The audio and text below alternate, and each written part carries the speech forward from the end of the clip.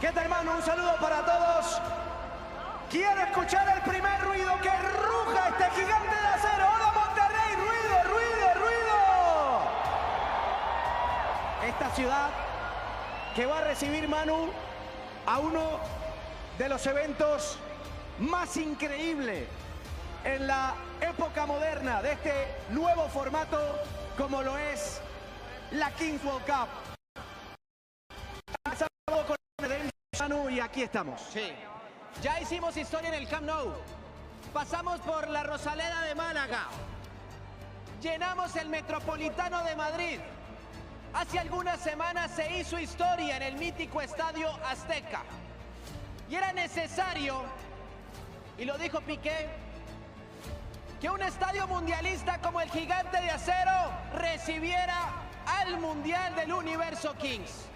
Bienvenidos todos, Monterrey, a la Kings World Cup, el Final Four, donde nuevamente vamos a hacer historia. Y no podía ser en otro escenario que no fuera este Gigante de Acero, en Monterrey, donde más de 50.000 almas se van a reunir para vivir esta fiesta entre 4 equipos. Pero 4 equipos, Manu, que dejaron en el camino a equipos que también tuvieron que esforzarse para intentar llegar hasta aquí. Eran 32 sueños. Y tan solo 4 han llegado a esta instancia final. Porcinos de un lado, el equipo de Ibai Llanos.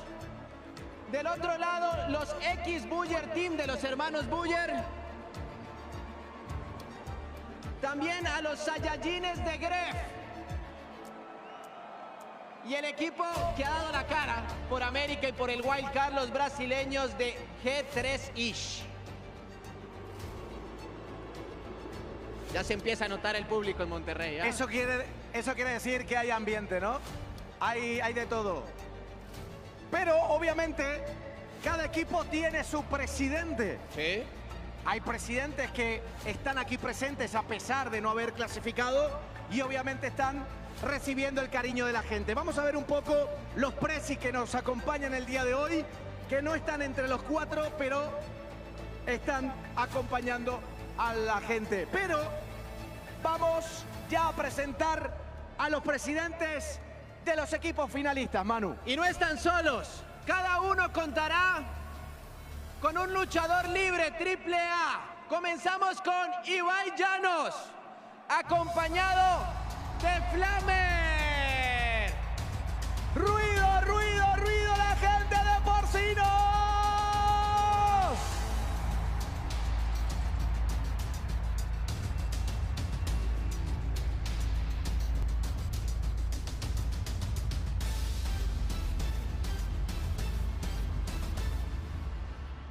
A Ibai le acompañará y le representará en este gran combate inicial de lucha libre AAA, Flamer. En representación del Eisbuero Team, con Javi Eric, estará el fiscal.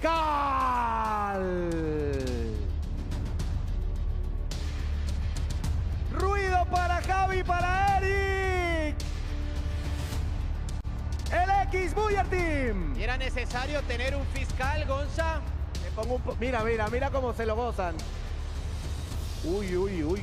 Ay, a los macarras los quieren mucho, ¿eh?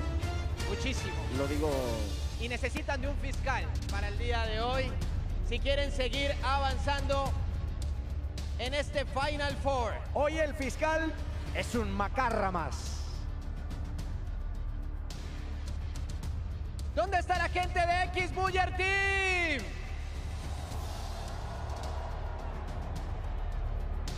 Javi con la camisa de Rayados, por supuesto, intentando convencer, ¿eh? Sí. Está en campaña futbolística, Javi. Ay, ¿la tocan? Cuidado. Pasaron cerca, ¿eh? La copa del trofeo no se toca. Muy bien, momento de recibir a uno de los presidentes más queridos de la Kings League España. Con ustedes, The Gref, que estará acompañado con Octagon.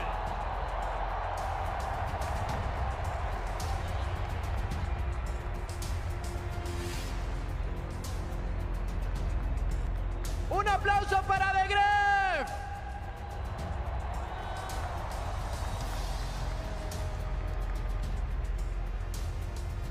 El poderío de los Saiyajines para este combate que abrirá el telón de esta Final Four en la Kings World Cup.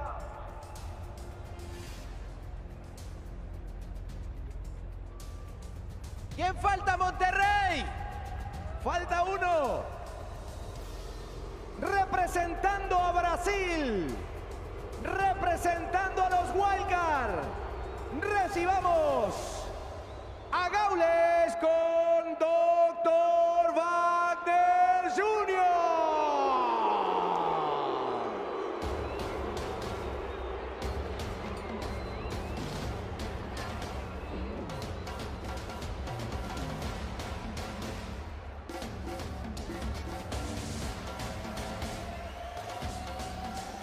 Representación brasileña. Monterrey. ¿Quieren ver lucha libre?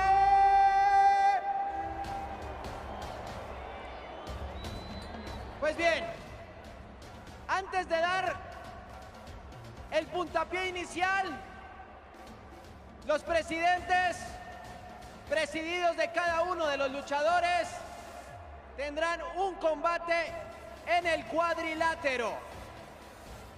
Religión mexicana.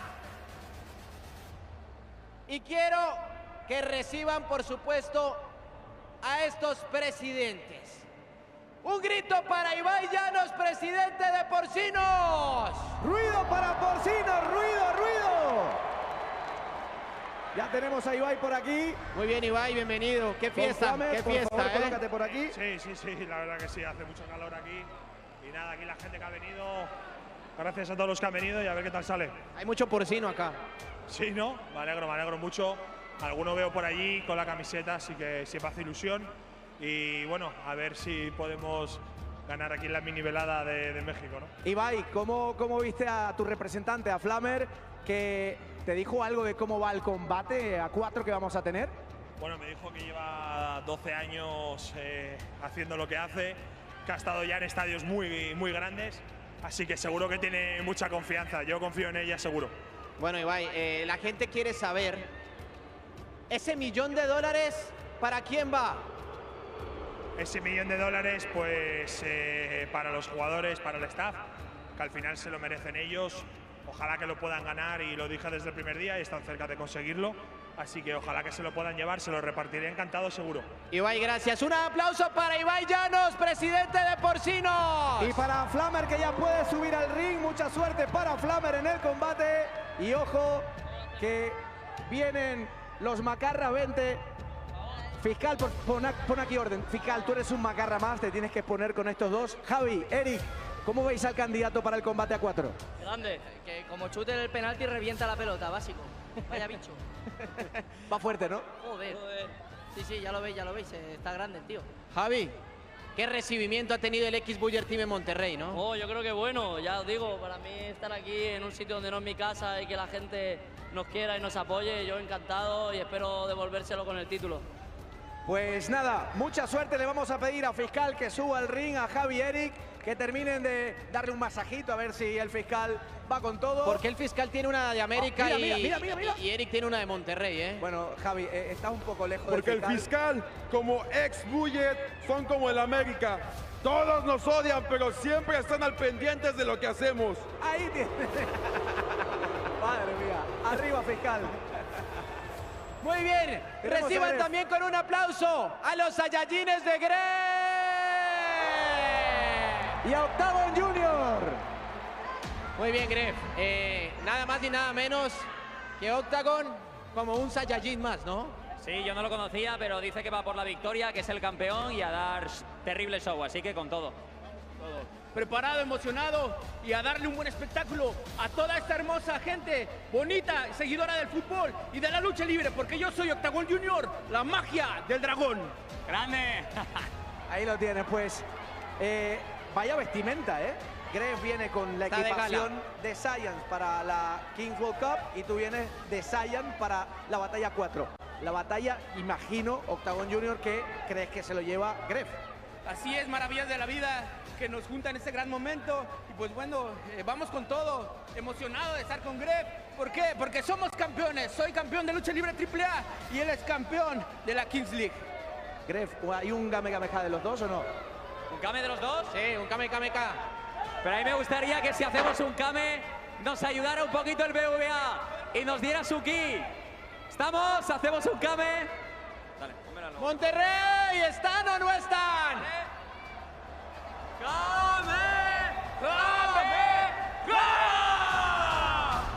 ¡Ruido para Saiyans! Le pedimos a Octagon Junior que por favor suba al ring con su presidente, que le acompañe. Y hay que llamar a la representación de Brasil, tu Brasil, Gaules con Dr. Wagner Jr. Gaules, mi amigo. La gente de Monterrey se está haciendo sentir. No vamos a sentir, vamos a jugar fútbol. Queremos o apoyo de todos y sabemos que vamos a conquistar en campo. ¿Cómo ves el recibimiento de la afición? Sois el único equipo de la Wildcard en representación de Brasil en este caso. ¿Cómo te sientes al enfrentarte a 3 equipos españoles en la Final Four? Me siento representando a América, me siento representando Brasil y para nós será más un día. Ya pasamos por eso todos los días. ¿Crees que Dr. Wagner Jr. va a ganar la pelea o no? Mira, déjame decirte una cosa. Nosotros somos los aliados de Brasil y entre todos nosotros vamos a ser los campeones esta noche. Les guste o no les guste, porque recuerda que aquí, en esta casa y con mi gente, se me respeta. Doctor Wagner, durante el Mundial, DJ Mario tenía puesta tu máscara. ¿Qué le dices a DJ Mario? DJ Mario, que sirva la admiración por mí, que nunca la pierda, porque yo soy un ídolo, soy la leyenda y siempre estaré presente aquí y en todo el mundo. Bueno, Gaules, confianza entonces en Dr. Wagner. Con certeza, un ótimo lutador. Un saludo para todo Brasil. Saludo a todos Brasil. Hoy viemos buscar la Copa. Vamos. Ahí está, un aplauso para Gaules y para Dr. Wagner Que se Jr. vayan preparando para el combate a 4 entre cada uno de los protagonistas, pero Manu, ¿sabes qué pasa? Que a nosotros nos gusta narrar fútbol, comentar fútbol. Diga la verdad, que tú ni yo no sabemos nada de la lucha libre. Ni idea, quito la P, ni idea de lucha libre, en este caso de lucha libre AAA, y voy a invitar a mi amigo Roberto, ponte por aquí en medio, Roberto, que es especialista. Muchas gracias, qué bueno y qué gusto verlos en esta colaboración de lucha libre AAA junto con la Kings League y que hoy hacemos Kings World Fight a partir de este momento. Pero los quiero invitar a algo. Nuevo León es la casa de la AAA, Nuevo León es la casa de la Kings League. Que todos juntos en Nuevo León gritemos ¡Lucha! ¡Lucha! Y juntos nos vamos a ir a la actividad en el cuadrilátero. Así como es este Final Four, vamos a hacer un cuadrangular entre estos elementos de la AAA. ¿Va primero 1 contra 1? ¿Cómo va? Todos contra todos. ¿Cómo? Esto es una batalla completa. Bueno. Dr. Wagner Jr., Flammer, el fiscal y Octagon Jr., todos contra todos. Y cada presidente estará en su esquina del cuadrilátero del ring para apoyar, no sé si decirle muchos consejos técnicos, pero apoyar seguramente sí a cada uno de sus luchadores y luchadoras. ¿Les parece si los presentamos como se debe? ¡Lucharán a ganar una sola caída y sin límite de tiempo! Como máxima autoridad de referee, el Contreras. Pues arranquemos, mi querido Roberto. ¡Suena la campana, señoras y señores! Ahí está el ruido de la gente. Ahí Contreras tratando de poner orden, dando la las últimas indicaciones, viéndose mutuamente. De un lado el fiscal, del otro lado Flammer, del otro lado está Wagner, del otro lado Octagón. Todo listo. Dice Contreras que cuando digamos nosotros, la producción listo, ¡suena la campana! El fiscal al ataque. Wagner se hace para un lado. Los tijeras por parte de Octagón Jr., el campeón latinoamericano. Los tijeras por parte de la reina de Reina Flammer. Va al ataque el fiscal. Aquí podemos ver, muchachos, cómo no hay reglas, cómo es todos contra todos. Solamente queda uno puede vivir en esta lucha. Le dice Wagner que entre con todo. Sigue conectando.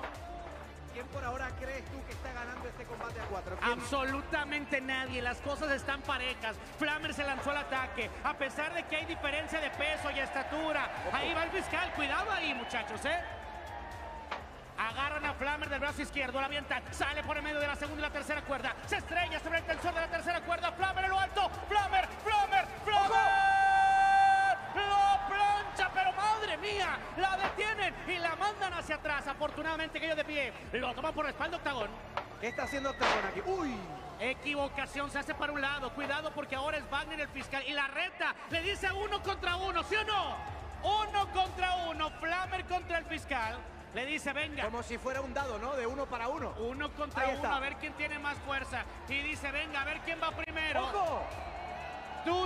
Duro, grita la gente. Pierrotazo que da. Sonó en todo el estadio.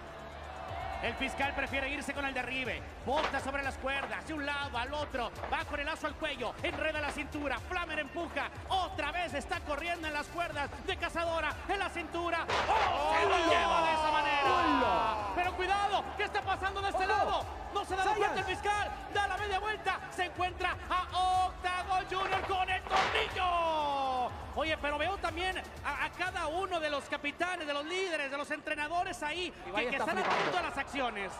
Ibai, de Greb, los Buller y Gaules están todos flipando, Octagón Jr. va con ese raquetazo al pecho del fiscal. Patada, segunda, tercera cuerda. Espectáculo completo. Esta es lucha libre AAA. Llevándose Octagón, el campeón latinoamericano de la compañía. Va retándolo. Lazo al cuello, no encontró a nadie. Hacia atrás. Madre mía, gira, que gira. ¡Vámonos! ¿Ese movimiento cómo se llama, Robert? Tijeras, con varias vueltas. Tijeras, 2 vueltas y se lo lleva. Otra vez Octagón, sale de bandera, encima de la tercera, va a volar. Este hombre está loco, va a volar. ¡Mortal hacia atrás! Wagner está arriba, pide el aplauso de la gente, se escucha la gente. Wagner, pero Flammer se le encuentra en el camino. Orgullosamente regia Flammer de la comarca lagunera. Wagner va retándolo, sale Wagner corriendo, se estrelló solito.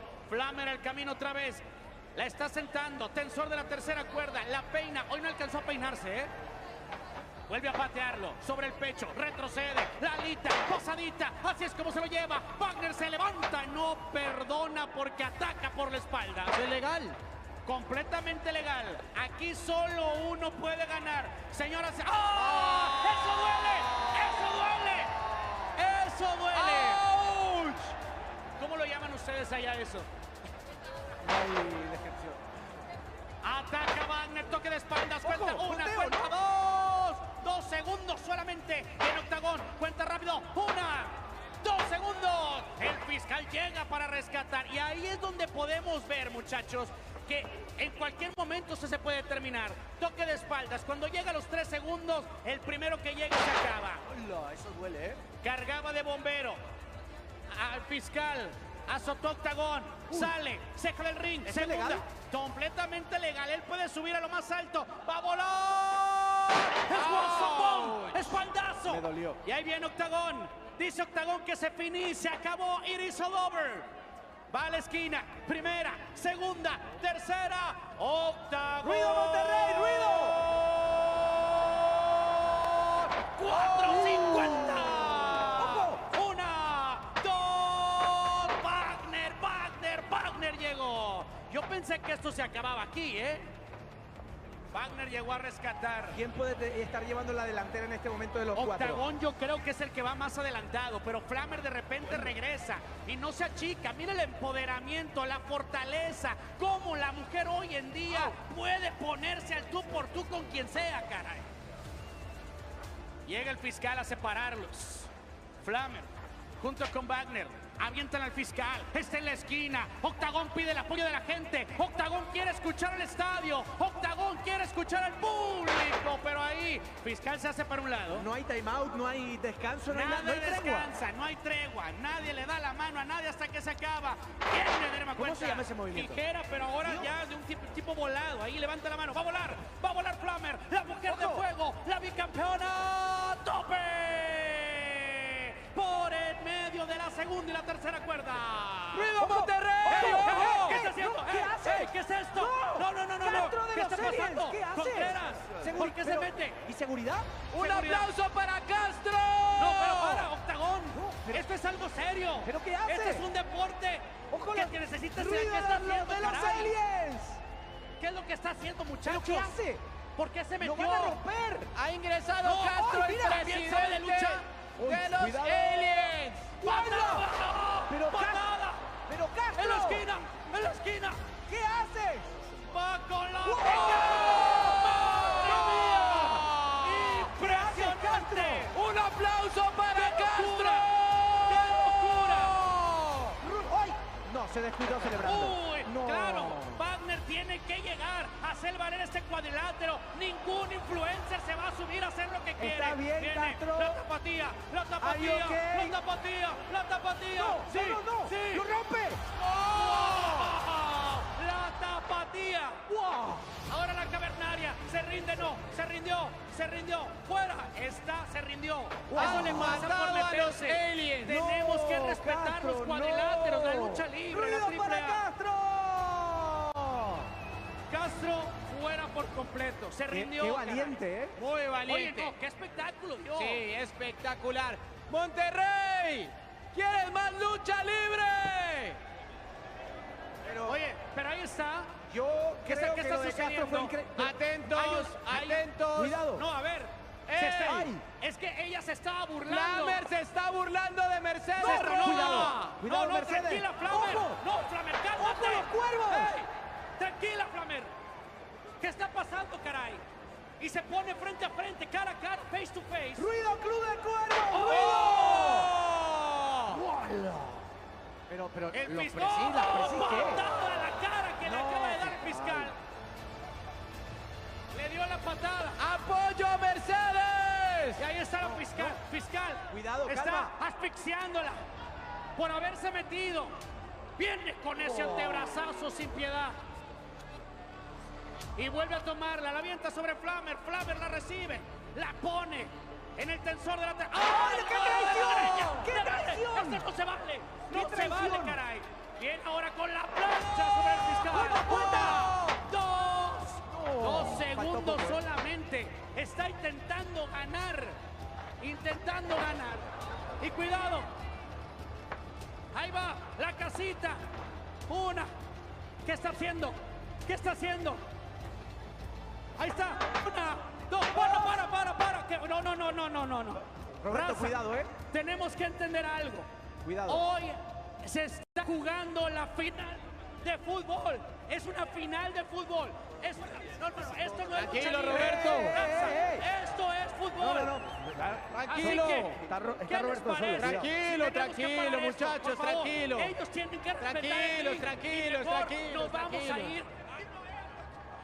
Monterrey, paren Directo esto, Monterrey. A la cancha directo. Señores, un aplauso para todos.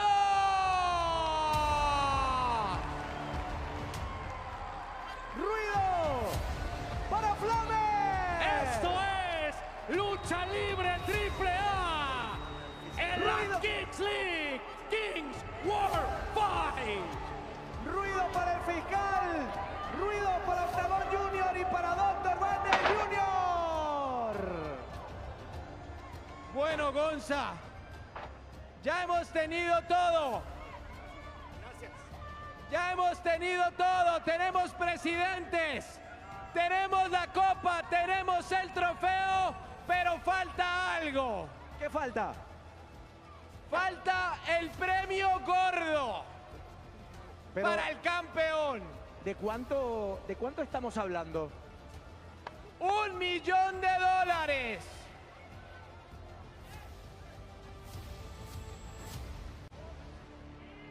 Le damos la bienvenida a la seguridad que va a escoltar ese gran premio.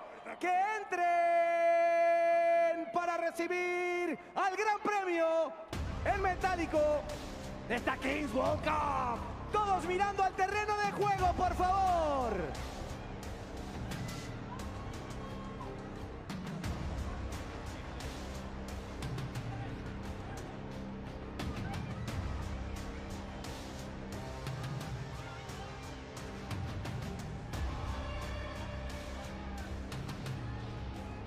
Allí está el maletín del $1 millón.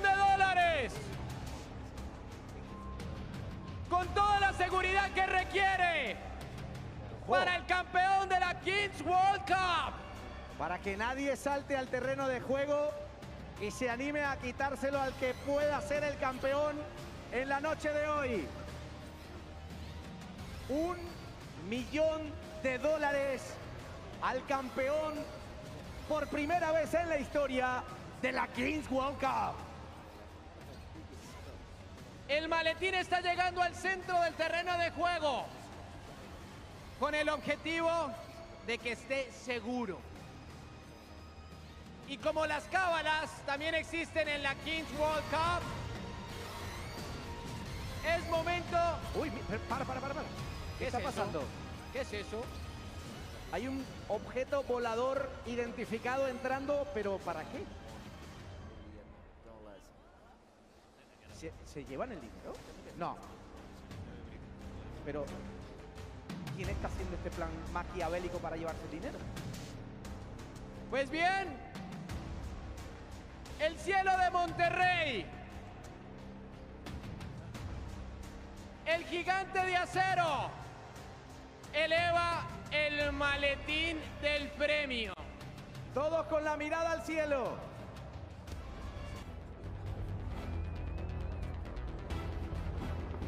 Inalcanzable. Y solo uno podrá bajarlo desde lo más alto del gigante de acero. Desde lo más alto del Cerro de la Silla. Bien custodiado. Donde nadie pueda alcanzarlo.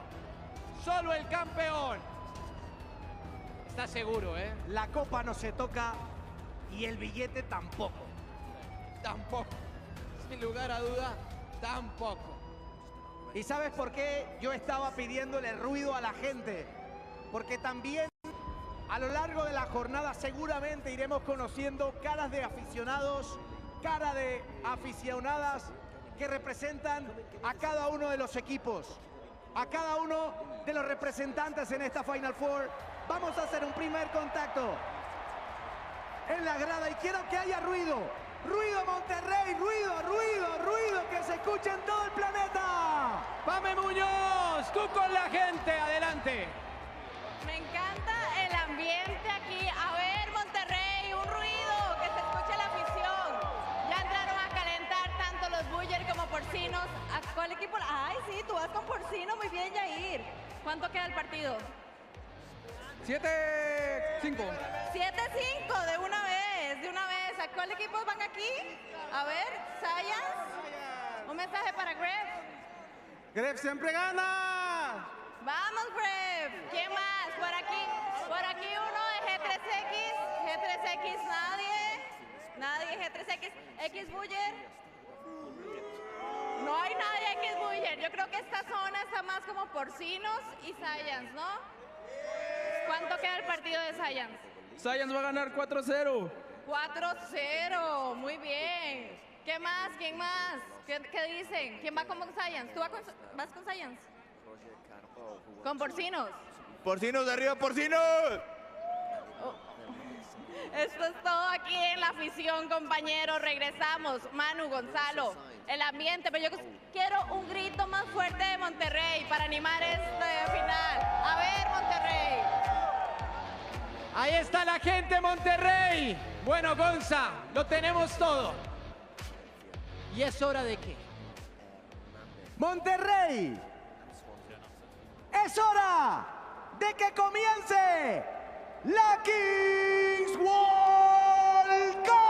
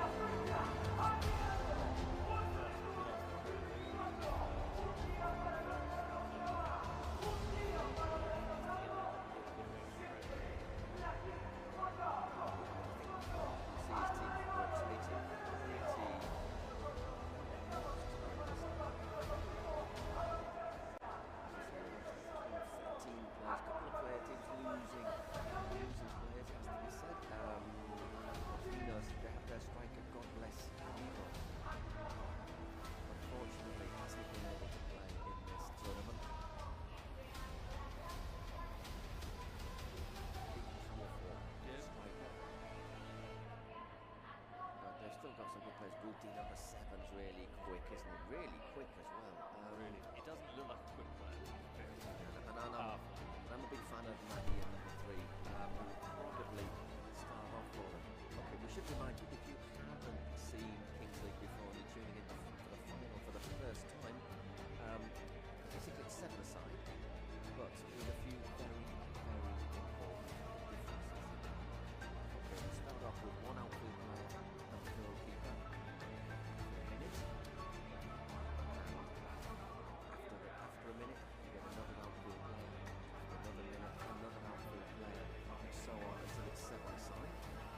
And we continue like this until the 18th minute when we will have a dice thrown onto the pitch. Normally it's thrown onto the pitch, there's an innovation. There's an innovation this time, and the number the dice lands on is the numbers of players who are on the pitch for the last 2 minutes of the half plus injury time. And that can be really decisive, because if you get 1-on-1, then basically it's whoever can keep their nerve, score from inside the centre circle, from behind it, and you have to use your hands if you're defending it. I'm fascinated to see how they'll adapt to playing on grass as opposed to playing on the artificial surface. And we're going to say here it's warm, it's been 35 degrees.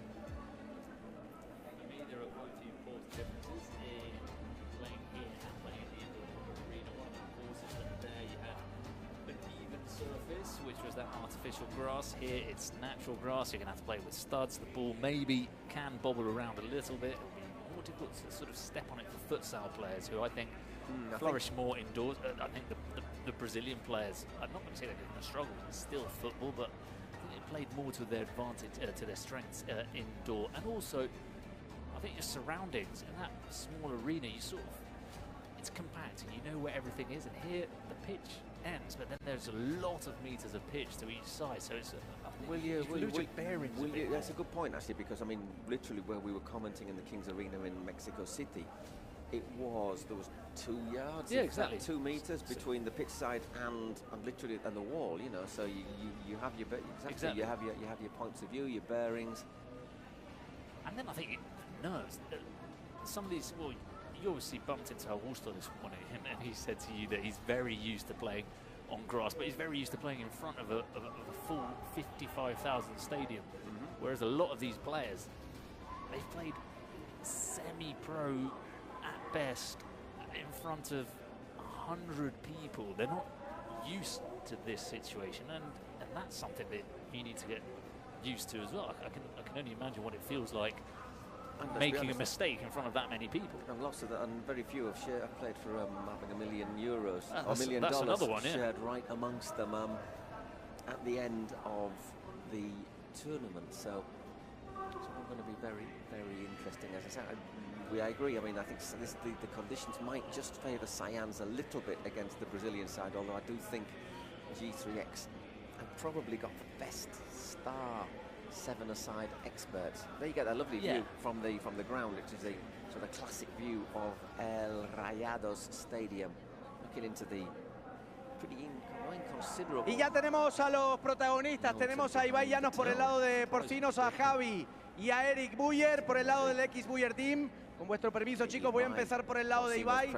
Una Final Four en la primera edición de la Kings World Cup ante un equipo que viene haciendo las cosas muy bien recientemente en estas competiciones. Sí, yo creo que es el equipo con más potencial ofensivo, con más potencial en general de la competición. Yo lo dije antes de empezar el Mundial y nada, los cabrones se han puesto a jugar y lo han confirmado. Así que va a ser un partido extremadamente difícil, pero creo que lo vamos a poder pelear seguro. Javi, Eric, por vuestra parte, en el split más reciente de Kings League España, muchas lesiones, habéis tenido que pasar toda la competición de esta Kings World Cup desde el Redemption Game. ¿Qué se siente luego de tantos obstáculos estar en esta instancia nuevamente?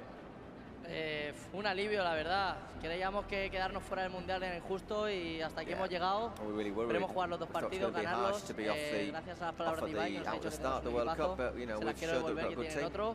Y que será un pedazo de partido que lo va a disfrutar toda la gente. Así que un alivio, ya he dicho. Por parte de la zona presidencial de Ibai, en este caso de Eric, penalti Presi. Ante tanta gente lo has hecho en el Quarry, en la Kings League Arena aquí en Ciudad de México, pero ahora en un lleno total en este gigante de acero. Sí, cuesta mucho tirar los penaltis porque impactas mucho en el equipo. Yo no soy futbolista, he jugado de pequeño, pero no tengo ni idea de jugar a esto, obviamente, aunque más o menos sé chutar como puedo. Pero bueno, por suerte ya chutamos contra Eric en el Metropolitano, así que tanto Eric como yo vivimos la experiencia de lo que fue chutar un penalti. Además yo lo tiré perdiendo, así que nada, bajaremos allí, tendremos nervios y chutaremos allá donde vaya. En tu caso, Eric, eres uno de los que más efectividad junto a Gref tienes en la Kings League España. ¿Cómo te sientes ahora, otra vez, ante tanta gente? A ver, ahora aún tranquilo, cuando veamos que se va acercando el momento del penalti y que puede influir importantemente en el resultado del equipo, pues ya te diré. Esperemos que no influya tanto, lo único que puedo decir. Pues nada, mucha suerte Javi, Eric, mucha suerte Eisbuero Team, Ibai, mucha suerte a Porcinos, será en la mano los presis. Momento histórico para arrancar esta primera semifinal de la Kings World Cup. So we're almost ready to go in this first semi-final of the Kings World Cup. Just to let you know, each penalty, president can opt to take a penalty, which Ibai and Eric Buyer have indeed opted to do. And that obviously just counts as a normal goal. If your president doesn't want to take it, he can nominate a player for a shootout. Okay, which is basically from the centre circle, you have 5 seconds to take your shot and score. But basically it's on the moment the shot's taken rather than the ball hitting the net. And Gaules, the G3X president, made a horrible mess of his first two presidential penalties in Mexico City. Opted in the quarterfinals to give Kelvin Oliveira a shootout. But he scored his previous one. He did indeed, yeah, but I still think Kelvin Oliveira and a shootout is a much better bet than Gaulish. But do you know what's interesting about this? I've always thought these presidents, you know, they're so well off and famous and everything. And I wondered, do they get nervous going down there and taking a penalty? And Ibai's just confirmed that they do that because you don't want to have a negative effect or impact on your team. And that's you don't want your team to lose because of you. Exactly, yeah. And we saw them both. We saw, well, in fact, all three of the Spanish presidents were all practicing penalties together. And we were saying, you know, yeah, that's good, but would I want to be practicing penalties in front of two of my rivals? Because, you know, you go into the dressing room and say, look, we hit all these penalties to the right. Yeah. You know. I've got a feeling, let's see if he does it afterwards, but I've got a feeling that Eric of the Buyer brothers, it seems like his favourite penalty is a powerful penalty, so when he's looking at the goal to the right, it felt like that's, because to the left he hit the post a couple of times, and I think that might play on his mind. So let's see if he goes to the right, that's his comfort penalty, but if I was Ibai, I would say that to my goalkeeper, I'd say he feels comfortable going to the right. Absolutely. Eric's got a bit more options, I think, than Ibai. He does. But anyhow, we're counting down, almost ready to go here for our first semi-final in the Final Four at the Kings World Cup here in Monterrey, Mexico. fans voted. You can vote, by the way, on Twitch, on the Kings League Twitch site, and people just slightly favouring Porcinos. I say they have been pretty good, haven't they? They made their way past. They beat Limon, the Turkish team, 4-3 in the last round. Great team. Good team, Limon. They did really, really well. Running through the last 16. I didn't do the previous match. Who did they play? They beat. They won pretty easily, though, didn't they? Stallions. Was it Stallions they beat? Off the top of my head, that. I think they beat Stallions. Yeah, they beat the Italian team, the Italian Stallions, reasonably comfortably.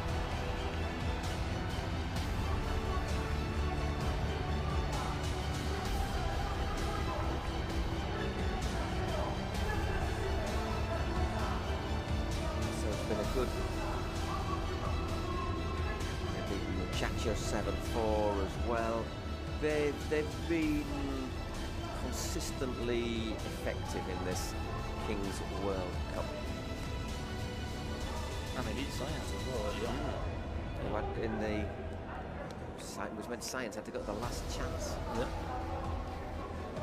Eisbuero just looking through their route here. It feels like it was a year ago when they beat them 7-0. That was the very first game for the redemption round. And then Galacticos del Caribe just 7-6. Very tight. Then they beat a team from Saudi Arabia on penalties. And after that, Gigantes 4-3 and Los Troncos, probably their best performance. 9-4 victory. A couple of late goals against Troncos, but they were the better team. They were clearly the better team. So we're all ready to go here. A little bit late with kickoff here.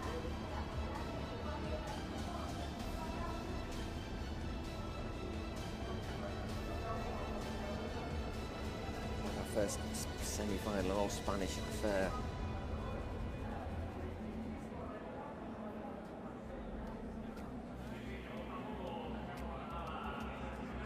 I say for Porcinos, keep an eye on number 3, Nadir, who I suspect will start for them. And then they'll bring on Pablo Hernandez, Adrian Diedo, who's also very quick. Oscar Cor, the number 6, David Cadena, solid in defence, as is David Soriano. Magrion is normally a guarantee in defence. Our next innovation in the Kings World Cup, if you haven't seen it before, the Spotify secret card.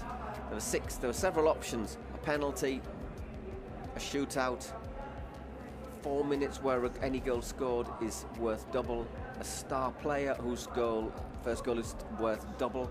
You can have a player of the rival team suspended for 4 minutes, so they play with a man less. Or there's a joker which allows you to choose whichever one you want. Well, we're going to go. Rather than in the previous games, we had a cage where the ball was dropped from. We don't have a cage here. We have another drone.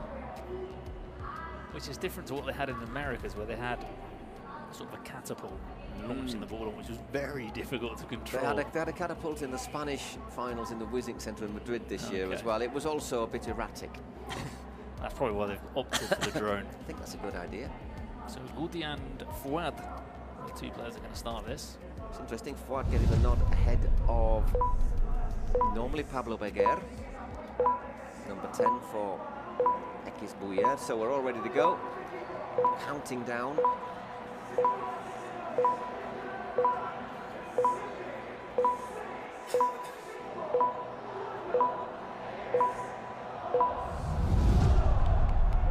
And away we go in our first semi-final in the Final 4 in the Kings World Cup here in Monterrey. Drop that ball, it worked. And it's a very high drop. Look how high that bounces. I was thinking that's really high up. That is a heck of a bounce. So, Squad gets the first possession for Eisbuero.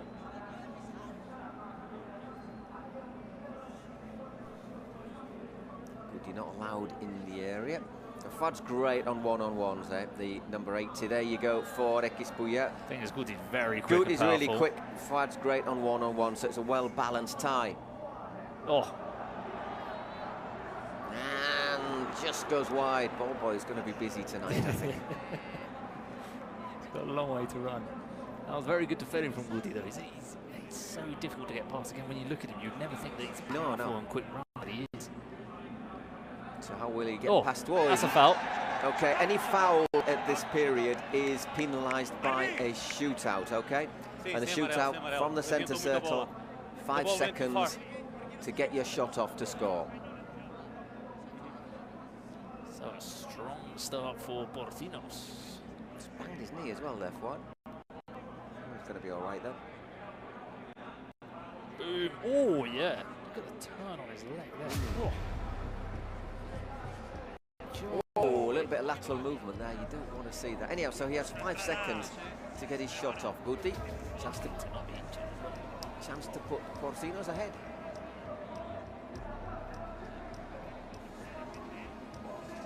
Capi, Adrian Gutierrez in goal for Eisbuero. I'm just wondering how quickly will the ball run on this pitch, you know, because in the King's Arena, it skidded along pretty quickly. This just looks like it might stick a wee bit more. Oh, well done, Capi. Sorry, Guti. 1-0 to Porcinos. From Guti. Very easy. And also, well within the 5 seconds. Yeah, sometimes when they go round them, it's not that easy to do. But just quick, knew exactly what he was doing. So, over a minute, that means we get another player on, so now it's 3 against 3 as Fuad goes wide. Once again, good work by Guti, and they've brought on Nadir, the Porcinos, Nadir Loa, who has been great from as far as I'm concerned. 3 goals, a couple of which he scored in this stage. Oh, by the way, after the first minutes, the keepers are allowed out of their areas. And Mark Briones, not the first time he's done it. Got a pretty decent shot on him. 2-0 to the Porcinos with just a minute and a half played.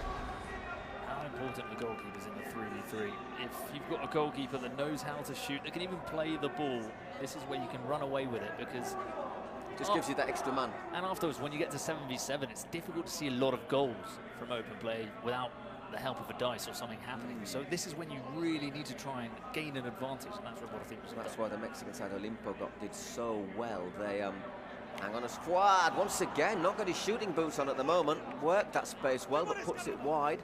We're now 4 against 4. It's going to be Oscar Cole and Danny Perez coming on.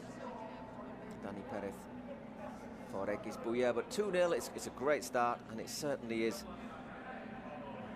great advantage to start off with, but no means is it decisive. Oh, good tackle. Yeah. Belias on as well now is a up and down, hard working. He's a proper sort of hard man Sunday League central midfielder, isn't he? There he is. You can just see how there's a few less spaces now.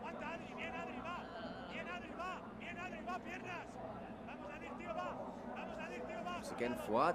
And once again, just wide from Fuad El Amrani. He may be shooting wide, but he always manages to get the shot away, doesn't he?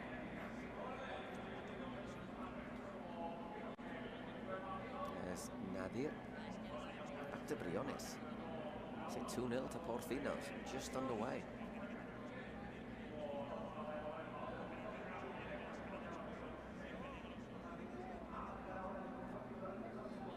Here's Briones again. 5 against 5 now. Oscar Cole. By the way, the offside line is only level with the edge of the penalty area. So it's only in the last, basically the last 10 meters of the pitch.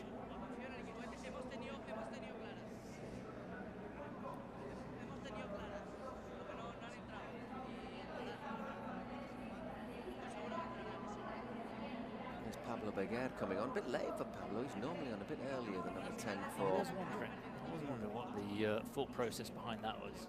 Once again, have been a couple of players maybe not fully fit. There's been a pretty hectic schedule for the last 2 weeks. And some of these players have suffered an upset stomach. Carbo being one of them. He missed out one of the games because he wasn't feeling too well. I know exactly what he went through. Another dangerous player, Roger Carbo.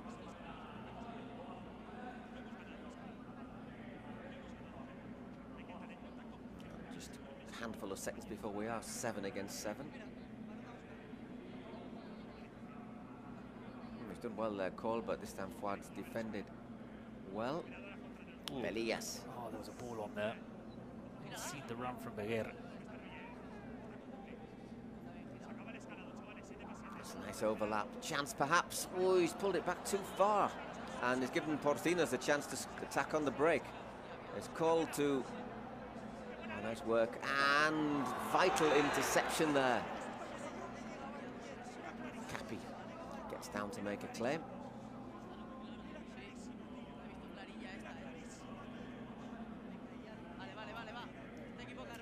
Santos, the number 7, number 22 is Adrian Diedo's dyed his hair today. A lot of them dyed their hair during these 2 weeks. Nice piggy pink. I think it's more to do with boredom than team spirit. Some of them say they realised after being here what it might be like to be at a major tournament in many ways, in terms of the way you don't downtime, yeah. You've got to find a way of filling in the hours, and you've only got a bunch of 7 other teammates to hang out with. And you're training once, maybe if you're not playing, you're training maybe an hour and a half. That's it. Eating a lot of chicken and steamed vegetables, I'll tell you that from bitter experience. Started to grow feathers.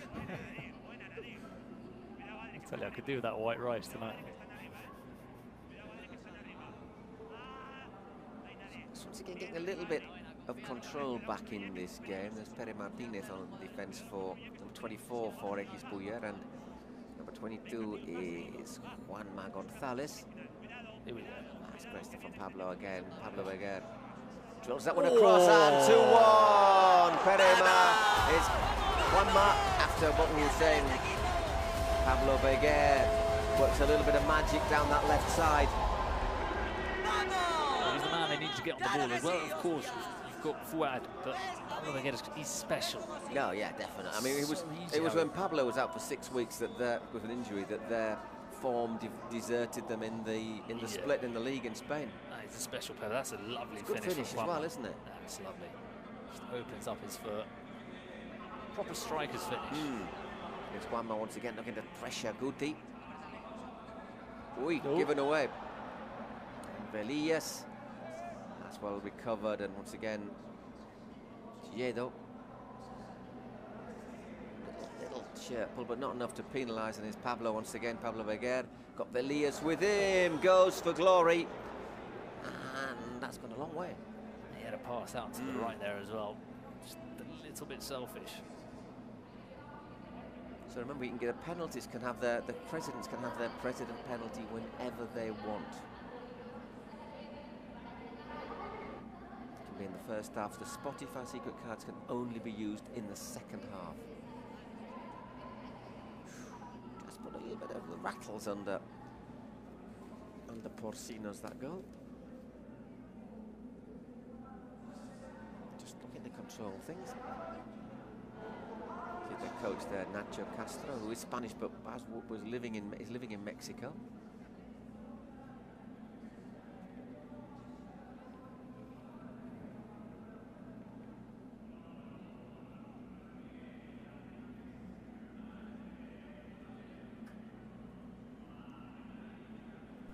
Once again, nice work from Diedo.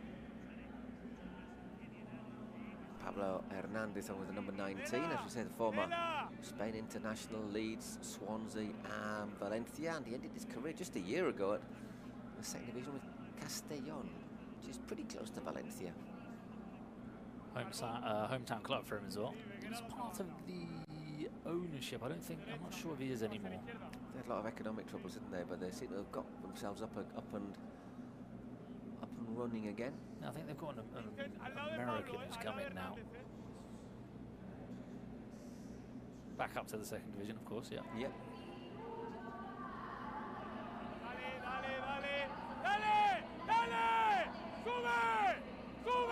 Ooh, bit of a high foot there from Pere Martin. Okay, yellow card by the looks of it. Yeah, okay, yellow card is a 2-minute suspension. If it was on purpose, red. See. Are you okay? Okay. See, no. It doesn't catch him in the face, but he probably did see the trademark very close, didn't he? You can't be going in at 24 yellow cards. And he hasn't complained, he knows about it. Don't think he put him too bad, he cut him across the chest.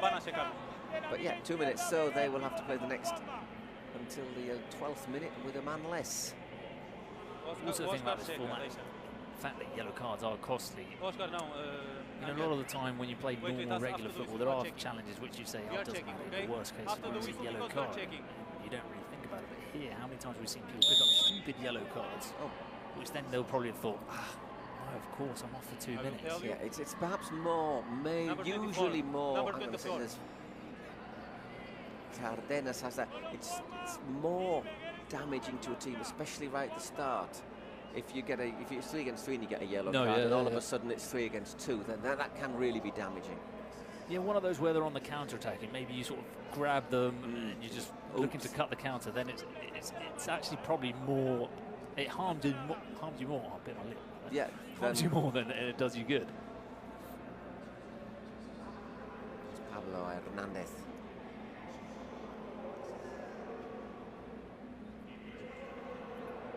Nadir looks for that through ball for Pablo. And then the Capi comes up, makes a good claim. Capi, because he is the captain. Eisbuero.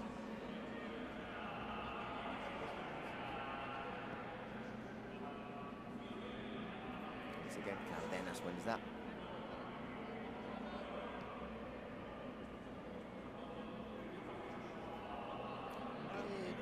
Touch on that one there, Nadir. Cardenas. Do you know what I was thinking as well? We're inside a little booth where we're commentating from, so we're not actually outdoors where we normally were.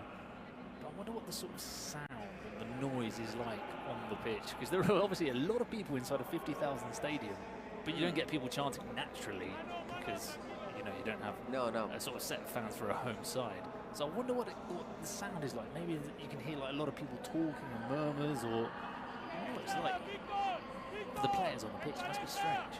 As opposed to that really close atmosphere with the roof and everything. That's not a bad ball. I don't know if Nadir might have been offside, but it's a corner. Not easy to score from corners. No. At least not by crossing them, but maybe this way is going to work out better. Oscar Cole. Yeah, that was fraction away. By the way, we've got we're back to 7 against 7. Those 2 minutes flying by. Still 2-1. Oh yeah. Oh, very good, wasn't it? We're going to get another little rule that you can't really appreciate here is if it's the players who come on, before they come on, they can only go on inside those tramways around the centre, sort of, as you can see close to the centre circle. And so they know who is the possible player to come on, you have to hold a bib in your hand, like a substitute's bib. Really frustrating for some of the players. So I think it just feels petty sometimes, but yeah, I think what it was really frustrating. It makes sense. Yeah, because otherwise it could be anyone. But I think what it is the players who were new to Kings League, the wild cards. Yeah, they wanted to get those substitutions quickly. It was something they got caught out with a couple of times.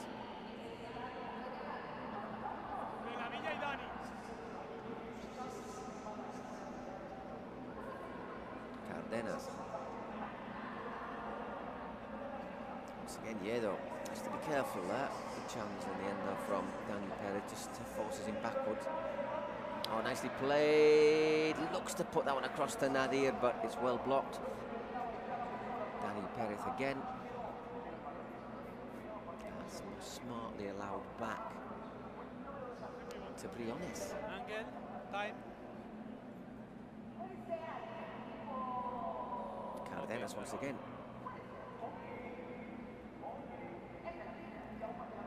Cole.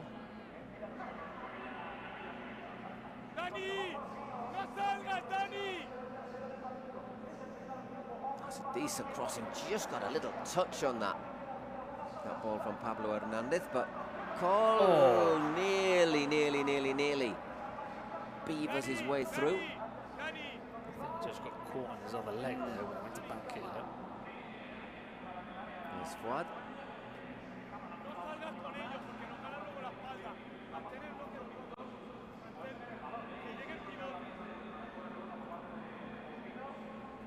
Pau ya estaré. Velias is back on. Pau.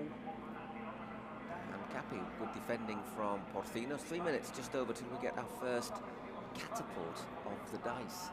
Not sure if we'll have it catapulted by one of our presidents of another team. Well, I can see Alana down there, Ranitha. So it may well be her.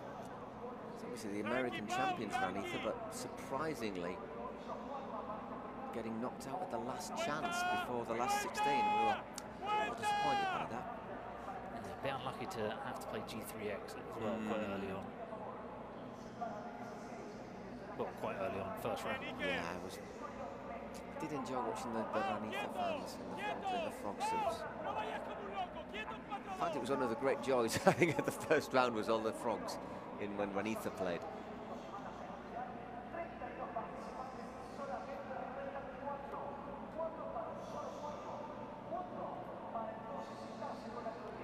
So that's quite it's a little bit, is it me or is this a slightly slower rhythm than the indoor as well? I think also the fact that we're further away makes it feel like it's a bit slower, because when you're up so close it's quite impressive how quick everything is. It's amazing how fast it is actually. When they come together sometimes you think, oh. Nice work from Santos, but it's once again recovered by Eisbuero. Cappy sends that one long, and tell you what, Briones was a bit of a way out of his area. I'm not sure he actually went for that, but had it gone in, it would have counted.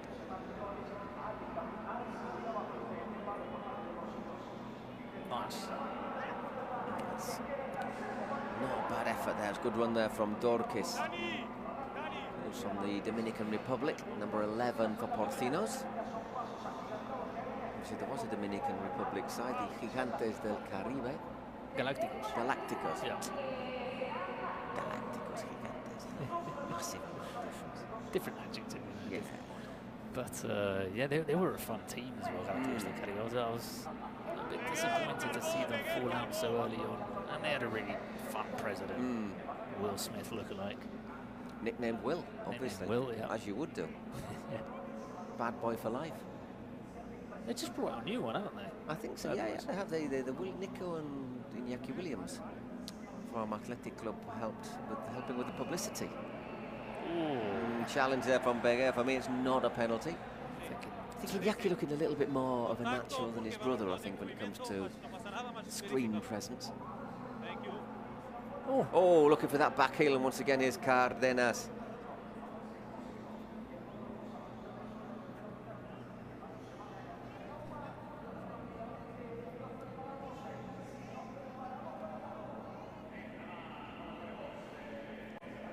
Still Porcinos, just 15 seconds till we get our dice catapulted. Tell you what, you could take out a fortress with that, couldn't you? And it's going to be Alana, by the looks of it, to pull the trigger. Alongside Barca Gamer, the other president of Ranitha. Wasn't very good at his precision penalties, was he? Anyhow, there we go, 18 minutes gone. I missed the countdown. There she is, Alana. No hay. Creo que no hay. Estaban diciendo. She was absolutely gutted when estoy muy contenta de estar aquí. Me hubiese gustado estar aquí jugando, pero bueno, contentísima. Bueno, Barca, la bandera y el conteo para el dado, para Porcinos y Eisbuero. Sí. A la cuenta de 3. ¿Me ayudan? Una, 2, 3. Oh, that is... Get that wrong, I tell you what. And we've got a big insurance claim. So it's 4 against 4 for the last 2 minutes.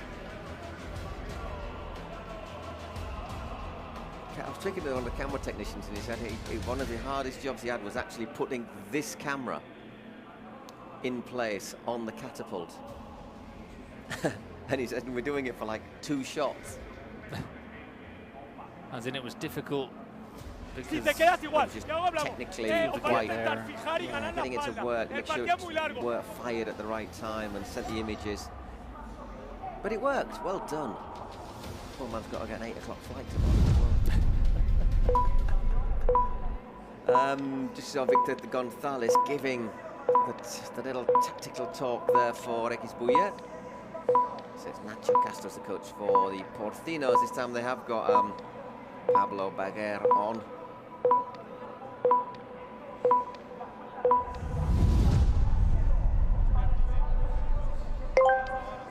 I'll tell you what, Alana's going over to the fans, taking a few photos, giving a few... Very energetic, isn't she? Yes. Well, you know she's a big boxer. Really? All of a sudden, my opinion has been slightly modified.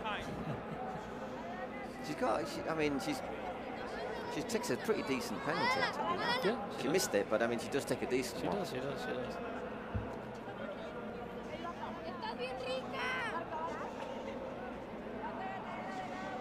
So 2-1, but 4 against 4, anything can change, and say only 1 goal in it. Oh, it's just evading Oscar Cola. We've got 3 substitutes ready to come on for Eisbuero. And that's the chance. That counter-attacks are normally the chance here, aren't they? We've got a roll there. He committed. He lost the ball, and he was already out of it. I mean, some teams, maybe not so much when it's 4 against 4, but it's 3 against 3. Yeah. You can change your keeper for an outfield player because it's rolling substitutions.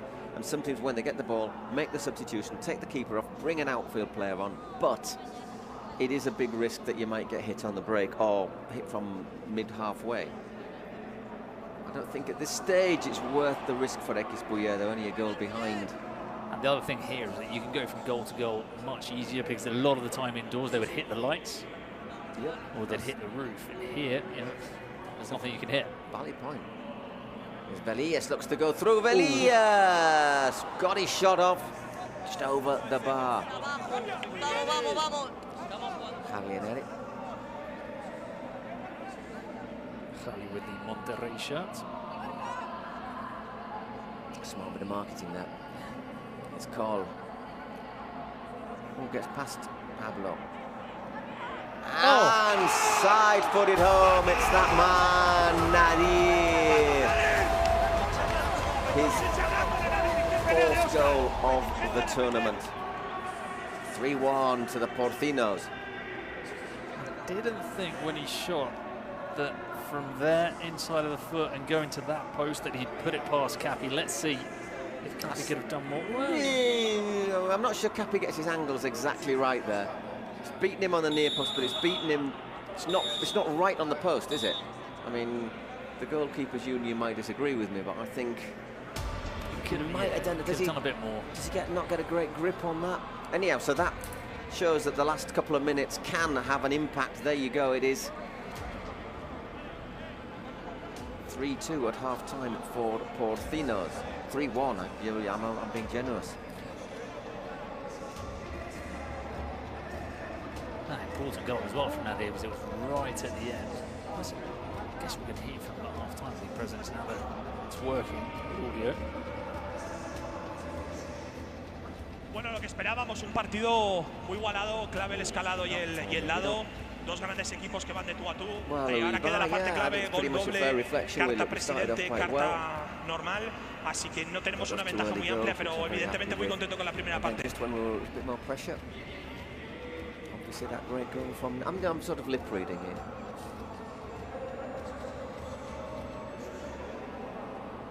Sí, la verdad que en el escalado pequeños detalles marcan la diferencia. Yo creo que es cierto que Fuad hace una falta bastante clara, pero creo que antes recibe un pisotón que no sé por qué no se valora cuando joder le pisa todo el tobillo. Le pisa y sería un shootout. Pero bueno, seguimos. Luego sí que es verdad que ellos han tenido efectividad, nosotros las que hemos tenido pues... That's the 5th goal in this World Cup for Nadir.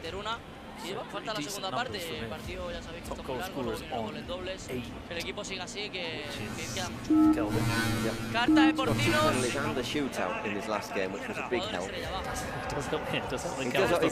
does always look like he's going to score penalties, though. He does have to be said.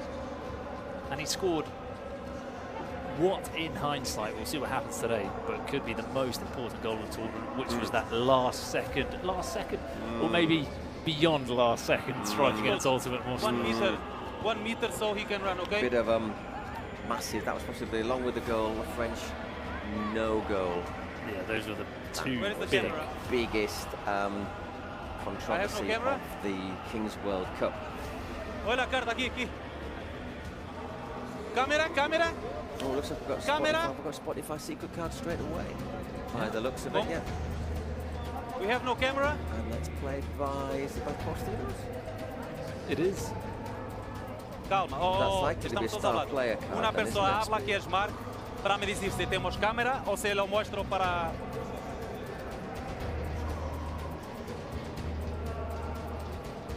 Star player. Will wear an armband. That means any goal if they score a goal, it's worth Which player? Questo. Which player? Did you see who's got the armband? Guti. So it's Guti. So if Guti scores, his goal is worth double. Unless if Guti's the captain, there are 2 armbands. I see Giedo with an armband as well. Is it Giedo with the dyed hair? Could be. Both have got armbands, so one of them is the captain. Well, we should get it confirmed actually at the top of the screen in a few moments. So once again, our drone gets back into action. And just to let you know, by the way, once again, after 18 minutes of this half, we will have another buzzer, and the remaining time to be played out, any goal is worth double. Which means if you're only a goal behind and you get to the 38th minute, you're only a goal away from winning. Which means you tend to catch the interest in this all the way through. The drone hasn't quite made it to the middle. The players have had to move over, had to shuffle across. We've also had a President penalty card also been pulled. So I think the President penalty being taken. So I think first time the ball goes out.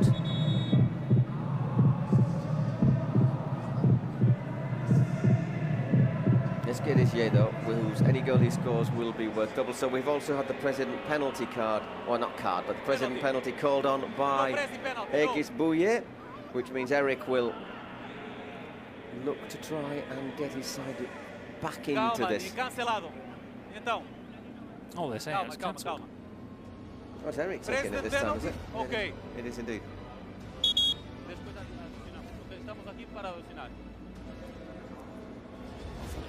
I heard the referee saying it was cancelled. Hey. Olha, João, calma, João. Não é tua confusão.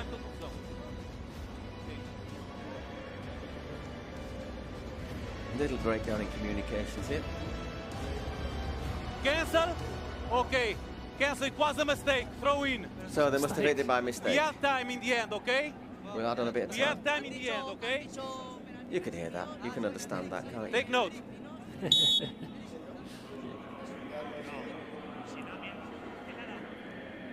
So, what can we say? 20 minutes left to play. 3-1 to Porcinos, looking to seal the first qualification in the final of the Kings World Cup, or the first ever Kings World Cup. There's Yedo. Coming for a bit of stick today, hasn't he? This Flyther again, who catches him. Ooh, catching right at the top of his foot as well. Good ball nodded in.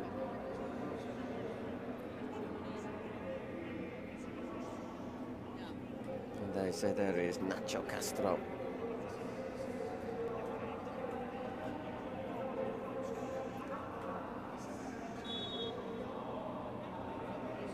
Offside. I say offside. It's only in that area parallel with the edge of the penalty area.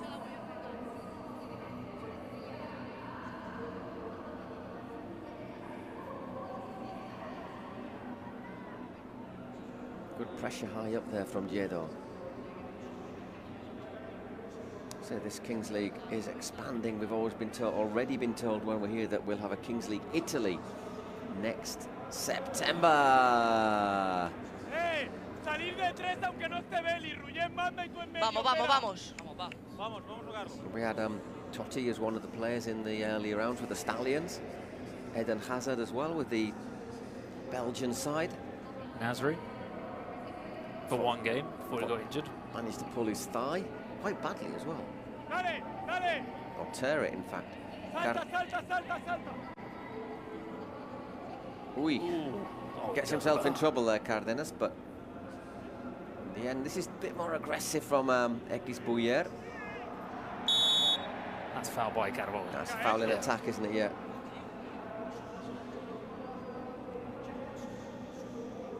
Yeah.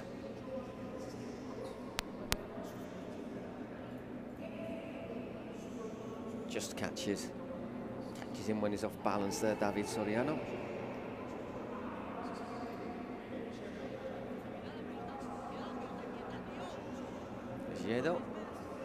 Little turn from Santos. Hits the accelerator and good defending in the end. Sends it up for a corner. It's better defending there, better Martinez with the challenge.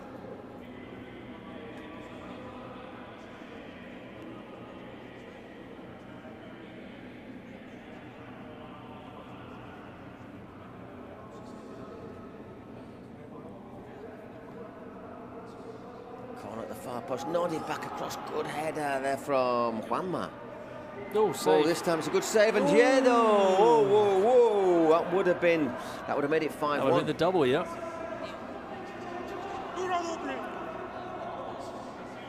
Really well nodded back across. So that went over. My word.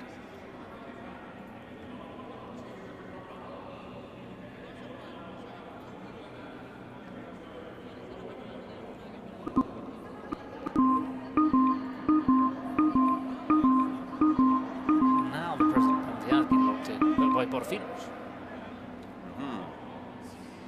So we've seen them both all practicing earlier on.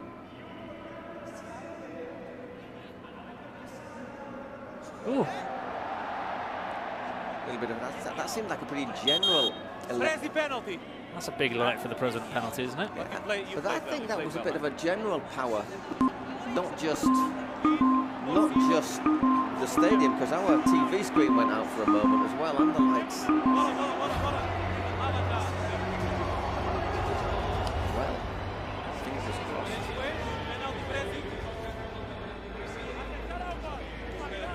So we got Ibai taking his president penalty. He's not an expert at this. He's not bad.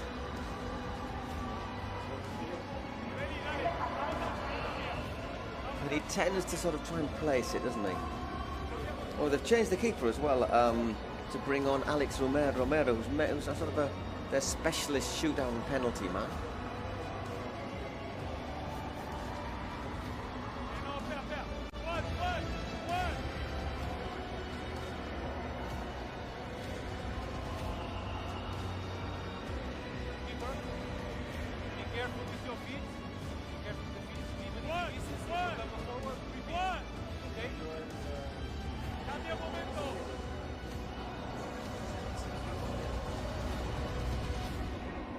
He got away with that, didn't he, in the last game? Ibai, was it Ibai who got away with a really poor penalty, but the keeper went off the line. Ready? Yes. Okay, so can Ibai make it 4-1? Well, down the middle. Down the middle. That would be a massive weight off his shoulder.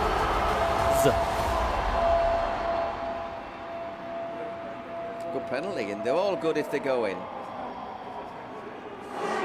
You see the relief on his face. Oh yeah.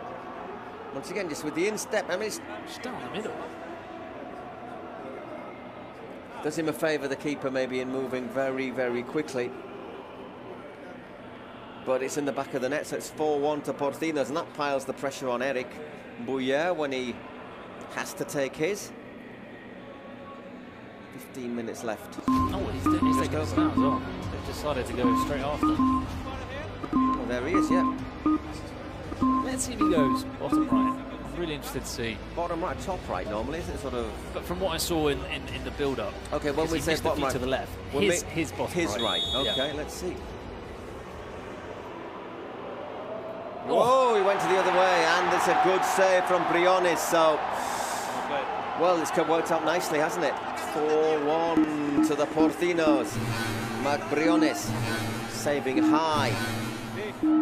Keeps his foot behind the line as well. That's a good save. It's not a terrible penalty either. No, that's a very good save.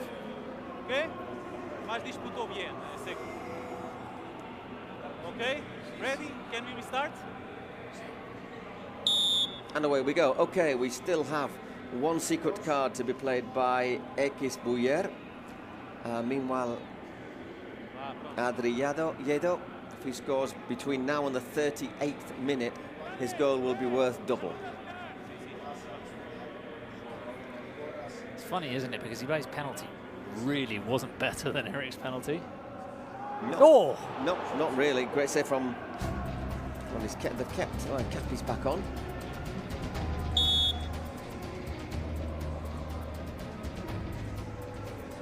And we've got the secret card from Eisbuero. No camera again? No camera? We normally have a camera to see what it is. Penalty for Eisbuero. Okay, so we have a penalty. Card. It's the best one to get, we think. It's a very big card to draw, and if he scored his penalty 4-3, oh. If ifs and ands were pots and pans, there would be no work for tinkers. Actually, it probably isn't these days anyhow, but...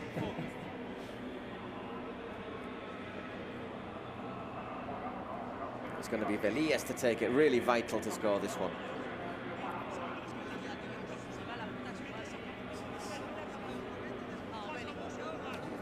Long lady coming up the steps selling dry meat. Meanwhile, Velias whacks that one into the back of the net, so 4-2. We are still alive in this game, especially because if we get to the 38th minute, it was that score and they netted a goal. It's not that far off Eric's penalty. No, but maybe he telegraphed it a bit less. 20 camera people off the pitch and get their cable with them.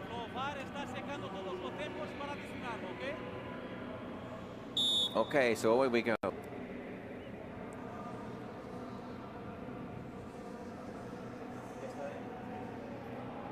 Yedo forcing a corner.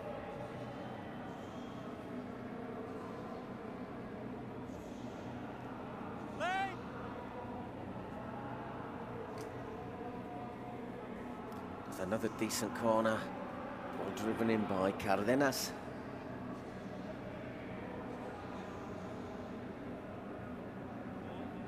And Porcinos keeping the ball.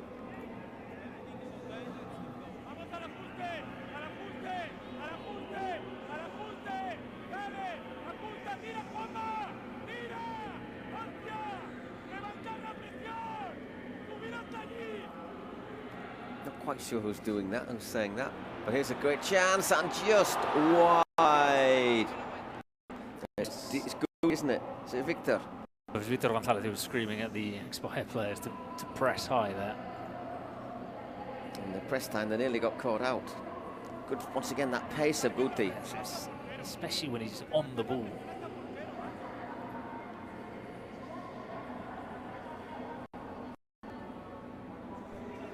Chances there for Carbo. Well, he got a contact on it, but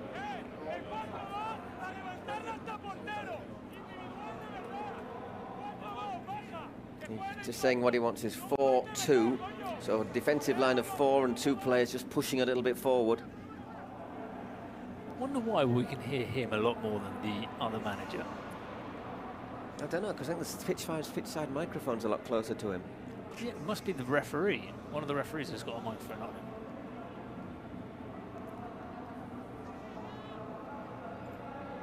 There is Juanma.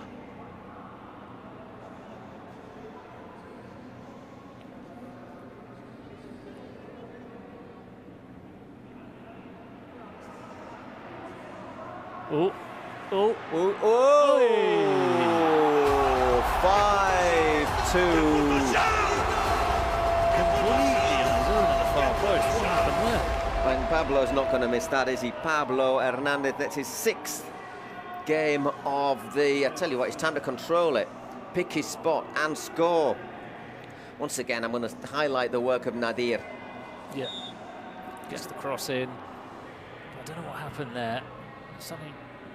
I see Pablo on his own at the far post. I don't know how he got there, why no one followed him. Pablo Hernandez as well, you know. Yeah, if there is a player you can't afford to... Well, the 2 players you can't afford to give time and space to, it's Nadir and Pablo. Well, if there's 3, you want to add Guti to that as well, but... Well, I wonder if that might be it for Eisbuero. They've had a very good ride to get here, as you say, starting from the redemption round. That's the fairy tale.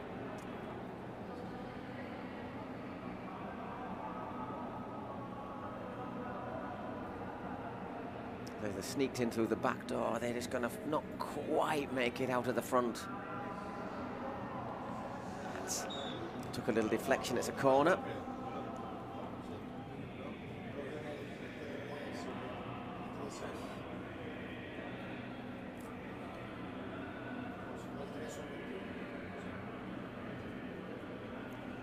And Velias takes that one. They need to get back into this quickly, but now they're in danger of being caught on the break. It's Pablo Hernandez. And brave saving, brave goalkeeping by Capi. It's again commitment though in that challenge, wasn't there, from Soriano.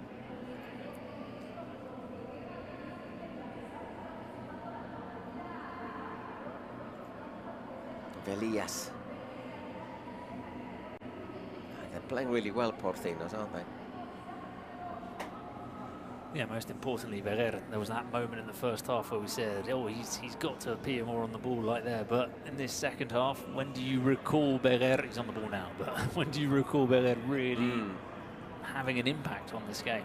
No, Roger Carbo as well. They need them to get into this. They've got Iker Alcarazo as well, ready to come on as well, number 9.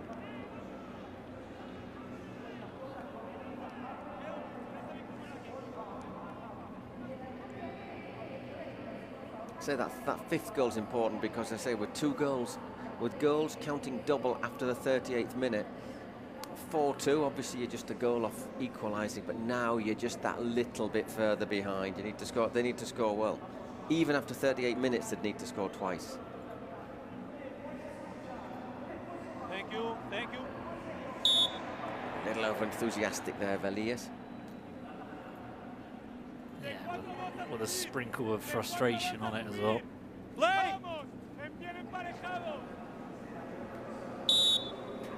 Yeah, that prize looks as if the prize is running away.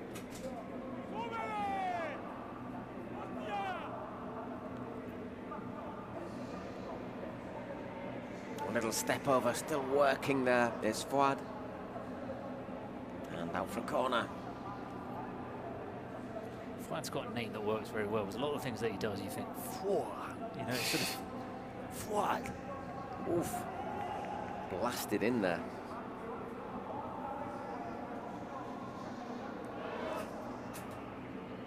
Well, they're really trying here, Eisbuero, but there's always that risk that they're going to get caught again on the break. Oscar Cole carrying out the high pressure there, but they're getting 5 back almost.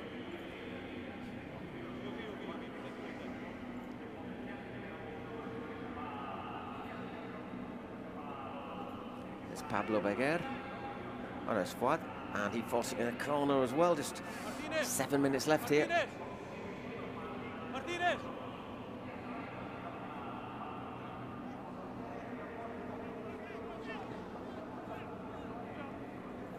Velias, he drives it just past the post.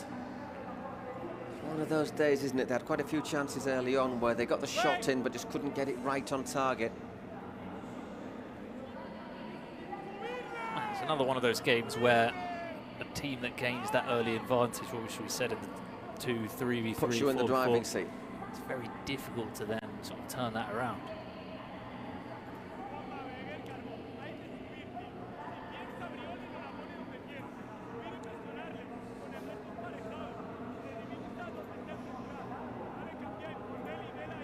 Coach saying you've got to pressure Briones, don't let him put it where he wants to. Of course, that second goal from Briones was a massive moment as well, I feel.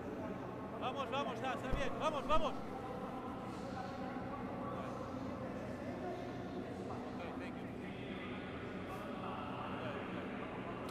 Just able to take the time here. There's Fuad again. Ooh, nearly got hassled, but it's, say, once again, Briones, is what you were saying about the advantage of a keeper who's really confident with the ball at his feet and just a little bit optimistic there.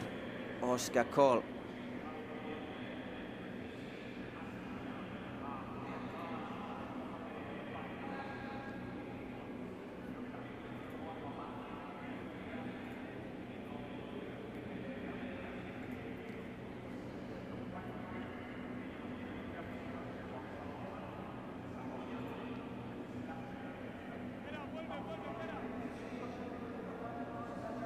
There's nowhere to go there for Dani Perez except backwards, and that's not where his side need to go at the moment. They trail 5-2 in the first semi-final of the final four of the Kings World Cup.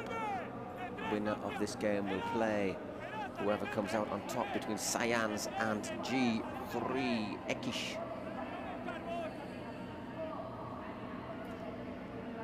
Will we have an all-Spanish final?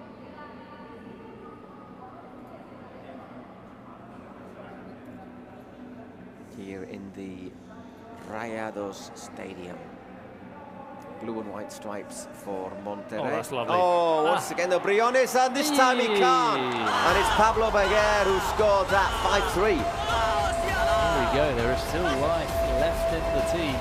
Lovely move put together there by Eisbuero. They've got the capability of doing that. They've got the players to do it. So once again, that means that if it's 5-3 after 38 minutes, goals are count double. It's unlucky on Briones because he makes one great save, but Pablo just really reacts tremendously well to that.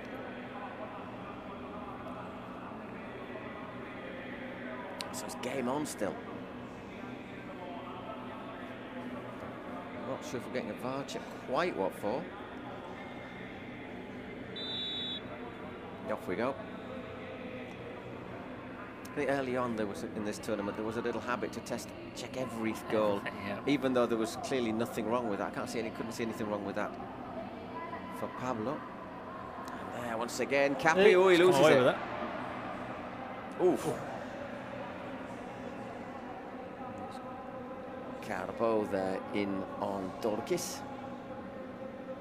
Just a minute and 10 seconds to our next buzzer, which as I say signals that every goal between the 38th minute and the final whistle is worth double. So it means it just keeps the interest, keeps the tension in matches, and right until the end, and that took a big deflection.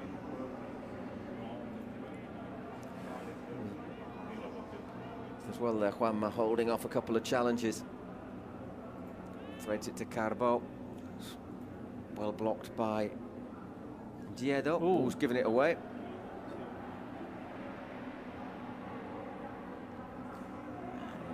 In the end, goes out for a corner. He'll have to take it quickly because time is ticking down. And there's Diedo. By the way, once we get to the 38th minute, the secret Spotify secret card. Hang on a second. Guti. Oh, Capi makes a vital save. So once we get to 38 minutes, Diedo's goals wouldn't be any more special than any other. There you go, 38 minutes. 5-3 Porcinos. It's looking good for Porcinos, but there is still work to do.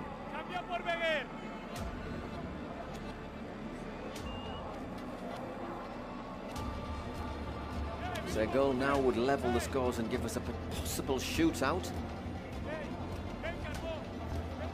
which is, it is pretty much a lottery, isn't it? It's a question of nerve. Lo nuestro encontraremos en el modelo de juego los goles, ¿vale? No con per arriba sin salir de tres. Si a los 2 minutos no sacamos un central, ¿vale? Pero vamos a tener. So we're counting down to our last couple of minutes of normal time plus whatever injury time our referee decides to add. Right, we're looking at 2 or 3 minutes again.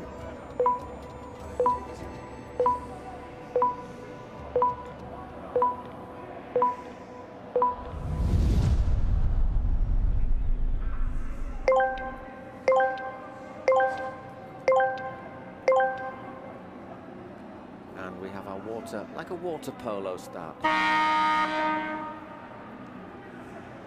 Got to play it backwards. Well played. Might have been a foul there from Oscar Con as he charged through.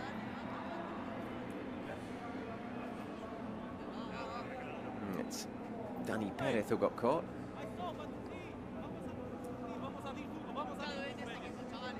And you can vote once again, as you can see on the bottom, on the Twitch, on the Kings League Twitch, you can vote for your MVP.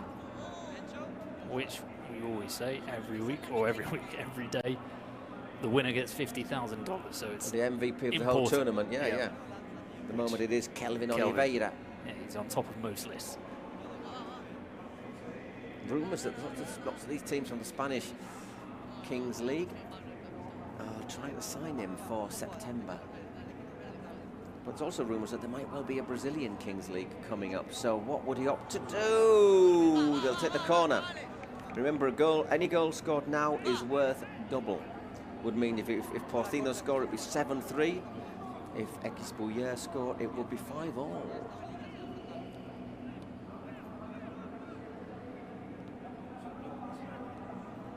Fuad, it's not been Fuad's day today, has it? He was outstanding in the quarters, but not worked out for him today.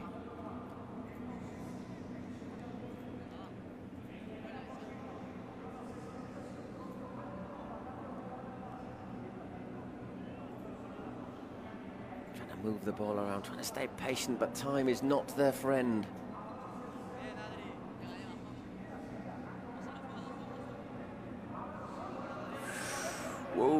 Whoa.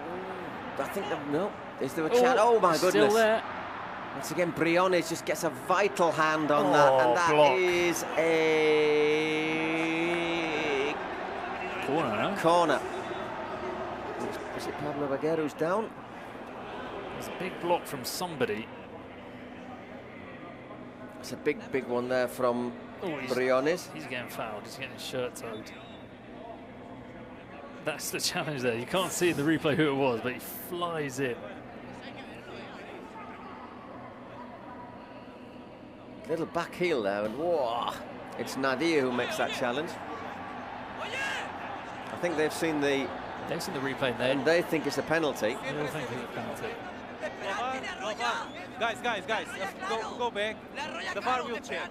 You might hear that from the referee. The VAR will check, okay? The VAR will check. The VAR will check.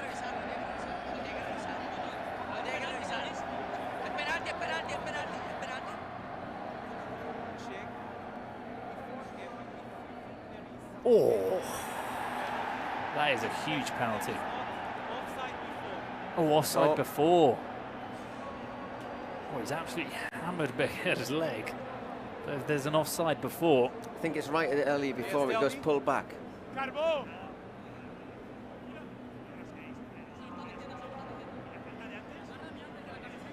Yeah, that's another thing that he's saying. Okay. I get my shirt tugged as well. There's a lot of things going on. Check. There is penalty and there is offside before. There is penalty and offside before. Okay? So very important moment in this game. So first of all, if there's an offside before. Okay, play. But it's earlier than that's. Yeah, but this is where. Touches the ball there. Okay. Right, yeah. Hang on. So if he touches that, he gets in the way. He gets in the way. Offside. Okay, offside. And then there is penalty. Okay. Doesn't play the ball, but does he obstruct? He gets in the way. He puts off. He blocks the goalkeeper, so it doesn't matter what happens afterwards. After check, there was penalty, but before there was offside with impact on the goalkeeper. Okay, so he touches the keeper. Offside. Okay. Well, it's well explained. Offside. And Beguer got absolutely smashed. Look, he's still struggling. I mean, he just got his leg volleyed. Poor old Pablo. Very well, team. Good work, team. Good work, team. Good work, team. I think he means that to his VAR team. I think he means. Okay, so we have 3 minutes of injury time. Perfect work. Or 3 minutes still to play. How much, Angel? How much time? Sí, vamos. Angel, how much time, Angel? How much time? But do you think 4 or we maintain 3? Big decision. Because remember what happened last time.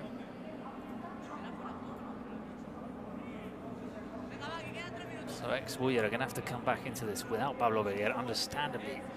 I mean, after that volley to his leg, he can't play any further apart. No. Oh, Briones.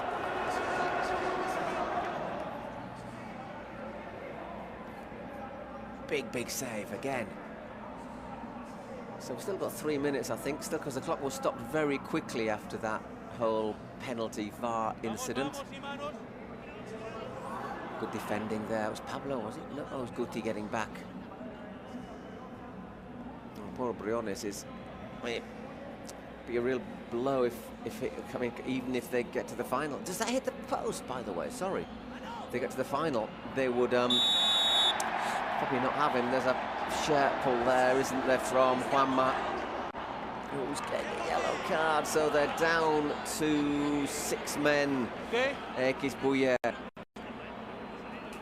Just starting to slip away from them, isn't it? Yeah, I think also they lose their talisman, their best players off the pitch. He's injured. It sort of deflates them a little bit, doesn't it? Yeah. You lose that belief that you can turn it around, but they're still just a goal away. They're still, it can still happen.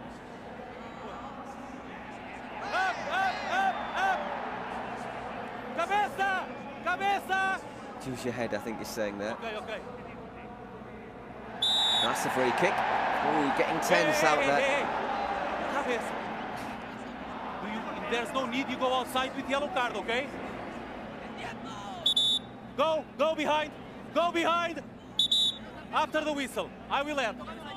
A minute left to play. I think you can 10. That was 2 minutes. That calms them down as well. If you get the message across and say it's 4 minutes, don't worry, there's another extra minute, then it calms them down. But it calms Eisbuero down. I don't know if it calms. Don't know if it calms the Porcinos down much. So another minute. But this time the added time, in difference to some, has been explained and made clear. Exactly. Be careful. Ui, once again well defended. Pardon me.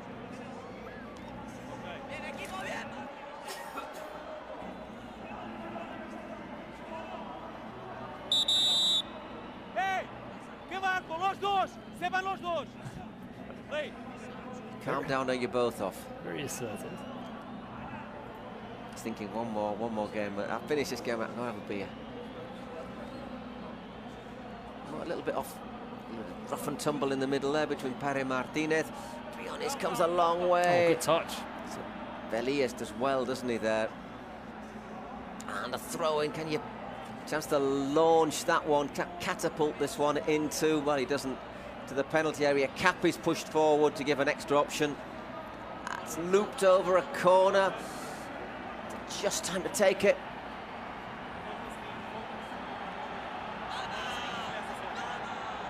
Carbo, we know he can... Oh! Good night. Good night. And the Porcinos are going to play the first final of the Kings World Cup.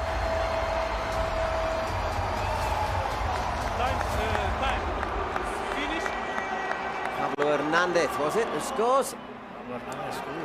I'm not going to say the most vital goal of his career, but certainly the most vital goal of his Kings League career. Well, it's his 7th goal in the World Cup as well. It is indeed. He's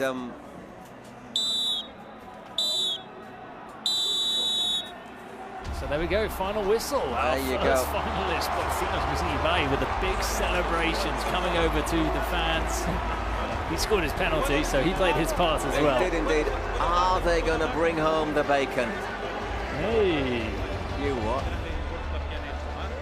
And heartbreak for Eisbuero, but I think they can be really proud of the tournament they made. They started off in the redemption and they went all the way to the gates of the final. But there you go, Pablo Hernandez scoring 2 goals, 2 vital goals. As the Porcinos 7-3. I say the fact is that those double goals in the last couple of minutes do mean that matches are on edge right until the end. Well, that's what they were gambling. They had no goalkeeper and they had to put the extra man in because they had the player who'd been yellow carded as well. But they knew that just one goal, a shot that's deflected, goes in and it's 5-5. That's the excitement. And we've seen so many of them as well scored at the end where things have turned. Exactly. but the better team from start to finish. Yeah, they, I think so. They dominated that early 2v2, 3v3, 4v4. Let's see what Ibai says. Gracias a todos los que nos ven desde casa. Thank you for everyone sitting at home. A los que pitan aquí también en Monterrey. And to Me those who are encanta. in Monterrey, I Me love pone it. cachondo perdido. I'm really Gracias excited by this. Thank you a very much. todos. Thank you, thank you. Una más. One more, that's all we need. Was he getting whistled and booed? I didn't really hear it, but... Espérate que no escucho. Dime. Escucho. They've come a long bueno, way. a comer lo que me deis. No amargura. Estoy muy contento. El equipo ha llegado aquí desde el Redemption. Reitero, creo que la primera jugada me tiene un pisotón a Fuad que no sé por qué no revisan.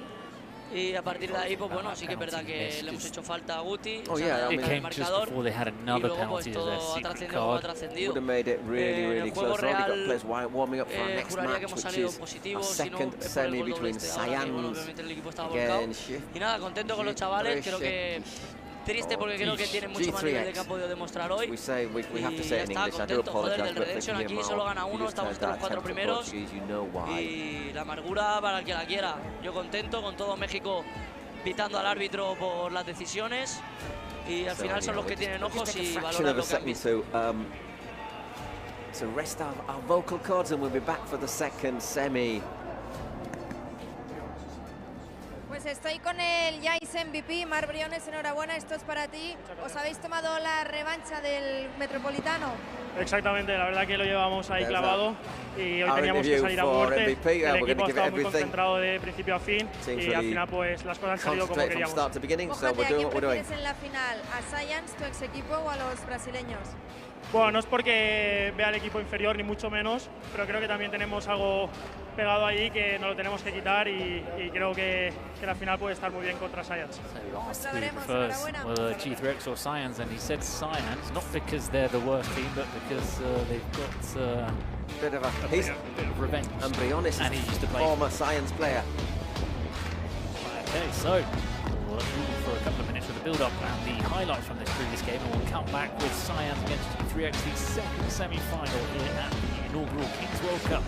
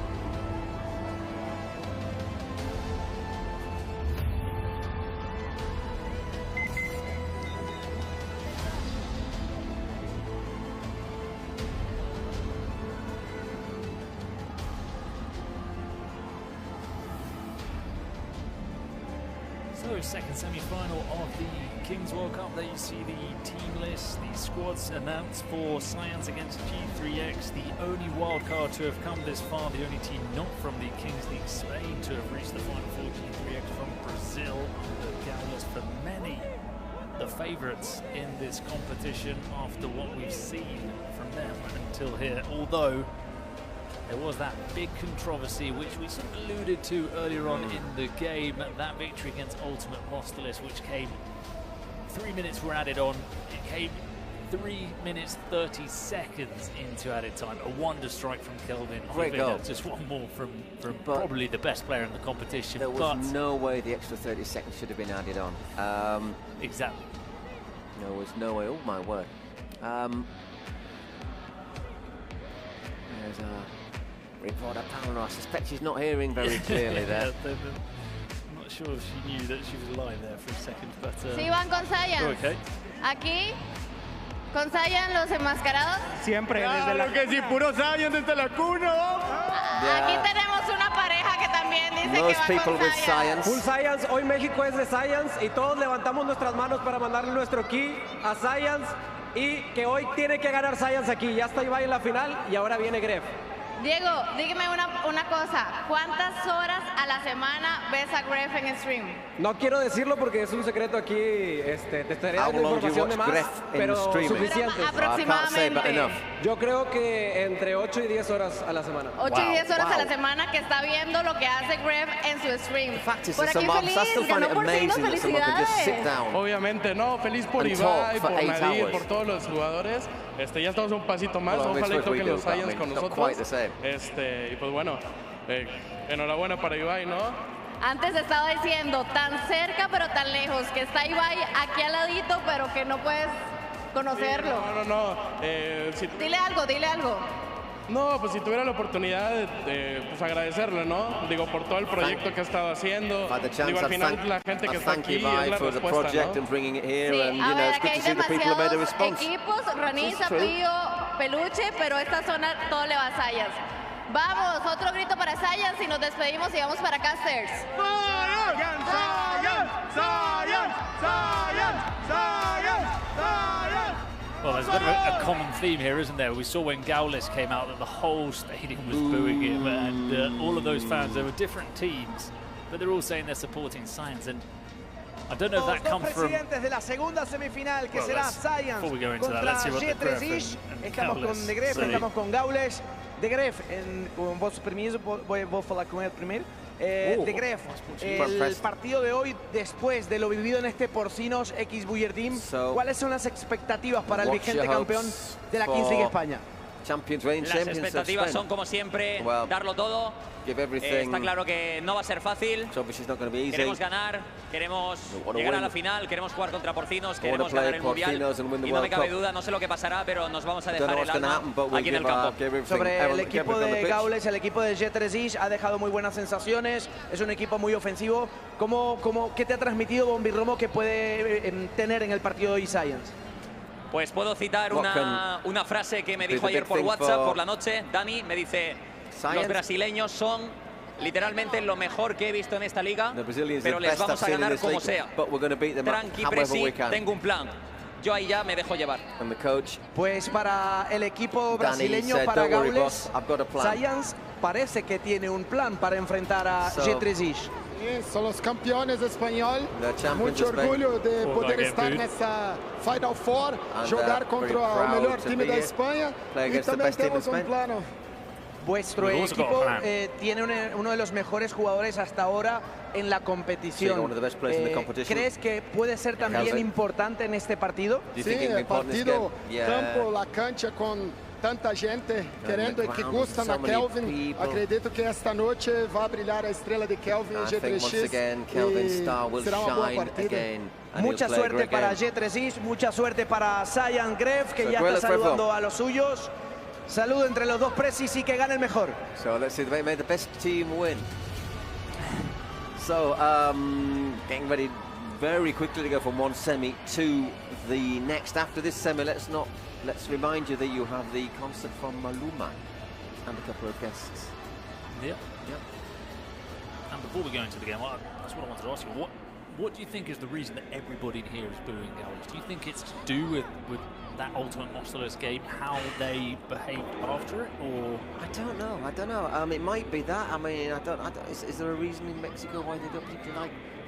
They've got to play Brazil in the friendly, haven't they? I know there's a rivalry between Mexico and Argentina. And, they don't tend to like Argentina. I didn't know there was that sort of animosity towards Brazil. I don't know if it's something towards this group of players who. Or Gaules in. He does sort of wave his flag around and sort of go, Brazil, jogo bonito, only Brazil can play jogo bonito. And well, they only got to the quarterfinals of last World Cup, didn't they? Sorry, lads, you lost on penalties to Croatia. So I think there's that feeling sometimes that, you know, that I get the feeling that Gaules is that school that only Brazil can play nice football. Only we know how to play football, you play something else. And to be fair, I look at the Saiyans team and they might be using slightly different tactics. That man there, Martin Mantovani. We saw him, didn't we, yesterday with a big strap around his leg, limping. Yeah. And he said, "You're going to be all right?" He goes, "Oh, yeah, don't worry." And they got Augusto Fernandez, who sort of had a little chat to this morning. So, you know, it's a grass pitch. He says, "Yeah, played on grass a bit." It's obviously probably, former Argentina international. Exactly. But it's probably the team that you think, G3X, who can stop G3X? He's probably the team that can cancel out G3X's strengths the most, because as you say, you've got Mantovani, Augusto, these players who are not going to let them be flashy. Because they'll probably go in a little bit hard to say to them, look, next time you turn me like that, I'm knocking you out of the stadium. The thing about G3X is that the last couple of games, you know, I think after watching the first two matches, we thought, whoa, this lot are the best by a long way. Yeah. But if it hadn't been for that, and I still think it was a mistake by a referee who hadn't refereed before, let's make that clear as well, they would have been out against Ultimate Mostalos. They would have been out. And against Fourier, yeah, okay, they won. At the end it was convincing, but they were 3-0 down, remember? They were 3-0 down. And Fourier had chances. I think G3X were a better team, but Fourier, the other Brazilian side in this, led 3-0 and didn't take all of their chances. So it's not been like an easy passage through to the side. And also, I think you need to take the lead against G3X if you're going to win, because if they get into the lead, they can absolutely crush you. But if you get to the lead and sort of frustrate them and slow the game down and make sure that not a lot of things happen, you see a lot of these Brazilian players lose their temper. They start making mistakes. They start getting yellow cards because they get frustrated and they do. Well, that's actually what happened to Fourier. They had 3 players get yellow cards in the game, and obviously didn't make it any easier for them. And you know, Saiyans, they've got a lot of pace as well. They've got Jero Martin, who's quick. They've got Dani Linares. Best players. Yeah, not really hit his best form. He's only on 3 goals. Yeah. Quite surprised to see. Probably Pablito Fernandez has 5. He's been good. And I said they've got 3 former pros who are.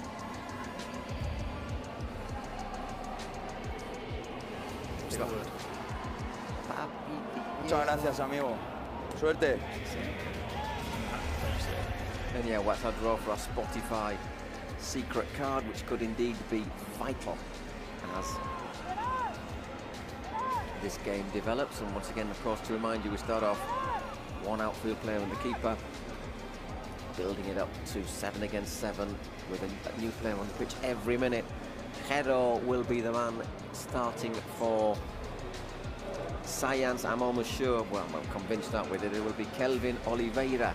And it's not a one-man team. We're all talking about Kelvin. The camera's on Kelvin. He's the MVP leader, the top goal scorer. But what we've highlighted about G3X and what we've really been impressed by this team is that every player on the pitch knows how to play the ball. Yeah, exactly. They've got Andres, who's the top dribbler, number 10 in the tournament. Victor Bueno, number 77. You'll recognise him with his hair. Is also really quick, likes to take people on. Also has a Wellington's up there in the assists league. I think he's leading the assists in the competition. Certainly was before the semis. So, and Barata's not a bad keeper. He's not the best keeper in the tournament, I don't think, but he's not a bad keeper at all. I remember in the 80s when Brazil were great, but they were always let down by the keepers. And well, it's still kind of, or not until Edison and Allison, but it's kind of been. Because, you know, if you're Brazilian, who wants to be a keeper? No. Right, here we go. Can I see the drone with the ball? No. Still got to make its way onto the pitch. It's heavy. No, there we go. Oh, there it is. Oh, there it is. Yeah, I can see it. Oh, okay. That's a heck of a bounce, isn't it? Oh, look at he can just roll you over, Kelvin. He just clatters into Jero, comes away with the ball. That's good challenge. Challenge from Jero. Danny Martin, by the way, in goal. Sorry, Danny Perez in goal for Saiyans. It's another one of those keepers who's really, really good with his feet. And he's very popular. I've seen him being asked for a lot of photos. So let's see what second crack at it for Kelvin. Kelvin booed by everyone. That's the kind of thing that these players actually probably thrive on. So Kelvin turning Jero inside out. Still Kelvin. Nice. Round the keeper. Kelvin shoots. Jero keeps it in. Blocked by Jero. It's still in play. And it'll go out for another goal kick. Obviously, it starts with a goal kick when it's one outfield player, because obviously you can't throw the ball to yourself. And it'll be Andreas on next for G3X. And Dani Linares. It's always that duo at the beginning, isn't it? Jero and Dani Linares, the two players with the dyed hair. So Andreas Reis, another one of those Football 7 world champions in this G3X side. Probably on a similar pitch to this, natural grass. So let's see how he does. Oh, that's a brilliant. Oh, great save. Step side from Andreas, saved by Dani Perez. Kelvin with the shot. And again. Another save for Dani Perez. So I tell you what, minute and a half, and it's the first time that Saiyans have actually had the ball. Yeah. There's the. But they've got their chances with these three players on the pitch in a 3v3. They can take on anybody. That pass from Dani Perez. That's left himself a bit exposed. Andreas now has got all the advantage as he steps past Dani Linares, and he scores the first goal of the semi-final. G3X into the lead. It's Andreas Reis. Yeah, they've dug a little bit of a hole for themselves, Saiyans, didn't they? Just lured that pass given away. And it's the risk that happens when the keeper really incorporates himself into the attack. 4 against 4. It was a really low percentage pass, though, from Dani Perez as well, wasn't it? It wasn't like a clear, like one of those where you say, oh, it almost came off. You can't be doing passes like that when you're the goalkeeper out of the... And it's frustrating because G3X usually score when it's 1 against 1. They got through that. Yeah. No, 2 against 2. That's a nice little turn there for Pablito. Pablito's been brilliant these last couple of weeks. Yeah, he's lost out again, though. And here comes Thor. Thor to Kelvin. Kelvin Oliveira. Ooh. That's the usual finish from him. There's the Gref with his father on one side and Kaylee. Is it a name on the It's like a new episode. It's like a new episode of Meet the In-Laws. I actually didn't know who she was prior to this week, but she seems to be pretty famous in Mexico. I don't know, we had a taxi driver who knew who she was. She's certainly got a bit of a profile. Corner for Saiyans. Augusto Fernandez is on. Jero. Pablito. Augusto.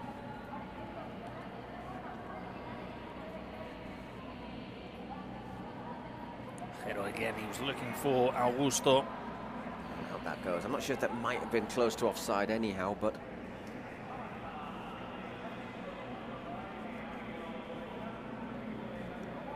So number 8's Wellington Xavier, known as Well. And he is a good player, so he's well good.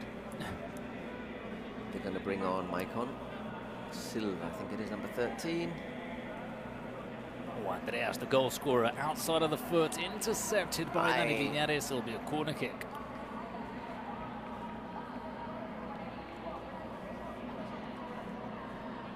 Played out to Maicon. Well, he can hit it. He can hit it as well. Oh, can well.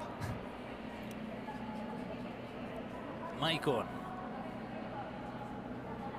See, this is the thing about G3X. Look where Kelvin Oliveira is now.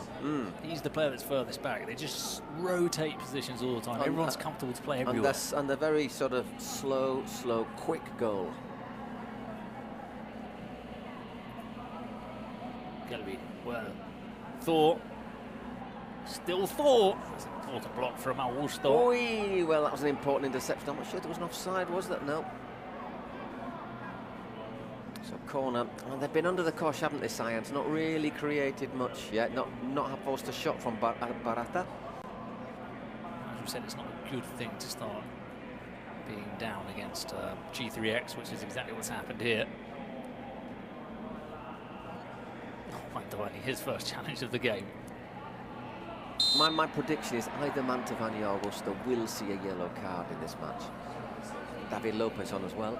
Well, let's not forget both of them are Argentinian, and it means a lot for them to play against Brazilian players.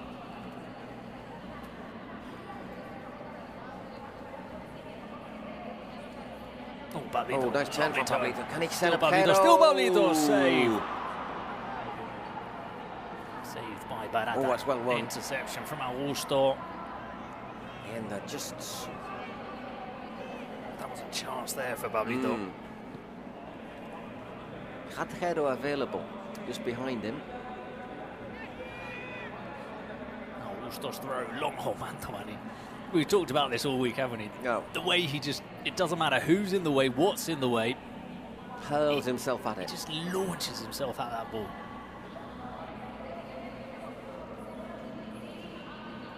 So David Lopez, Mantovani and Augusto, three veterans now playing at the back.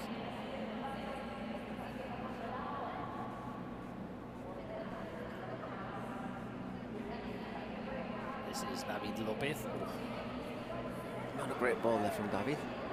He's looking for Alphonse Serra, who's come on. Linares and Hero both getting a breather on the bench. This is Victor. Well intercepted by David Lopez. A bit of space. They decide to slow it down. Mantovani.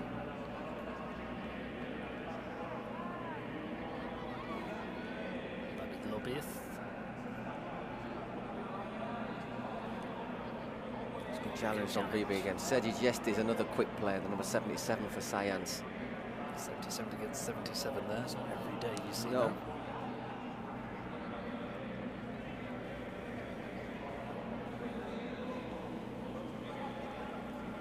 This time Mantovani can't get to the end of the throw and it falls to Augusto.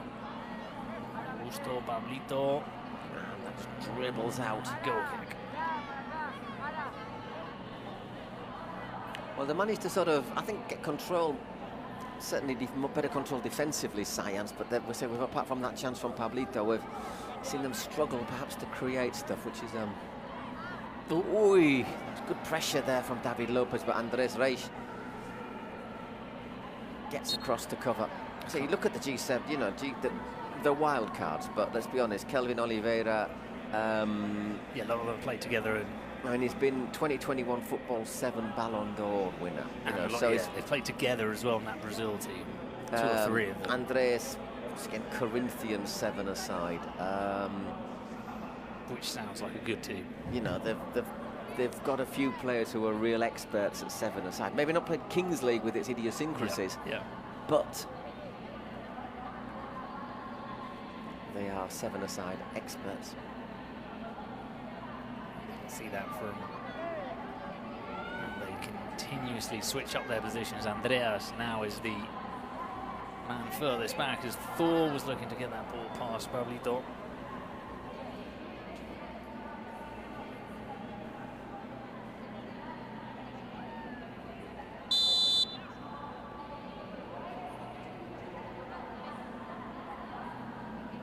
And Andreas Pepinho on the pitch now, number 2.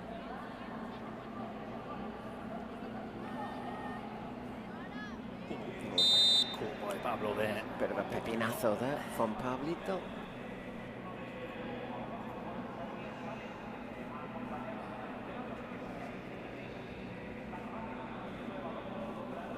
Barata. Maiko on the interception from Pablito. David Lopez. Carried away, at least that's a shot on target. It was Alphonse Serra, not David Lopez. Now Gesti. Still Gesti. Gesti with the shot. Great shot from Sergi Gesti. Josildo Barata. At least starting to get a little bit closer, Saiyans. those two efforts in about a span of 40 seconds. 3 shots on target each. Augusto, far post, Mantovani, as usual, the target.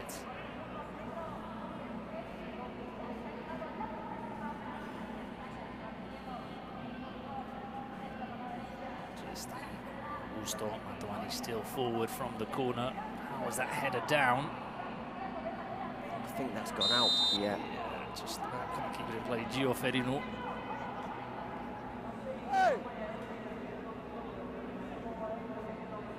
Great save, full stretch, does really well to get to that. Ooh. Took his eye off the ball. By the way, if you look at the Kings League website, Kings League Pro, you can buy all the merchandise. There's shirts from all the different teams. We're selling like hotcakes here, weren't they? We're selling like tacos. I was going to say that's why your back pass should never go actually towards goal. Should always be not between the 3 posts or the 2 posts. In case that happens. Let's go run down the right-hand side. Another corner kick. So Saiyans still continuing to apply the pressure. It's been a good couple of minutes for them. Taken quickly again. And once again, it's a little touch. Yeah, they're applying the pressure. The thing is that I'm sure they know. They've got Augusto sitting a bit deeper, just in case G3X win possession and look to launch a counter-attack. Once again, Mantovani talking of launching. And again, another corner. Moments where you just got to keep your nerve here when you're defending. Just the Augusto, Mantovani winning the header. Oh, he got too much on it, didn't he, almost? Because that almost found Alfonso Serra was making the run to the far post, but yeah, things can happen because Mantovani wins 99% of his headers. That's a great turn.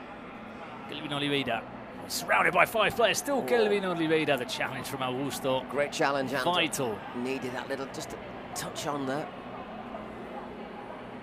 That ability from Kelvin Oliveira, just run. There are about 4 players surrounding him.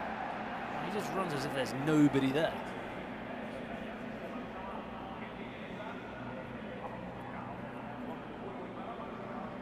Augusto.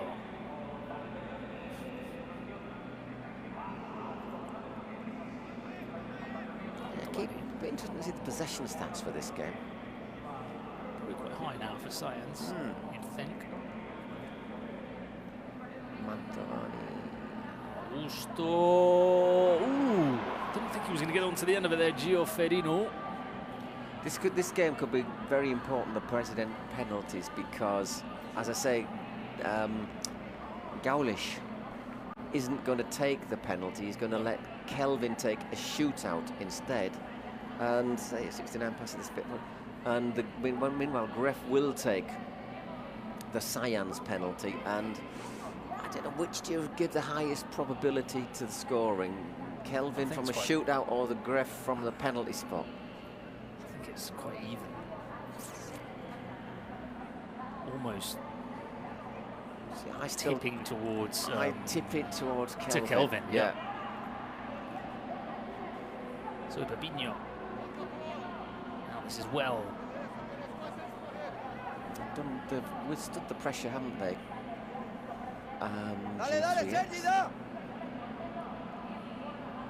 It's very tense. It's one of these guys you can see you can see a mistake, can't you? Just costing a second goal, and that would be vital. Tackle from Mantovani. That's about as close as he's going to come to a yellow card. Without getting one. Absolutely no way Babinho was going to get through. That's also an art that these players make these challenges without picking up yellow cards. Mantovani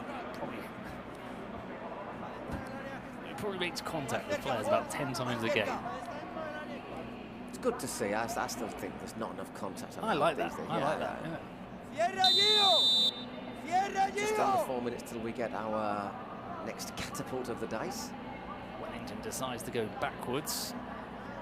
Rare mistake from a Brazilian player. In control there was Babinho.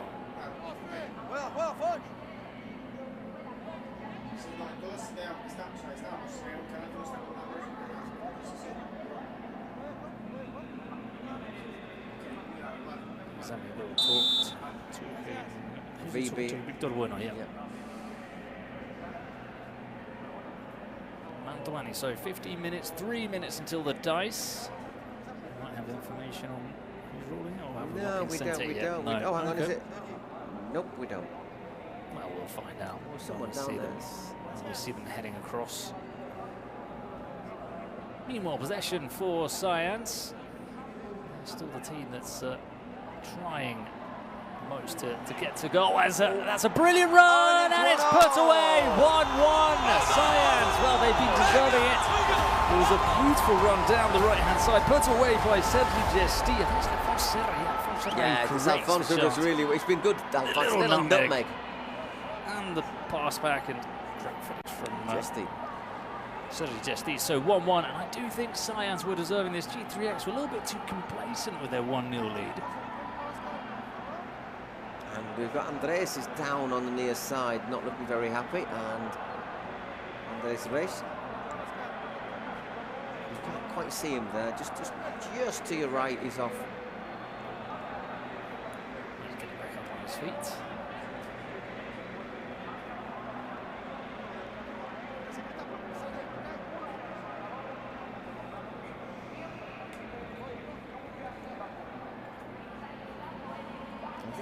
Thinking of the dice, I think Saiyans will want a high-ish number, but I don't think they'll want to be exposed to Kelvin.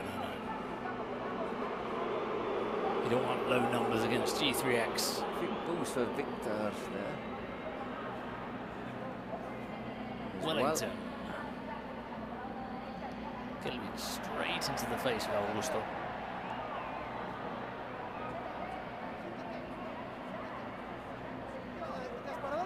¿Te quedas parado, Augusto?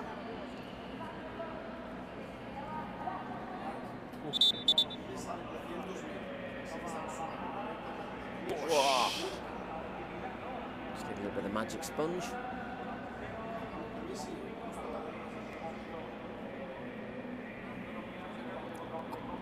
Puts his nose back into place and away we go.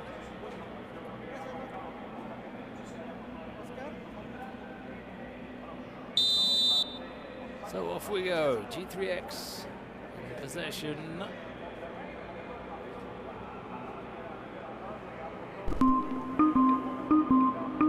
Brilliant penalty for G3X. You know, they're quite rogue in the way they play there. Well, I think they look at what they're trying to do is they're looking to get back in front, aren't they? Before we go to Danny Linares. Danny Linares, corner.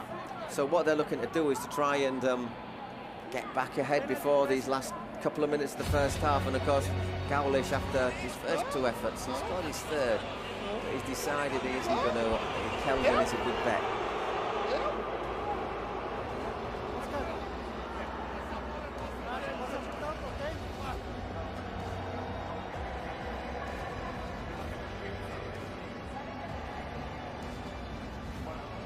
Shootout. Oh wait, is it going to be Kelvin who takes it? Is it not? Is it going to be? Yeah, I think it will be Kelvin. It was just Kelvin. I don't know why he was asking the referee whether he was sure that it was their present penalty and not Saiyans. Jorge.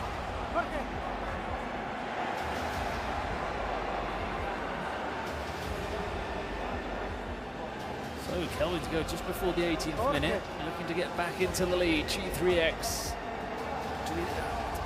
I've seen the percentage of his success rates. It's high. Primero shootout. There's definitely 8 goals in the competition, that we do know. He's leading the way in the ahorita que me diga, Oscar, nada más fíjate quién fue el último que le tocó y ahorita lo... Sí, they're trying to work out the size. Is it going to be a corner afterwards or a goal kick? I think it was a corner, wasn't it? But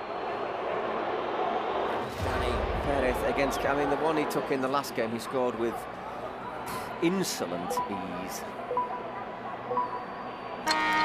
There it is. There you go. 100%. Off we go. He's off. Kelvin! Oh, he misses his first shootout of the entire competition. Well, I mean, I take it all back, everything I've said. I would have bet considerable amounts of money on him scoring that.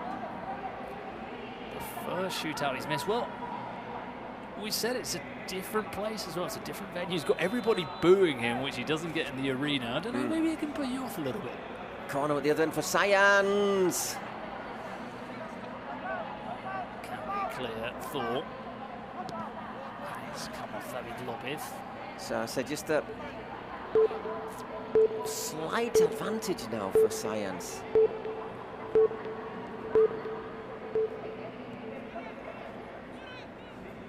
Obviously, if Gref can bang his penalty in the back of the net. Serra. Augusto. G3X can run. That's what they're going to try and avoid, isn't it? For Kelvin Oliveira. Far post Thor makes it 2-1 to G3X. They'll be annoyed at that, won't they? A rare mistake from Mantovani. Look, he looks to intercept. He stretches. He makes no contact with the ball, and then they're punished. But that's what they've avoided, really, since it's been 7 against 7. That's what Saiyans had avoided, they'd not allowed them space, they'd not allowed them that chance to launch the counter-attack. Mantovani, you can see in that body language, he's massively disappointed that he didn't make any contact with that ball. Long celebrations again, which is a little bit annoying for everyone. And so we now get our dice. I mean, I think the Saiyans players are saying, look, hang on. They've taken so long celebrating that we didn't stop the clock. Gobernador de Nuevo León, Samuel García, un aplauso. Local governor, Samuel García. Clearly very popular. Lo soñaste, le llenaste el ojo a Gerard Piqué y hoy lo estás viviendo. It's not often you see a politician get Bienvenidos a Nuevo León. That's a heck of a good loss. Y que ganen los Saiyans. 5 against 5. Me queda claro a quién vas, ¿no? Pues son los naranjas, hay que apoyarlos, compadre.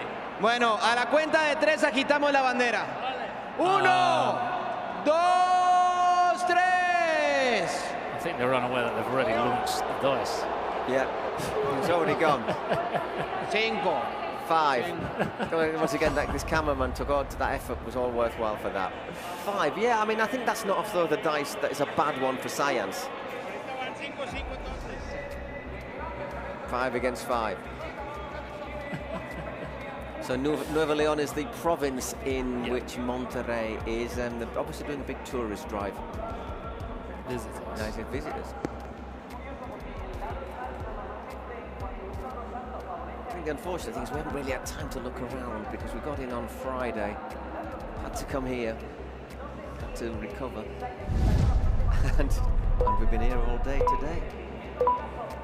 Looks nice though. Hills look really nice, and the city it's more modern, isn't it, than Mexico City, is the impression I get.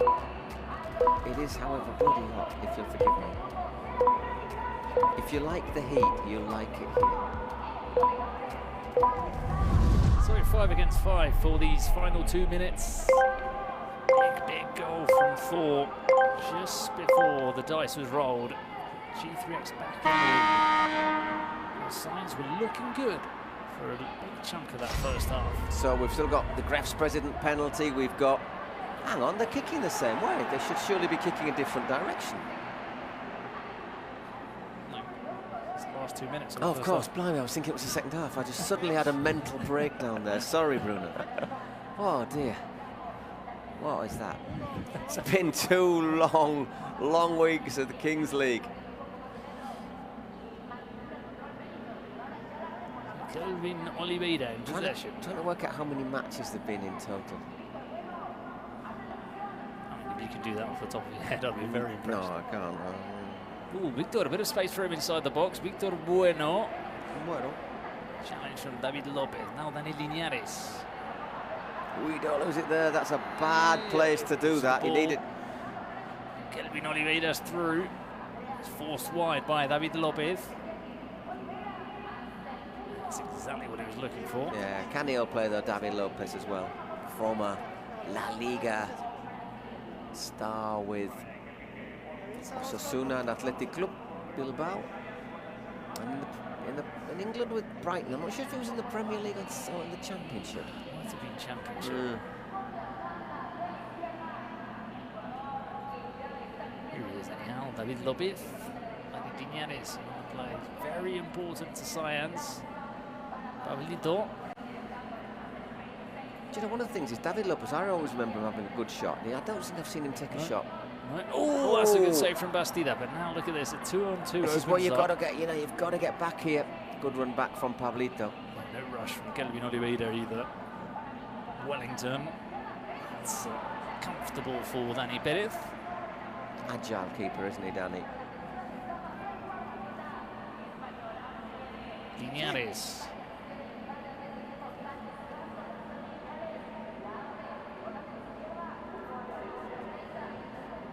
David Lopez.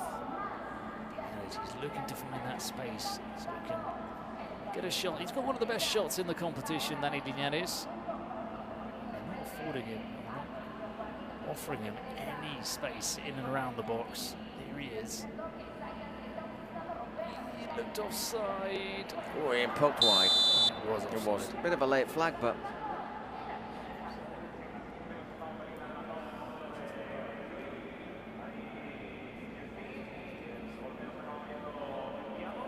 I'm just going to look at the...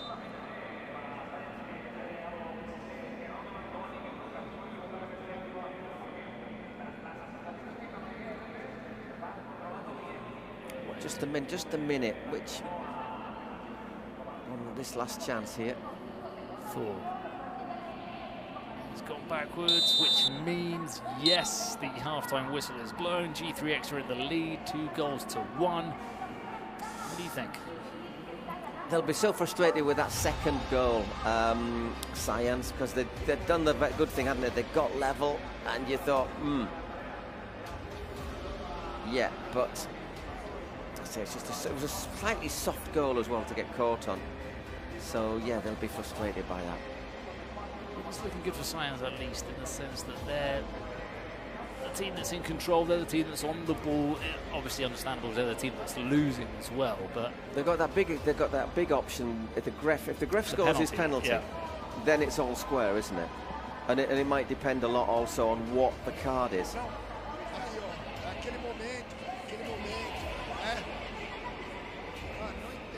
Sí, yo creo que sí, me está sorprendiendo muchísimo, de verdad, pase lo que pase, estoy tan orgulloso del nivel que estamos demostrando, cómo estamos compitiendo contra los brasileños, creo que estamos dominando en el juego y creo que el fútbol hoy va a ser justo con nosotros.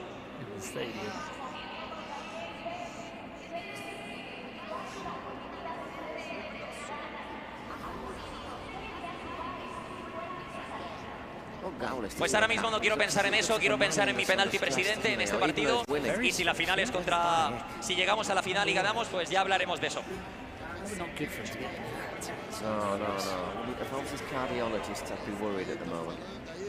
Puede ser.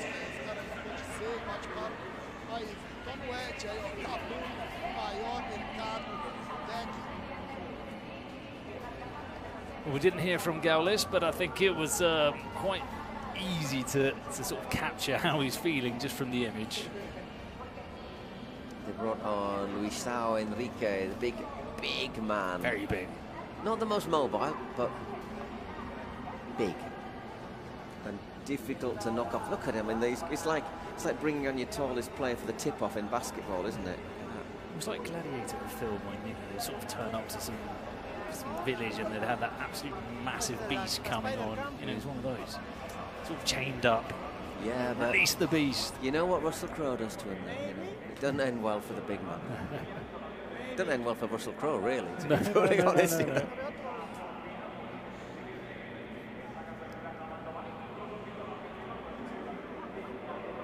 Waiting for the drone. It's a 53,500 capacity here in the Stadio de Rayados. Remarkable. It was 7 o'clock. We're going, yeah, right. They've not. They've sold these tickets, and now it's blimey. Very full, yeah. It's going to take ages to get out of the car park. As you can see, looking at them all sweating, it is warm here. You leave our cabin, and it's like going into another continent.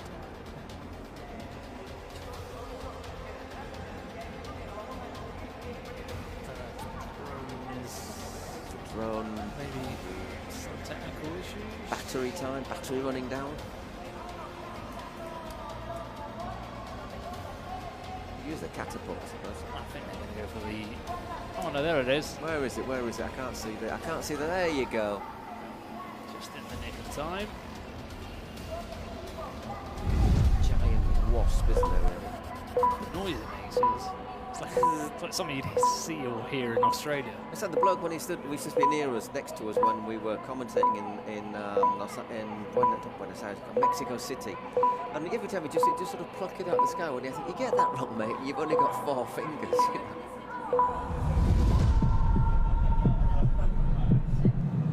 Who do you reckon's winning this one? Of course he is! Mantovani slaying the beast. You remember, just to remind you then that looking at that Spotify secret card still to be played, and to remind you have a penalty, a shootout, a 4-minute period where the goal's worth double, a star player whose goal is worth double, and a 4-minute sanction for a rival player, or a joke of any of those. We always think if you don't see the Spotify secret card played right at the start, then neither team has a star player nominated. Well, they don't have a star player, or they're playing their card wrong. Exactly. It's a star player, you put them on at the start of the second half. Yeah, it's not subjective, it's objectively just the way to play it. As long as possible for them to score that double value goal. It ain't rocket science. There was one team that didn't play it until the 28th minute, though. We're not going to say who they were, but it wasn't a good idea. I think it was just because they hadn't played it before. Yeah. It's just a little thing, little... Ooh, Barata gives it away. Easy onside, he is, and it's a save from Josildo Barata after his mistake. He apologises to the teammates. Yeah, it wasn't offside because he was outside the area, Pablito, when he got the pass. True. It's only that line across there where you can be offside. Justo looking for Mantovani. Mantovani back across. In bravely that time, Barata. That's a move they do so many times, but it always works. Because he always wins it. Just quite not it far above back. Very happy man, Mantovani. Used to play in Spain for Leganés, and they got promoted back to the Spanish top flight, to La Liga EA Sports, as it is now known. And we've seen Mantovani at the hotel with his Leganés shirt. So I think it's good, isn't it, that for you, where you got to wear the shirt of your former club. Oh, that's a good ball. Oh, the flick over the top, then Iberez coming out quickly. Pablo can't lose out there, he does. It's Wellington.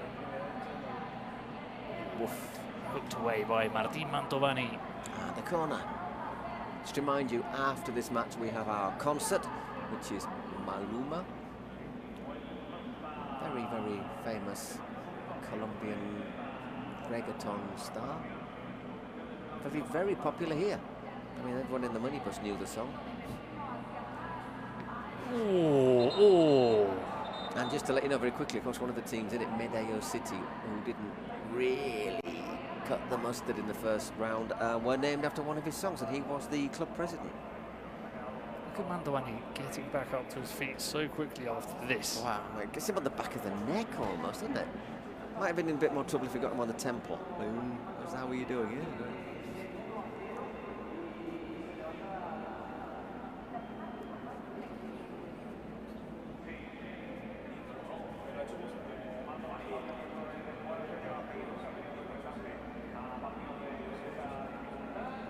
So we'll resume with a drop ball for G3X. Looking to get that in behind David Lopez.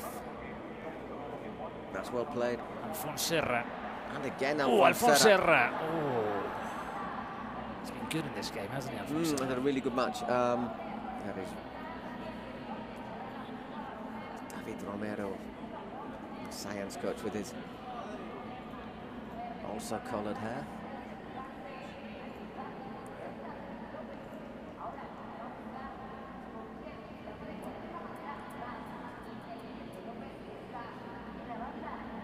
What are we waiting for?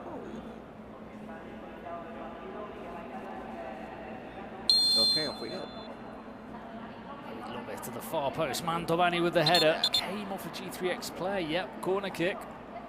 Once again, leaping. Like a salmon of the G3X players now gone down.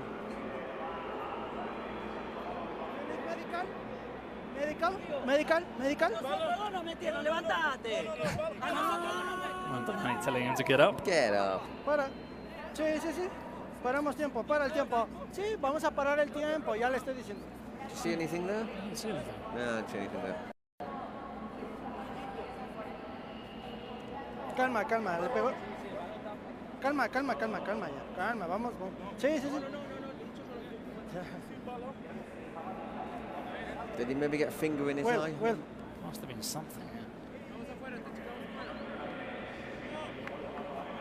Do you want to go off? No, I don't want to go off. Está parado, muchachos, calma. Está bien a él, por eso. This ball just maybe not catches him a bit in the face, doesn't it? Maybe. To continue, so here comes the corner. Doesn't beat the first man at the near post. That is right on the edge of the box. Yellow card as well. It's Lucas Pepino against the yellow. Oh, I tell you what, you can make. I tell you, I think that's a penalty, and that look looks at inside. That's a penalty, and I think that's a red card. That studs up. It's high and it studs up. That is inside the box. It looks like that. You can't tell from that one. At least from the first replay, it seems like it could have been inside the box. I think he's going to check, and it studs up. Yellow card for the way you've gone in. Falta fuera del área, Oscar. ¡Calma! Es falta aquí afuera del área. Es una patada. Que haya rodado hasta allá es problema, pero la falta es aquí. Número 2. Turn the referee, don't laugh, it's inside the box. One imagine where the referee was. Well, to be fair, when we saw it originally, we thought it was outside. Yeah. But there was that first replay, it looked like it was inside. And the replays, it looks more in.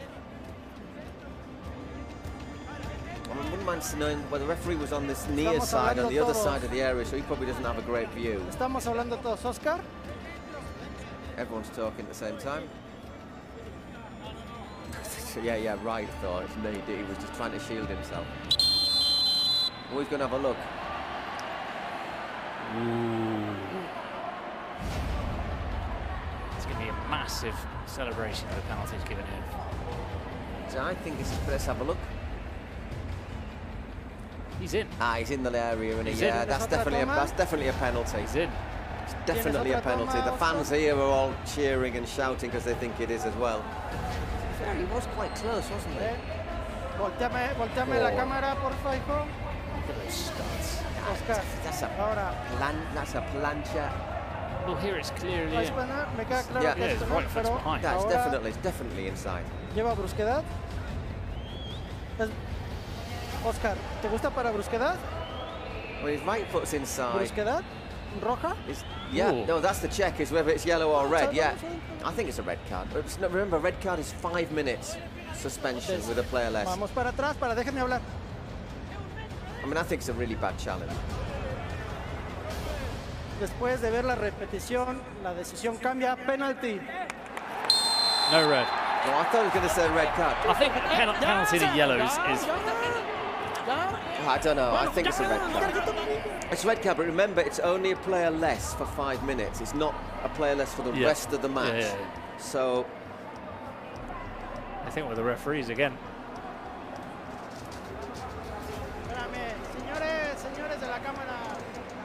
So another twist here. Penalty for camera people off the pitch.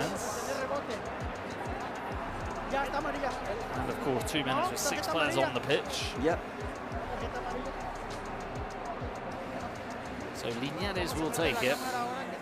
Another big moment.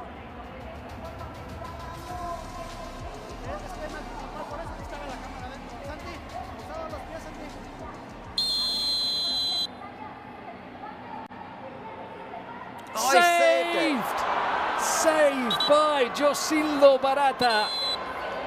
Dani Linares, who's normally one of the safest bets, taking penalties. Are we just checking to see if he's come off his line? No, we can't see there. Looks okay. First viewer looks okay to me. It was at that savable height, wasn't it? These little moments in these games. Penalty missed by Linares. It's perfect. Yeah, it's fine. Well, let's say penalty saved as well by Barata. Well, is he saying to have a check at it? It looks okay. Yeah. Jorge, guarda silencio, Jorge.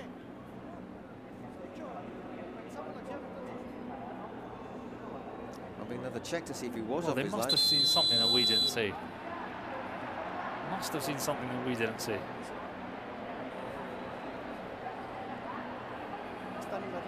Déjala correr, Oscar, despacio. Is it encroachment or what? Y la paras al momento del contacto, hijo, por favor.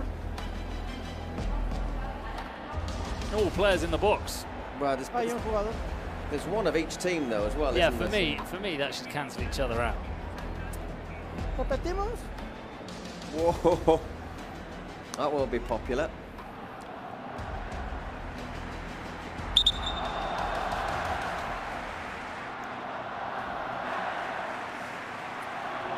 Oh, that's the first time we can hear real chants in here. Yeah. I'm going to say I do. I mean, if it was only, I always think they'd be. They think we're the referees again. Yeah. Usted ingresó la cancha. You were on the pitch. Hopefully they don't make any bad decisions, else everyone's going to turn around and start throwing stuff at us. Well, it's nothing to do with us. Que contacte el balón. Debes esperar que contacte el balón con calma, sí. Oh. Sin problema.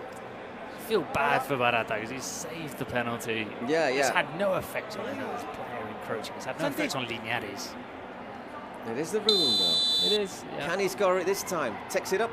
And yeah, this time he smashes it into the roof of the net. Saiyans 2, G3X 2. Oh, they've been given a second lifeline there. Linares says thank you very much.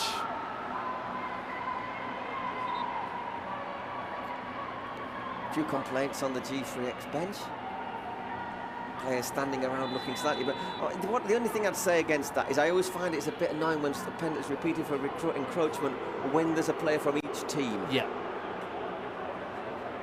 But 2-2, and let's bear in mind they have a minute and a half with a player less. Oh, and they're coming forward again. Mind after they said, just to say it, just to remind you if you've forgotten after all that drama, Maluma. Well, it was meant to be 10 o'clock his actuación, his performance. It's going to be a bit later than that now, I think.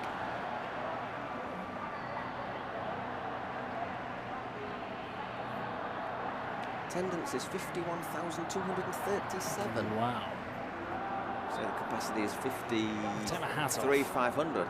So it's just a few season ticket holders who haven't turned up. Thor. The pull of the Kings League World Cup here in Monterrey. That's incredible. The whole area has apparently made a big effort as well to, I can tell about the hotel they put us up in. Hurrah! I think there'd be very few venues where there'd be such a good reception to the Kings League as in Mexico. And this is without the Mexican teams getting there. Oh. Yeah, you know, imagine what would have happened if there'd been a Mexican team here. Imagine if Fray Raniza, who are from here, had been in it, or Cuervos from Mercedes Roa.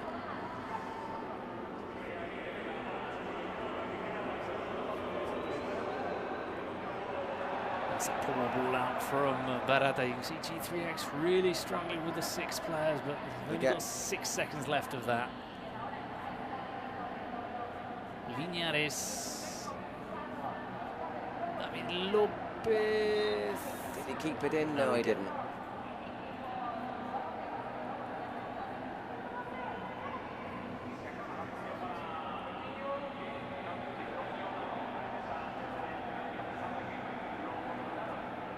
Yeah, it must have been frustrating that for Barata. He's made a couple of good saves, saved that penalty, and it was unrepeated due to encroachment. Are we going to get a Mexican wave? When in Rome. when in Mexico. Yeah, there it is. I see the Mexican wave starting. Personally, I always find it annoying if you pay money for a seat, you have to stand up every 20 seconds. Yeah. I've always hated the Mexican wave. Because if you're watching that, you're watching the wave go around and you're not watching the football, which is what you should be doing. It's the semi-final of the Kings League World Cup, or the Kings World Cup. And it's very finely balanced between Saiyans and G3X. So G3X on the ball, 28 minutes, 12 minutes left in the game. Still a president penalty for Saiyans, still 2 Spotify secret cars to be used. Everything's still to be decided. I mean, I think Obviously, if the ref scores his president penalty, what?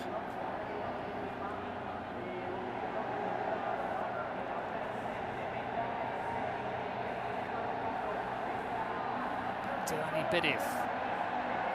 It's an awkward pass for Augusto. Oi, oi, oi. Down. It's Kelvin Oliveira. Not seen much of Kelvin this half, have we? But we don't need to see a lot for him to. Oh, he is danger, danger. And it's shot just wide. And that was Andre Lucato. I need to look up the number though. I haven't seen Andre Lucato on the pitch. Not seen much of him all tournament, have we? Yeah. In fact, I think he's just been substituted right after that attempt. This is funny. Some teams use the full squad. Eisbuero tend to use all of the squad, and others like Limon, who were great, they only seem to use 7 players nearly all the time. Graniza as well. The day they lost, they only had used 7 players. No, they had substitutes, but they just didn't use them.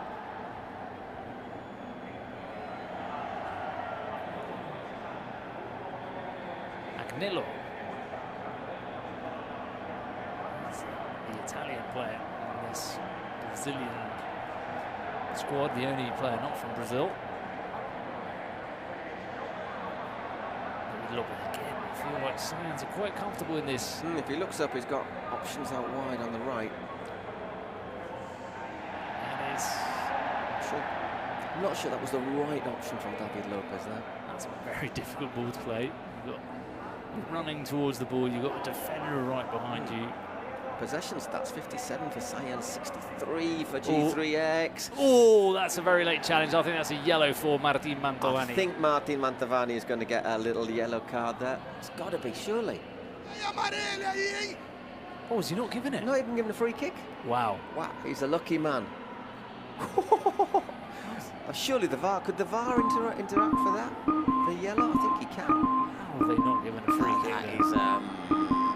He's a lucky boy. I thought it was going to be a yellow card. I did as well.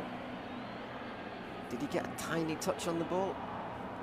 So I was saying before, Mantovani gets a lot of free hits. And I don't know if it's because he's good at doing it. Because he seems like quite a nice bloke as well.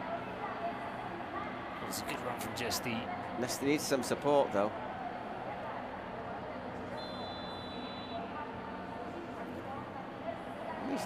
Just looking at the referee, he's got his hand to his ear.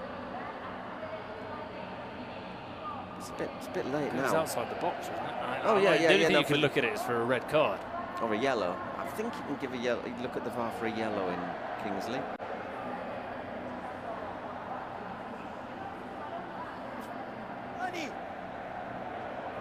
People certainly up for Saiyans here.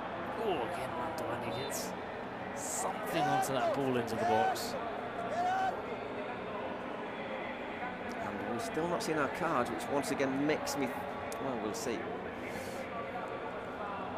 Still got Greff to have his penalty. Linares. You see, it might be that they've got a penalty as a secret card. Hang on a second.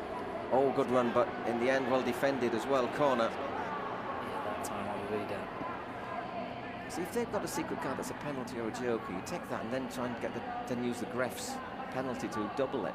We're trying to outthink ourselves, sorry. Agnello goes all the way back to the halfway line. Agnello can't turn away from Linares. Jesty. Needed someone to carry on the run, but I think he just had to go too wide there, Linares.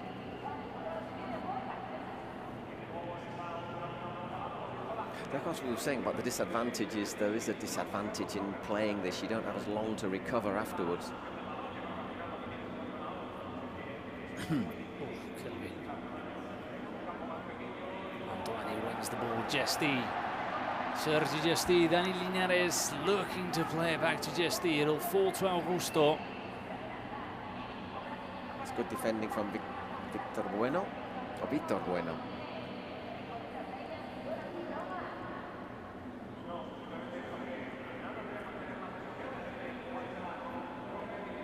Thor's going to come on soon. Given his full name, it is Gabriel Menocci.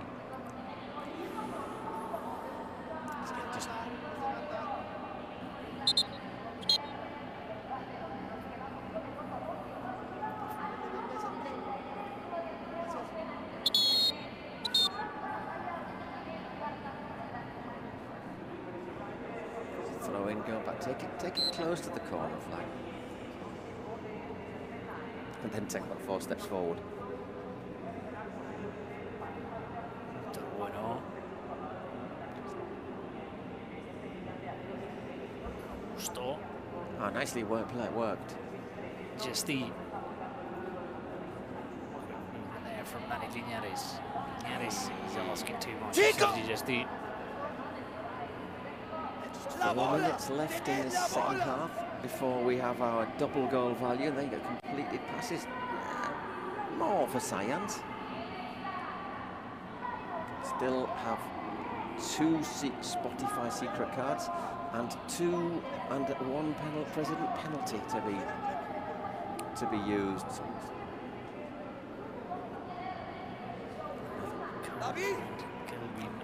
Not really done much of the G3X in the second half. No.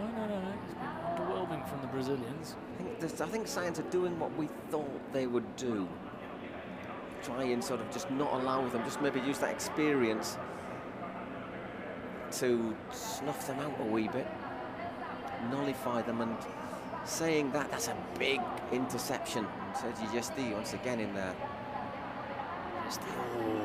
He had Pablito. Quite a bit of space in the middle. Look at the sliding challenge again from Antoine. Kelvin Oliveira's through! 3-2 to G3X. Kelvin Oliveira always has something to say in every game he plays. But I mean, once again, it comes from a bit of a collection of errors, doesn't it? Look, great finish. I mean, he does brilliantly. He explodes into that space and puts it in. But got the feeling that they had the chance to have got the ball away, played it out, Saiyans, there before. And they're going to take the president penalty, Saiyans. When he makes the sliding challenge. But Kelvin Oliveira scores president penalty then for both teams. Or was it just Saiyans? No, Kelvin already put his over the top. Yeah, that's right. Yeah, G3X is just badges in blue, so that put me off.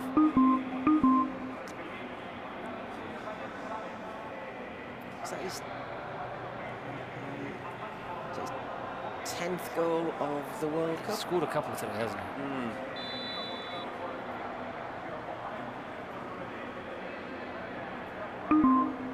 So we'll get that president penalty next time there's a stoppage in this game, and that added to the Spotify secret cards, which have to be either shootouts or penalties. Yep. They're going to be probably the deciding moments in this game. I think Saiyans probably wanted to use the shootout and the president penalty, thinking, okay, if it's level, we can take a 2-goal lead.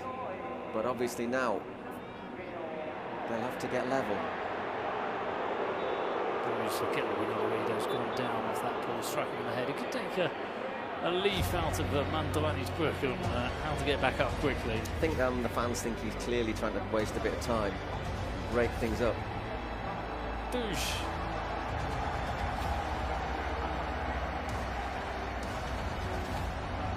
So here's the Gref. No pressure. Probably not what you want, is it? Oh, DJ Mario giving him a little bit of needle there. Well, I think he's giving him support, isn't he? Because yeah, because obviously DJ Mario didn't like the celebration from Gaulish.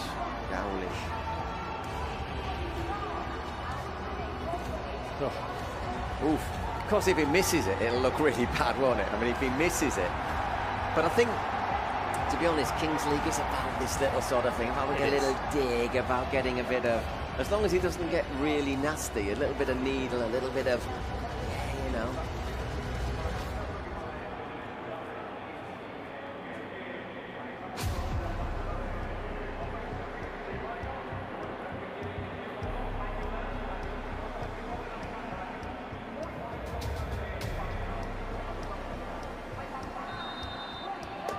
So big moment, the Gref.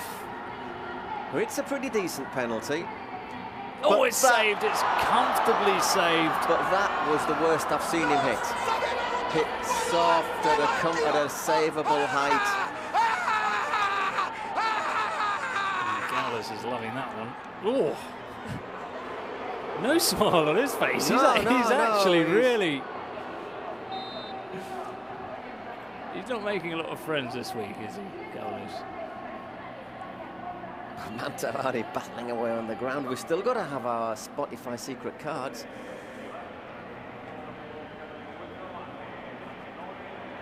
Yeah, the Gref normally hits it a lot harder than that, doesn't he? He sort of disguises it, but then hits it pretty robustly, I think.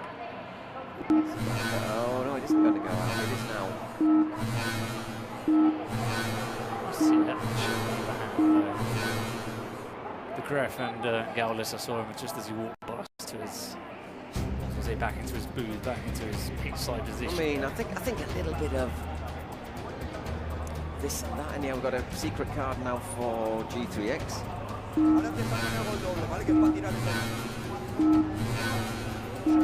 Shootout again.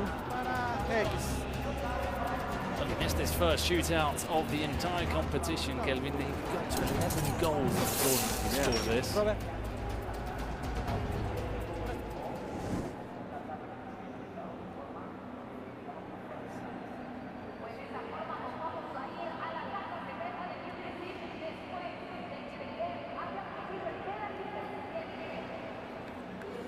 ¿Qué tienen? I can't imagine Kelvin being the kind of player that misses two of these in a row. I would be remarkably surprised. 5 seconds to get your shot off. They've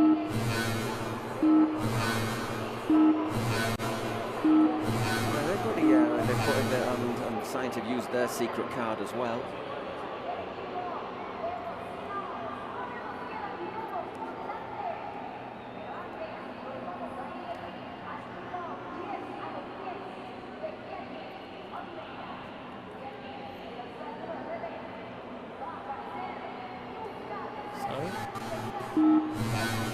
We're up to 38, so these are going to be the last two things to happen before. Yeah, before we go into the last 2 minutes when every goal will count double. Unless if we're going at 3-3. Oh, valid point. Goal. That'd be golden goal, wouldn't it? Have we seen that? We haven't seen Saiyans' card, have we? So, no, we haven't. We will see it after this, I presume.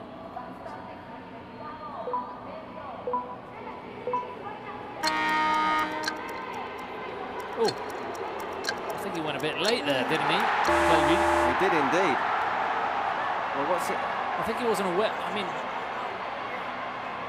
it's not that easy or clear to see or hear inside here that when the clock starts. In the other arena, we had the 3, 2, 1 sort of beep, beep, beep, beep countdown, and here where we are, you don't really get it, but he does seem to be very late starting, and then just sort of not really sure what he was doing.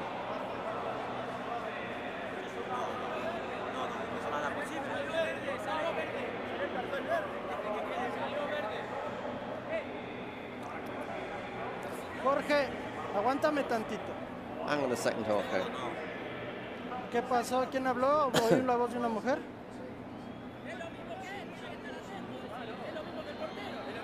¿Motivo, razón? Well, Mantovani is saying it's his fault. You've got to be alert to what's happening.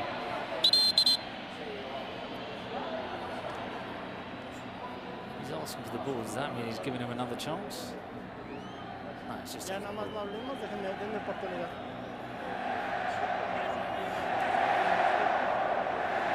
No venga, no venga. You don't come any closer. No venga. Please, stay away.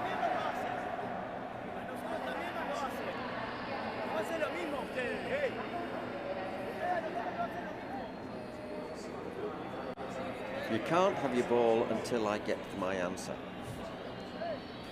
Métase a la cara, métase. Métete. Métete. Time's up. Time's up. I would like to see sort of a replay of what exactly happened. I mean, it did seem as if it was like, what, let's go. Boom, first touch went really long. Yeah. You see, where we are, we can't see where the countdown... No, exactly. It's quite difficult in here. It's not right in your face like in the arena. You've got a massive screen.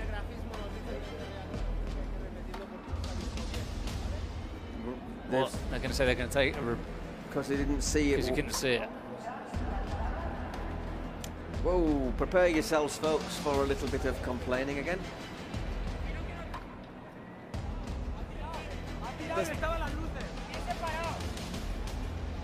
después de ver la repetición, se repite el shootout. And we're repeating it. Ooh. Boo, says the crowd.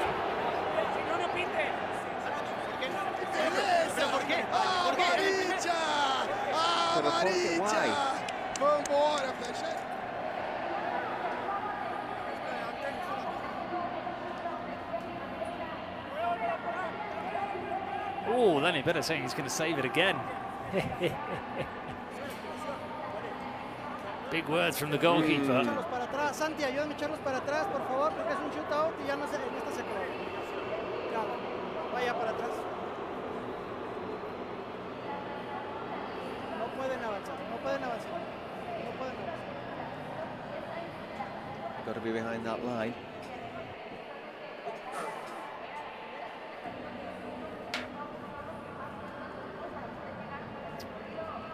So dare I say, this is a really key moment. Because if he misses again... That's huge.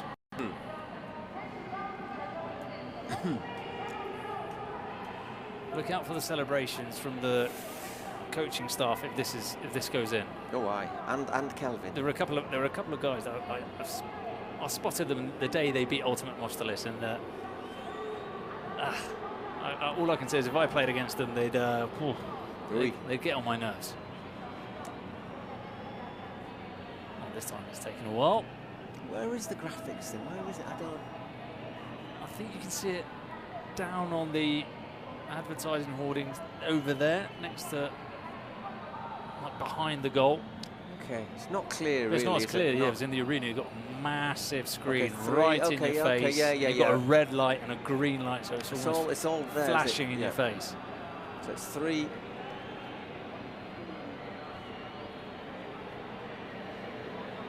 No tension, eh? Not letting the tension build up. 2. No. 2. 3. Still blipping. It's not really going, is it? 4. Now 2. 1. Go. Off you go. 1.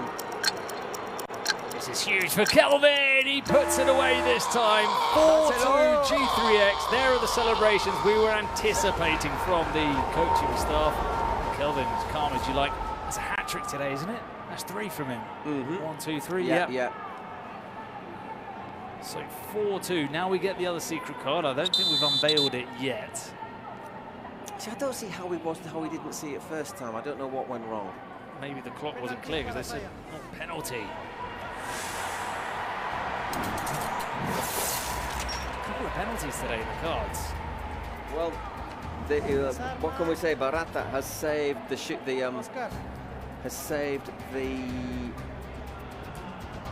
president penalty. He saved the first penalty, Linares. So he's going to be Danny Linares again. I want to say credit to Danny. Massive moment.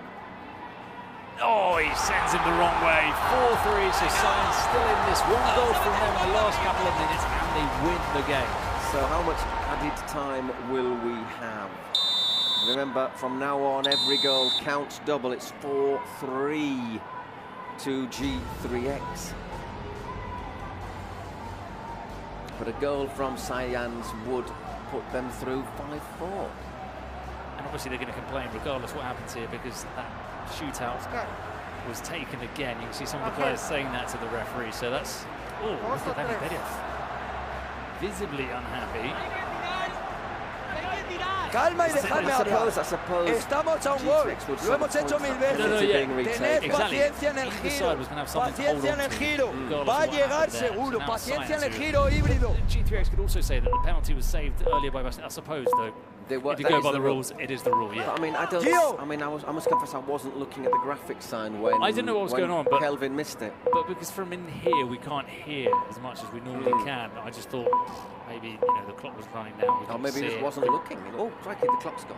That's what they were saying. That's what the players from Saiyans were saying you've got to be on the lookout. The other player taking the penalty. Anyway, surely you're looking at it anyhow. Straight off the dive is the number. I'm looking at that. So last couple of minutes plus whatever's added on. There'll probably be a little bit of added time. 3 minutes, I reckon. Oh, yeah. Bit of a sprint there from Pavlit, from Giesti and Victor. I thought the ball went forward from from Jesty, but... Oh, look at that straight from Andreas. Yeah, Augusto is equal to it, making that challenge. These 3 minutes might last more than 3 minutes. 2 minutes plus 3 minutes might last that's a good ball for Thor. Mantovani, there he is as always. He's saying he got caught. That won't bother him. I'll tell you what, though. If I was Porcinos watching this game, I wouldn't be upset at the effort these two teams are making. I'd be thinking, oh, we're having a nice little massage, a little rest. Maybe having a little bit of a shower. Bit of chicken, probably. I don't know about that. Played out from the back, Mantovani. I'll eat more chicken than any man ever seen. Linares, the long distance shot from Linares knocks down the microphone behind the goal. But he's got that in his locker. We've seen it this week. You can vote for your MVP. I think we have a pretty clear, though. He's got a hat-trick again, another hat-trick. That's probably 50 grand in the pocket for him if he gets MVP here. I think it is. If you win MVP, if you were MVP, would you share your prize with the team? No, no right. Chance. Well, my bloody team then. No chance. MVP for a reason. I'm only good because the rest of the team helped make me good. Well, clock is ticking down. It'll all going to depend on this injury time. They've just had that one shot, haven't they, from Dani Linares? Oops, oh, another one hit by that sniper. It's Thor, you know. Thor, your nickname's Thor for a reason, mate, you know. Sniper was very effective at the arena. You could see he's made the trip up to Monterrey a lot. Thor shot, over the crossbar. We're going to have to get a move on. We're going to see 4 minutes of added time. 4 minutes. So more than enough time for Saiyans to... To be fair, there's time for Saiyans to score and G3X to score again. Lopez chipping it in towards the box, cleared away by Wellington. This is an awkward one. Kelvin Oliveira gets the boot in, and it's a goal for G3X.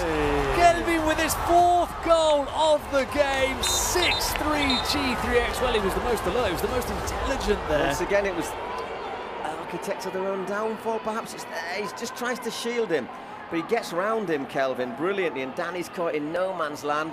6-3. I think Mantovani thought that Benedetto was further forward there. 4 goals from Kelvin. We were saying earlier that we weren't seeing a great deal from Kelvin in this game. Not in the second half, not until he scored. But he comes away with 4 goals. 3 goals, yeah. I think that's a goal too far, isn't it? That should be it. Gio Ferino's header, but Kelvin Oliveira is so intelligent. He's got everything in the locker. He's got every attribute you need. Yeah. 76%, so as I say, 50 grand probably in the pocket for him. That's his 4th MVP. Yeah. Oh.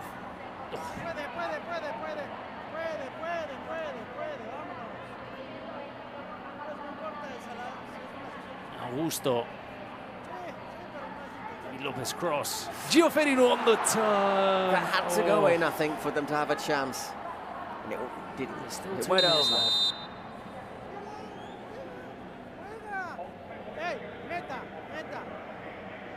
Referee trying to just make sure that everyone keeps on playing. Mantovani. He's not had his best game today, Mantovani. I'm a big fan and I like him, but it's not been his best game. It was that mistake just before half-time that allowed G3X to make it 2-1. That's a powerful run from Thor. They're starting to enjoy themselves out there, the G3X players. Because obviously Saiyans have just had to open up completely. You know, when it was 2-2 and they kept it reasonable, they were keeping it tight, you really thought they had a chance. Again, lurking at the far post.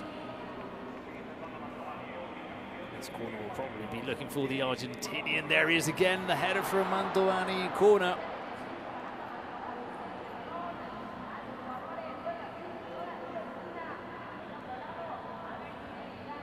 Fonserra, headed away by Vitor. Still a minute and 15 seconds left. They need 2 goals. Linares. That has gone. See, that would have been a throw-in in the other arena because it would have hit the roof. But it isn't here because we're in the Estadio de Rayados, the Estadio BBVA. give it its proper name, but I don't think people really know it by that, do they? You don't say your football ground's named after a bank, usually. It's probably its temporary name as well. It won't be called that 10 years down the line, probably. Anyways, cross into the box, looking for Gio Ferino.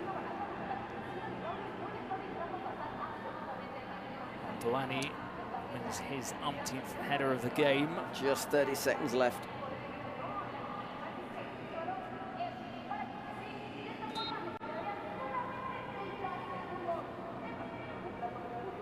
Lob towards Luis Sao. David Lopez. Iñárez. Back heel from David Lopez. Looks like the game's just going to die. We've not seen Hero. I was thinking we've not seen Hero, have No, we? I wonder if no. he's picked up a knock or something in the second half. Must be, yeah. That's probably a good moment to end it, I think. Mantovani was never going to go down without a fight, and boos as Gaules sprints onto the pitch. Celebrations from G3X. We've been asking all week who can stop them, and ever since they got through Ultimate Monsters, which looked like it was almost a match point saved, you need everything to go your way to beat this team. They've been pushed, haven't they? They've been pushed, but they've got through it, you know, because I think one main factor, that man Kevin Oliveira, well,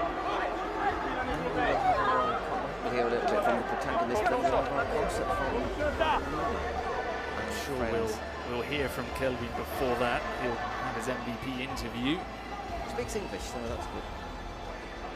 Sad up to any translating.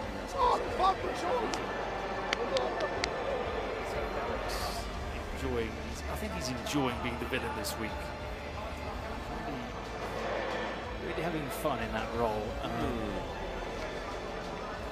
Commiserations from the ref for his plays. Once again, the Spanish champions doing him proud.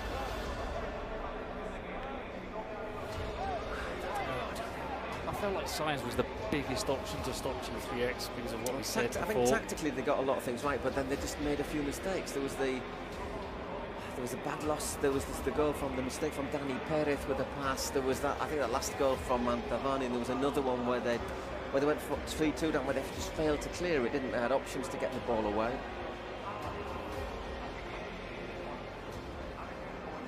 And there's Mario and Eisbuero. Probably telling me you better beat him in the final. Yeah, giving him good luck. No, I'm not going to give you your shirt. There is a thing, though, about being a wild card in this competition, which I understand can be a difficult role to have, is that the Spanish presidents all have this sort of tight-knit community, and you can sort of be left to feel a bit like an outsider. Yeah.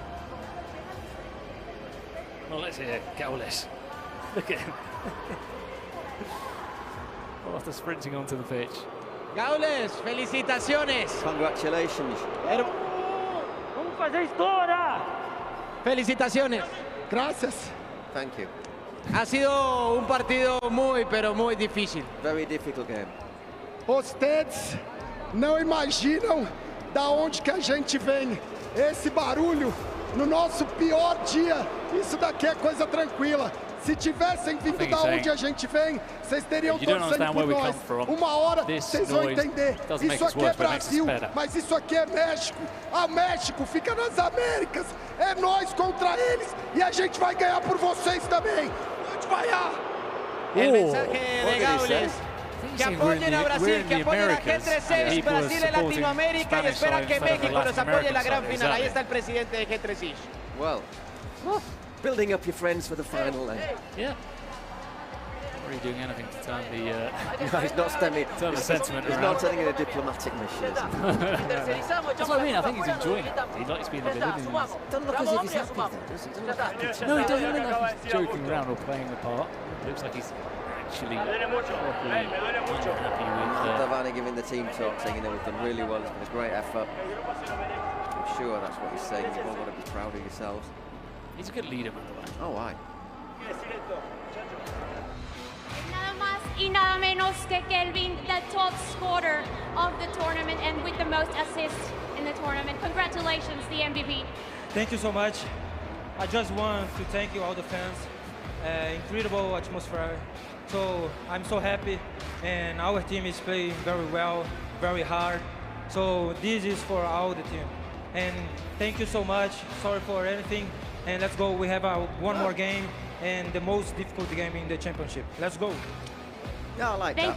I like that. I think that's a better understanding of diplomacy than Gaulis. But by the way, I just pointed out that he did say Vosotros los thanks for protagonistas, this, thanks for all of the team, okay? You know what I'm saying about the MVP.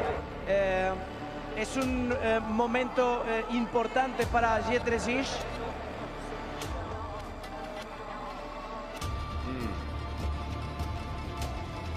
No, but it's good to see him at least thanking the fans and saying sorry if there's anything that sort of upset them. You know, I don't think he can overturn what Gaulis has created in terms of sentiment here, but at least he's tried to be a bit more diplomatic. Let's see what the Gref says. Big applause for the Gref and Saiyans.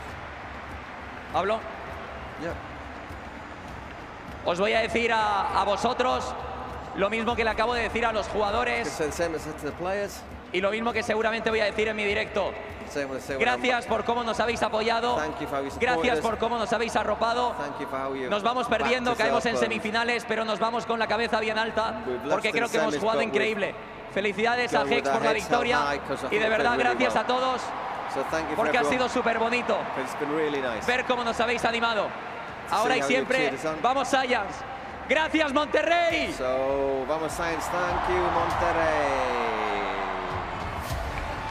Okay, well, we'll have a little break now where you get to listen to Maluma and Blessed and somebody else in our musical show. There's the stats. It's interesting, isn't it? The predicted goals, which I've always said is a load of old horse. 4 goals nearly predicted for Saiyans and just 1.95 for GP3X, and yet they scored 6. Such is the predicted goals. So there you get it. Our final is meant to be at 10:30. I think it might be closer to 11, don't you? Given that it's 10:29 already. So Maluma will be about 20 minutes, then we'll I'll let you go out and get a front row seat. Are you dying for it? I'm going to go and get a refreshment, I think. Good move. Yeah, I hope they take credit cards, otherwise I'm in trouble. Right, I'm going to go and get a refreshment. Okay. And made out of malted barley, water, hops. Fizzy water. That's the one. Okay, everybody, enjoy Maluma, and we'll see you in a bit with the final.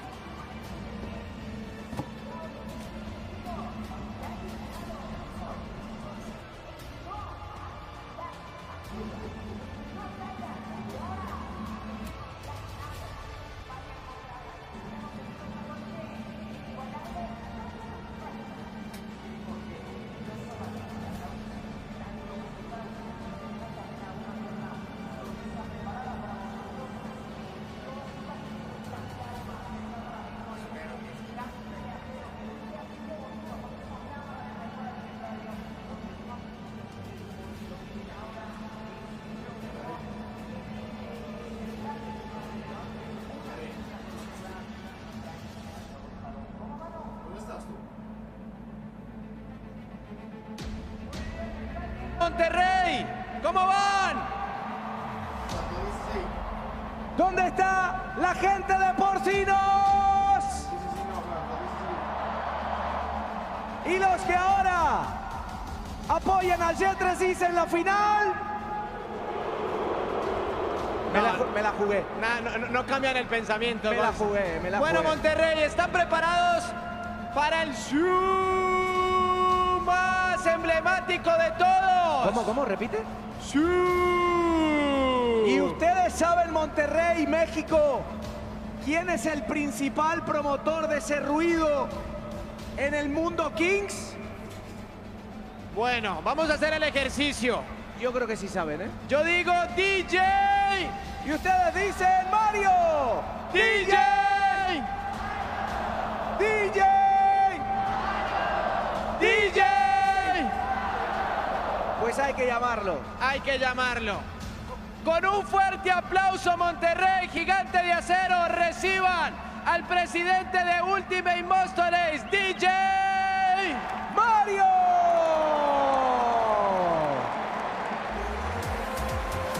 Pero no solamente estará él con su camiseta de la selección mexicana. con la bandera. Ruido para DJ Mario.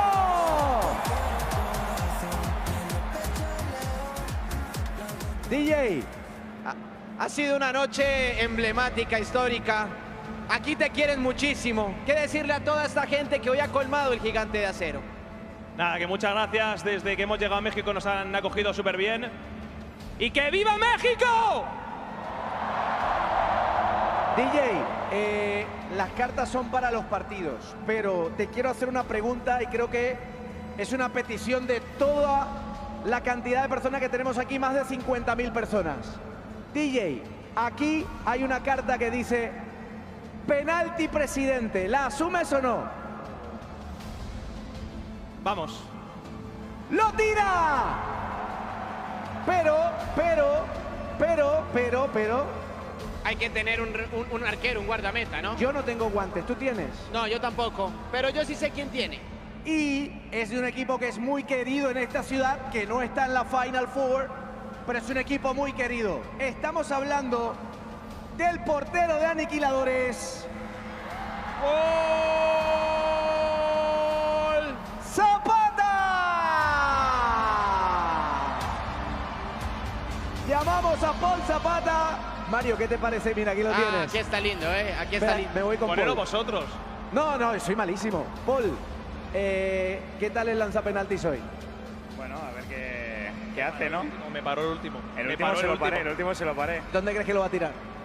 Bueno, no quiero dar pistas. ¿Le mete miedo la gente a DJ o no?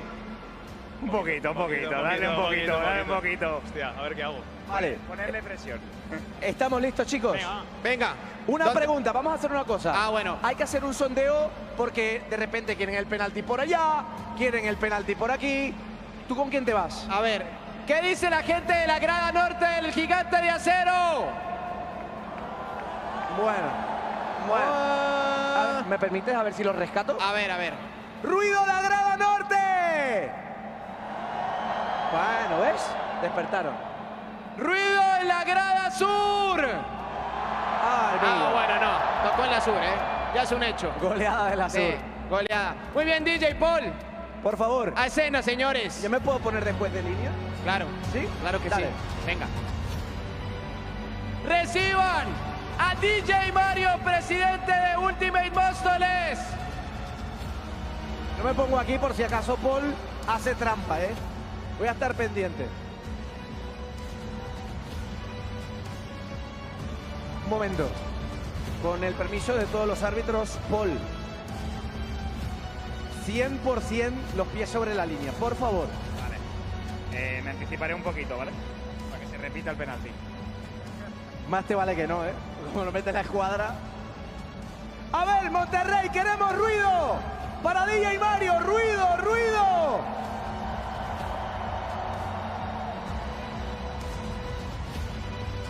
Para. DJ, ¿por qué la bandera en ese lugar preciso? ¿Por qué? No, para que me dé suerte. Pero, ¿estás nervioso? ¿Tienes ganas? Un poquito, estoy nervioso. Pero, ¿a dónde lo vas a tirar? Cállate. No te está escuchando, Paul. Cállate. No, Paul tiene los oídos tapados. Al medio. Venga. Vale, Paul, va a la derecha. ¿Están preparados, Monterrey? Va DJ Mario. Pero, Mario está apuntando a alguien, ¿eh? Mario está apuntando. Mario está armado. Paul, cuidado, que puede disparar en cualquier momento. Está armado, cuidado. Yo estoy de juez de línea y tú tienes... Bueno, ¿narra usted o narro yo? No, tú narras y yo silbo. Listo, yo narro. Va DJ Mario. Avísame y pito, ¿eh? Se pone enfrente del balón. Va DJ. Va Mario. DJ. ¡Sigo! ¡Se escucha! ¡Sí! Otro Mario. ¿Cómo? ¿Dónde está la gente de Ultimate Móstoles? ¡La Mostoleta!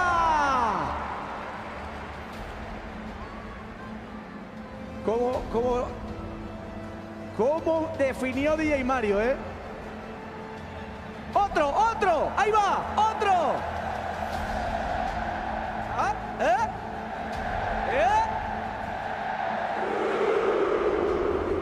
Uy, quiere más, ¿eh?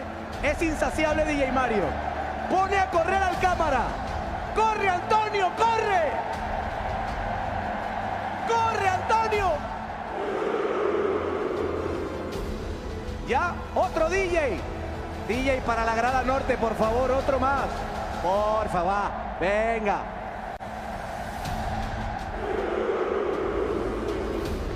¡Ruido para DJ Mario!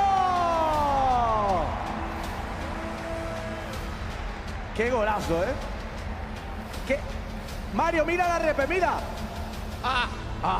¡Qué calidad, Mario! Por Zapata, gracias por participar. Escucha cómo lo aclaman.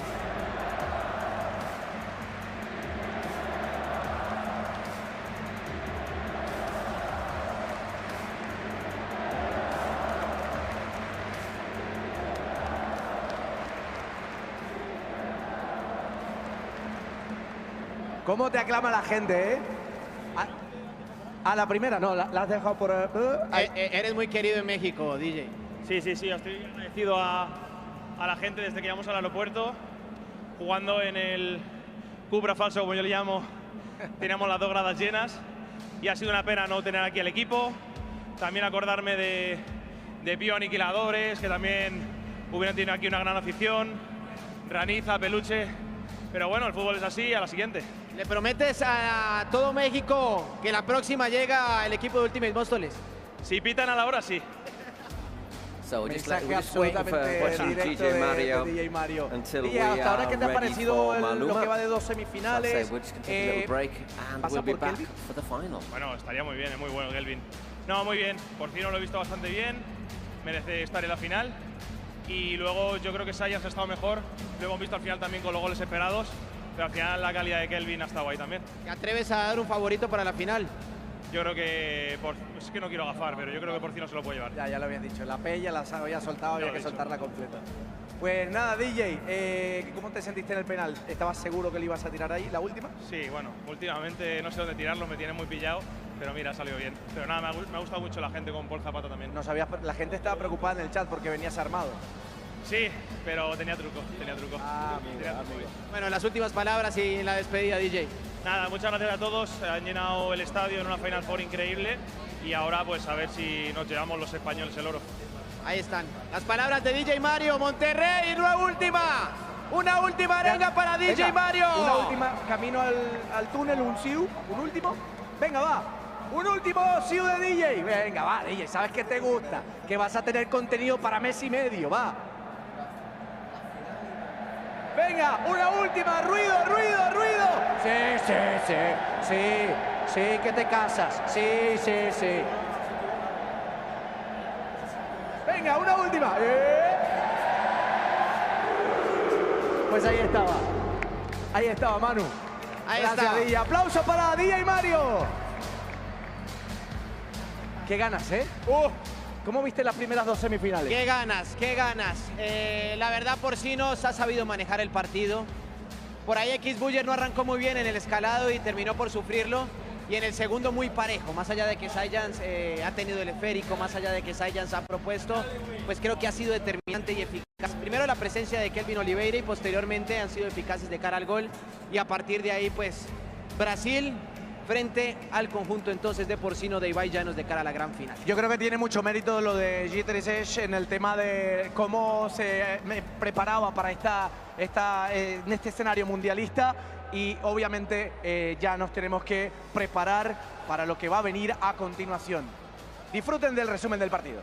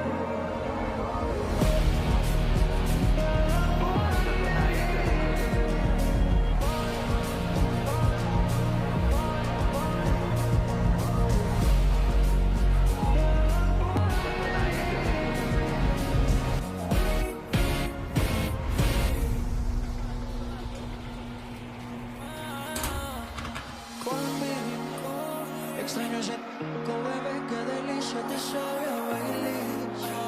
Antes del desayuno siempre hacemos un rapidito morning. Me piden siempre esta hora, queremos estar con Molly. Ay, María, mamá, si sabe. Andamos casualeando en el rolling.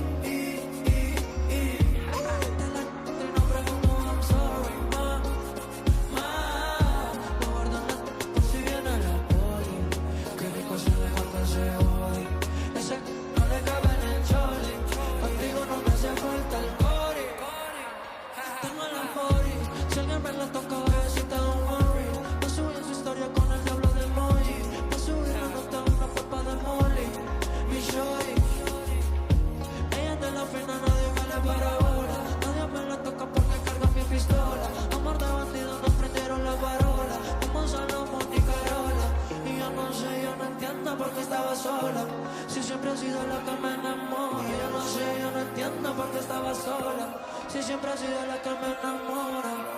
Andamos capsuleando en el rolling. De la y no te digo ni I'm sorry. Ay, María, mi amor, si ya. Lo guardan por si llega la poli. Qué rico se le marca ese body. Ese no le cabe en el chori. Contigo no me hace falta el cori. De buena no hace falta nada, solo tú y yo en la cama, dándote toda la noche y yo pidiendo mucho más. Yo prefiero ese cuadro que estar en la soledad. Y tú lo mismo me decías que ya te tenía harta, mami. Quería mentir desde hace rato.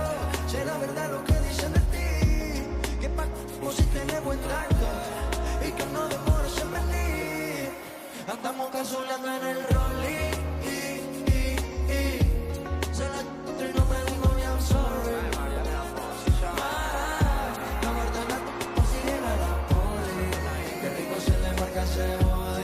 Ese no le cabe en el chole. Contigo no me hace falta el core.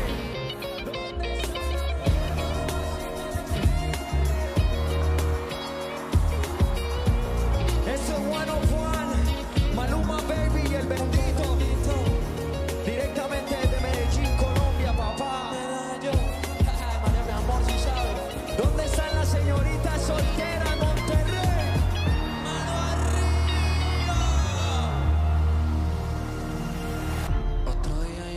Esquina del punto, me mencionaron tu nombre y se acelera el pulso. No lo sé, pero no fui capaz de quedarme más tiempo en ese lugar.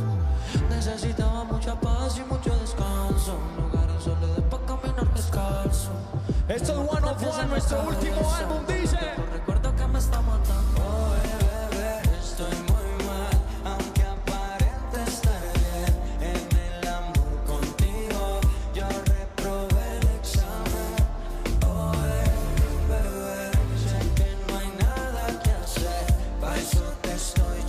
Escuchate la disco, ya sabes. Me pasa el tiempo y en vez de olvidarte quiero verte. Y solo duele la suerte. Y solo quiero encontrarte y volver a comerte.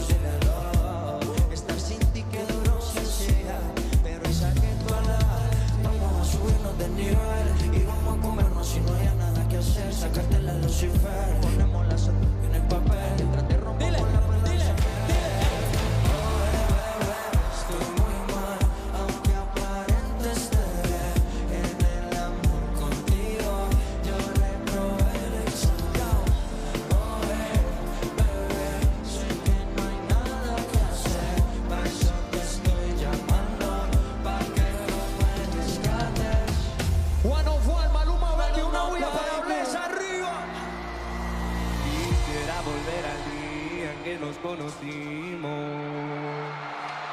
para ir. Ay, mi amor, quisiera un botón para apagar los sentimientos. Como dice Monterrey, y no sufrir tanto, ya no sufrir tanto. ¿Por qué será que cuando quiero querer conmigo quieren jugar? Cuando algo quiero tener y me empiezo a ilusionar, termina siendo un fracaso. Otro amor que se me rompe en pedazos. Pensándolo bien, yo nací para querer a la que no me quiere, y eso duele.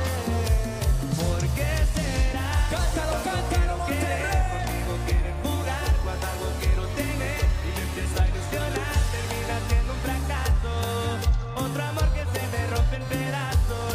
Pensándolo bien, yo nací para querer a la que no me quiere, y eso duele. Eso es Grupo Frontera con su parcero Maluma, baby, mi amor. ¿Dónde están mi regia, mamacita? Dice, yo quisiera no querer y que tú me quisieras para que sientas lo que siento y así mismo te doliera. Porque me pagas así si yo te quise de veras. ¿Qué te pasó? ¿Qué te cambió? Tú así no eras. ¿Desde cuándo en tu corazón yo ando sobrando? Si en el mío eras la que mandabas, yo pensaba que me amabas. ¿Por qué será que cuando quiero querer conmigo quieren jugar? Cuando algo quiero tener y me empiezo a ilusionar, termina siendo un fracaso. Otro amor que se me rompe en pedazos. Pensándolo bien, yo nací para querer a la que no me quiere, y eso duele. ¿Por qué será que cuando quiero querer conmigo quieren jugar? Cuando algo quiero tener y me empiezo a ilusionar, termina siendo un fracaso.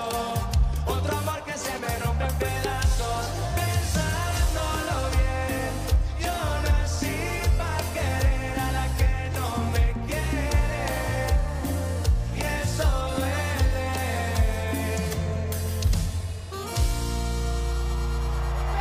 Grupo Frontera en la casa, arriba Monterrey.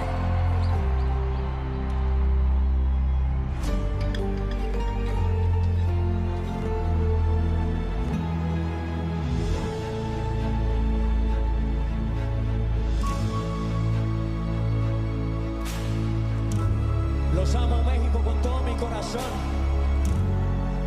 Colombia y México, cántala fuerte.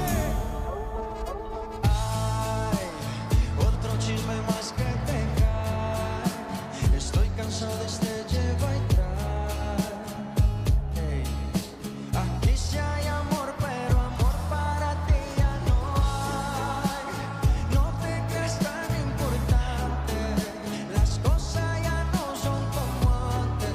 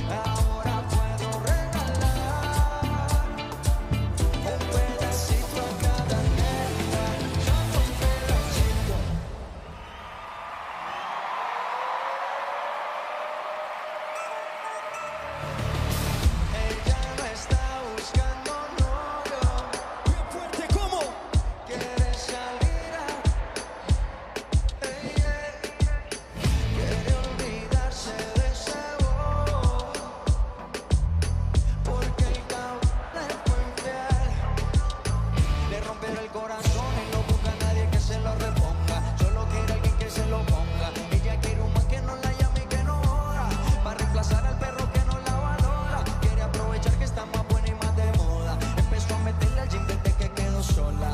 Las envidiosas dicen que eso se lo hizo el cirujano, pero es ella misma queriendo salir del daño. Quiere salir, fumar, beber, subir un video pa' que lo vea él, pa' que se dé cuenta de lo que perdió aquel hijo de... Quiere salir, fumar, beber, subir un video pa' que lo vea él, pa' que se dé cuenta de lo que perdió aquel hijo de... que sienta. Y cuando se suelta, no existe una amiguita que la pare. No quiere un novio para rendirle cuenta, no necesita ninguna HP en el pared que la... Y cuando se suelta, no existe una amiguita que la pare. No quiere un novio para rendirle cuenta, no necesita ninguna HP en el pared que la pared.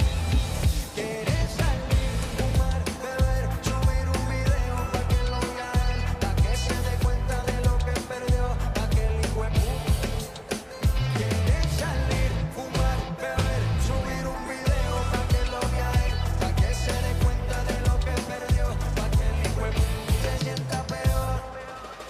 Ella no está buscando novio, no busca novio, no. Quiere salir a correr, quiere olvidarse de ese bobo, porque el cabrón le fue infiel. Oh no, oh no.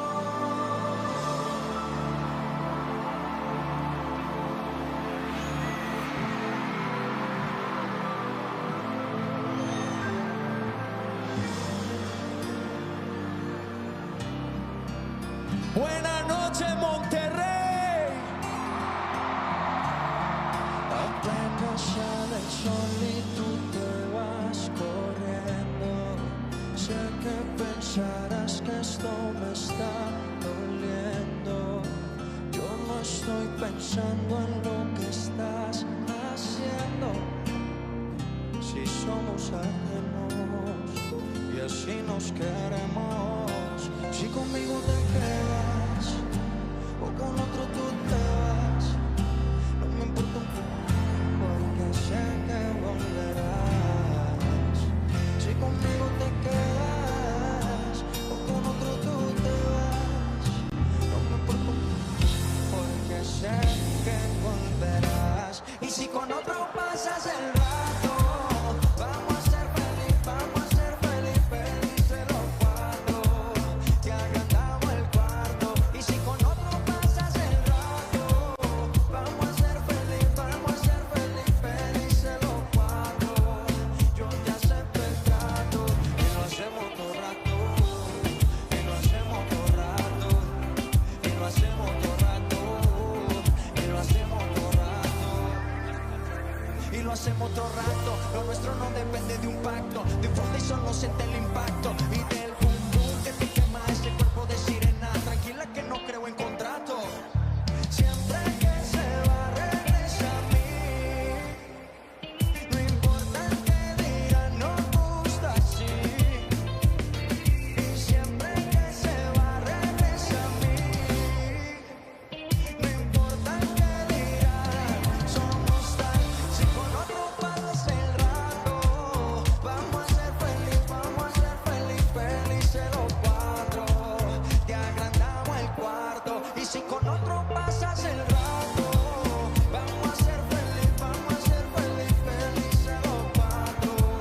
Yo te acepto el trato y lo hacemos todo rato, y lo hacemos todo rato, y lo hacemos todo rato, y lo hacemos todo rato. Muchas gracias, Monterrey.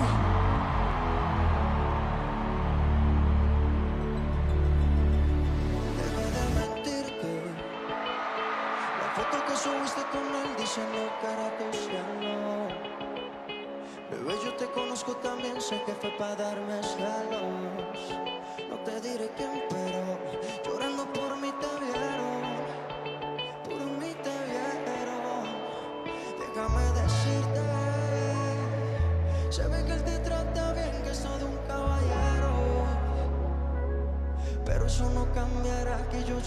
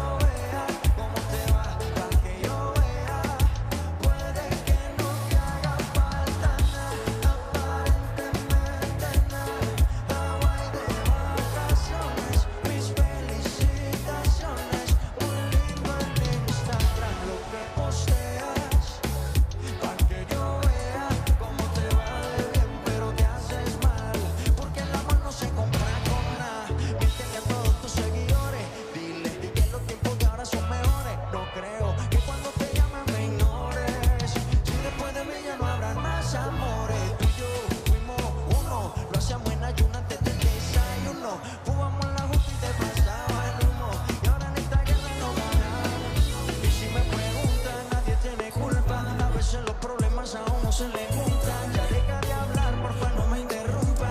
Si te hice algo malo, entonces discúlpame. La gente te lo va a creer. Actúa bien ese papel. ¿Cómo? Pero no eres feliz con él. Puede que no te haga falta nada, aparentemente nada. Hawaii de vacaciones, mis felicitaciones. Muy lindo en Instagram lo que posteas. Más fuerte. Pa' que yo vea cómo te va, pa' que yo vea. Puede que no te haga falta nada, aparentemente nada. Hawaii de vacaciones, mis felicitaciones. Muy lindo en Instagram lo que posteas. Pa' que yo vea cómo te va de bien, pero te haces mal. Porque el amor no se compra con nada. Muchas gracias, Latino. Kings League. Maluma, Pepe Baby. Bueno, Juan disponible ahora mismo. Gracias, Monterrey. Nos vemos pronto en concierto. ¡Fua!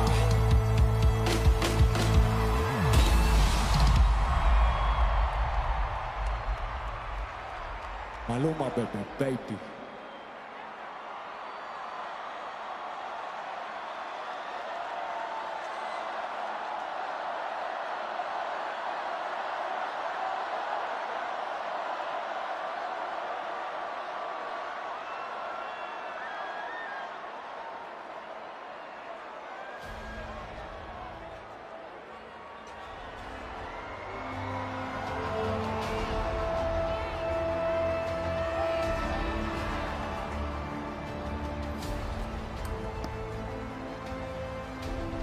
Y después de este increíble show de Maluma,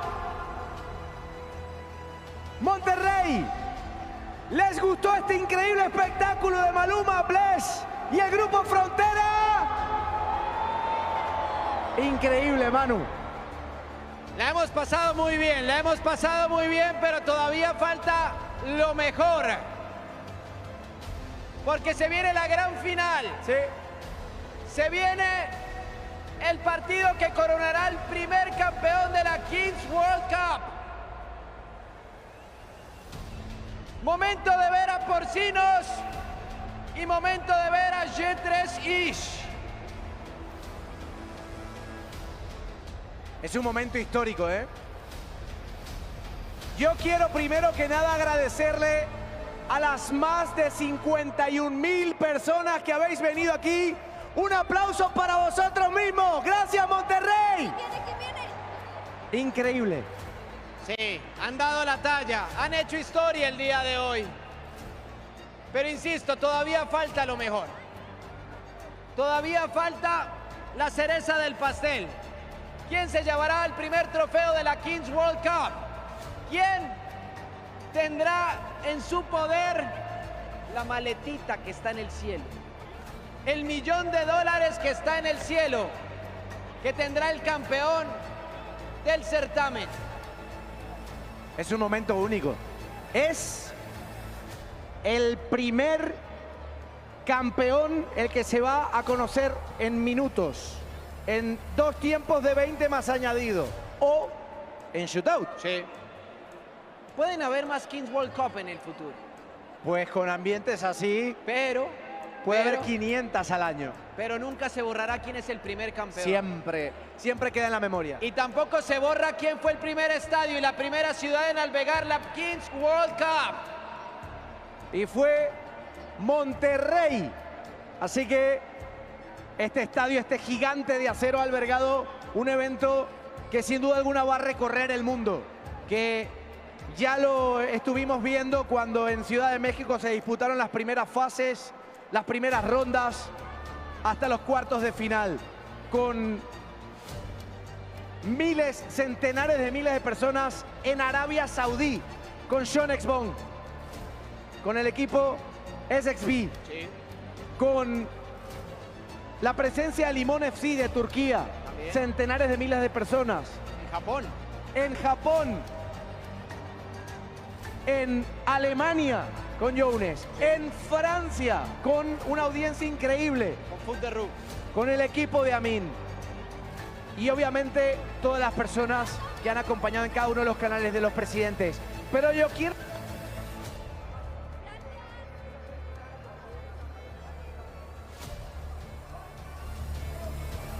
Sí, queremos seguir cantando. En este lado queremos seguir cantando. Puede que no te haga falta nada, aparentemente nada. Hawái de vacaciones. Muy felicitaciones. Quedamos con ganas de Maluma, ¿verdad? Lástima que ya se fue. Pero ¿quién va a ganar la final? ¿Quién va con Porcinos aquí? ¿Quién con G3X? ¡Qué increíble! No he visto una sola persona en el estadio que vaya con G3X, pero animar a los brasileños. A ver. Vamos, ¿qué tal si comenzamos a hacer una ola aquí? Empezamos de aquí una ola para todo el estadio. ¿Para allá? Vamos a la cuenta de 1, 2, 3. Nadie hizo. A ver, público. ¿Dónde está el estadio de Monterrey? El gigante de acero. Otra vez. Hola, a la cuenta de 1, 2, 3. Ahí va más o menos. No, hombres. Mejor voy con ustedes allá. Porque aquí no quieren hacer ola, parece. Yo creo que están guardando energías para la final, ¿eh? Yo creo que están guardando energía para el final. Estábamos revisando... Para el otro lado. Estábamos revisando las cuentas de Twitch de todos los presidentes, de las cuentas de Kings League, de los diferentes idiomas. Estamos llegando a más de 1 millón de personas a lo largo y ancho de todo el mundo. Y ojo, Monterrey, que se viene una gran sorpresa también. No se pueden ir porque se viene una gran sorpresa en este estadio. La gran final comenzará en breve. Estamos listos, Monterrey, para ver la gran final de la Kings World Cup.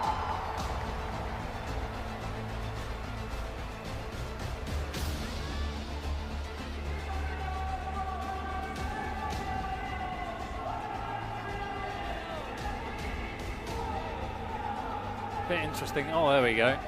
We weren't sure about our sound for the last couple of minutes. I think we were Maluma'd out for a bit. No, yeah. I do feel a bit for G3X. The fact that 50,000 people are booing them and going against them. And as Gaules said, it's not quite their continent, not South America, but you know, there's always been that sort of brotherhood between Latin American countries, help each other out, whatever. And I suppose Brazil's always been a bit of a different entity in that my sense. feeling is when it comes to streamers, the streamers that they're watching and the Twitchers, when I don't mean bird watchers by that, I mean people who sort of do Twitch accounts. Yeah. Obviously, what are you going to follow? Somebody who speaks Spanish, like yeah, DJ Mario, or the Gref, or true. somebody who speaks in a Brazilian or Portuguese, really, isn't it? No, so, yeah, you're absolutely right. So you know, so clearly, they adore DJ Mario, they adore Ibai Llanos. Yeah, I mean, like the Gref and everyone has loads. I mean, DJ Mario has loads of followers. They love DJ Mario. I mean, I've grown on him. He's grown on me. I really, you know, what I was really impressed is the way he sort of had lots of time for the fans and everything. But to be honest, nobody will follow Gaules. No, yeah. Because you're absolutely it's right. a different language. Absolutely right, yeah. So what we have is one more game left in this World Cup, which began on the 26th of May. Well, it actually began on the 25th with the redemption round. 4 teams saved from that, but that wasn't the official round. Then we've had basically football nearly every day with a couple of rests. And here we are in Monterrey with the final. 51,000 fans in the ground. Porcinos, who finished 8th in the Spanish group against G3X, who were a wild card. Although I say wild card with very, very big inverted commas, because you look at the players they have and there's some absolute stars. Well, Wellington, Kelvin, Andres Weiss, just an all-round great team. But I do think if you can stop Kelvin, and that's easier said than done, you have a decent chance of winning if Yes. I mean, you stop him, you're still up against 7, 8 very good footballers, but it is true that he's someone that scores 4 goals. 4 goals and an assist in the last game. Let's not forget he gave that assist to Thor just before the 18th minute. So, which was a vital goal. Yeah. So if you cancel him out of the game, you definitely have more of a chance of winning. But I don't think you can cancel. Like, I don't think you can take him out. Well, it's like saying, "Oh, you stop Cristiano Ronaldo, you stop Messi." Oh, right, yeah, no problem. Doddle. Once again, we're going to see Ibai take his president penalty, and G3X will have a shootout, which I presume will be Kelvin. I hope he'll keep his eyes on the clock this time.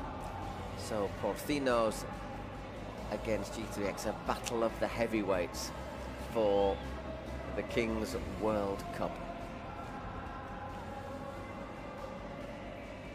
Here in Monterrey, in the Steel Giant, as it's nicknamed, the stadium, Estadio Rayitos, the BBVA Stadium. We will see our catapult work for the 3rd time with launching of the dice. Last one was a very good launch, I was quite impressed by. And then we'll have our prize-giving ceremony. I think there's about 20 seconds of fireworks as well. But they might have to wrap up reasonably quickly, because we've been told it was a 12 o'clock finish or else. That's not going to happen, is it? It's 12:15 at the moment, and this is actually the last an hour of this match. Ya tenemos a los presidentes que están seguramente, no sé si nerviosos, tranquilos, pero lo cierto es que ya quieren ver a su equipo en el terreno de juego. Ibai, Gaules, un partido, una final, son 40 minutos, no sé si shootout, si añadido, pero lo cierto es que hay mucho en juego. Sí, al final es el mayor evento que se ha hecho nunca en la historia de la Kings League. Así que hay mucha tensión, pero también lo estoy disfrutando porque creo que llegar hasta aquí pues probablemente te pase una vez en la vida o dos, así que quiero disfrutar el momento también. Una locura la cantidad de gente que a esta hora tan temprano en España están siguiendo el partido. Sí, en España son las 7:15 de la mañana, así que gracias a todos los españoles que se han levantado hasta ahora, que están sin dormir porque es un horario duro. Toda la gente de Latinoamérica también, que ahora sí que es buena hora, espero que disfruten de la final. En el caso de Gaules de G3X, es un partido importante para vosotros el día de hoy ante Porcinos. ¿Has visto la semifinal? ¿Qué crees que te espera en el partido final? A maior partida das nossas vidas. A gente veio, se preparou para esse momento. E agora pelos jogadores, por todos os brasileiros que estão em casa. E agora é a hora. A gente vai pegar o que é nosso. Ninguém vai tirar o que é nosso. El caso de Kelvin, estamos viendo que se está sintiendo muy cómodo, había jugado en césped sintético en Ciudad de México, hoy en césped natural. ¿Cómo ves a todo el equipo y sobre todo a tu máximo goleador?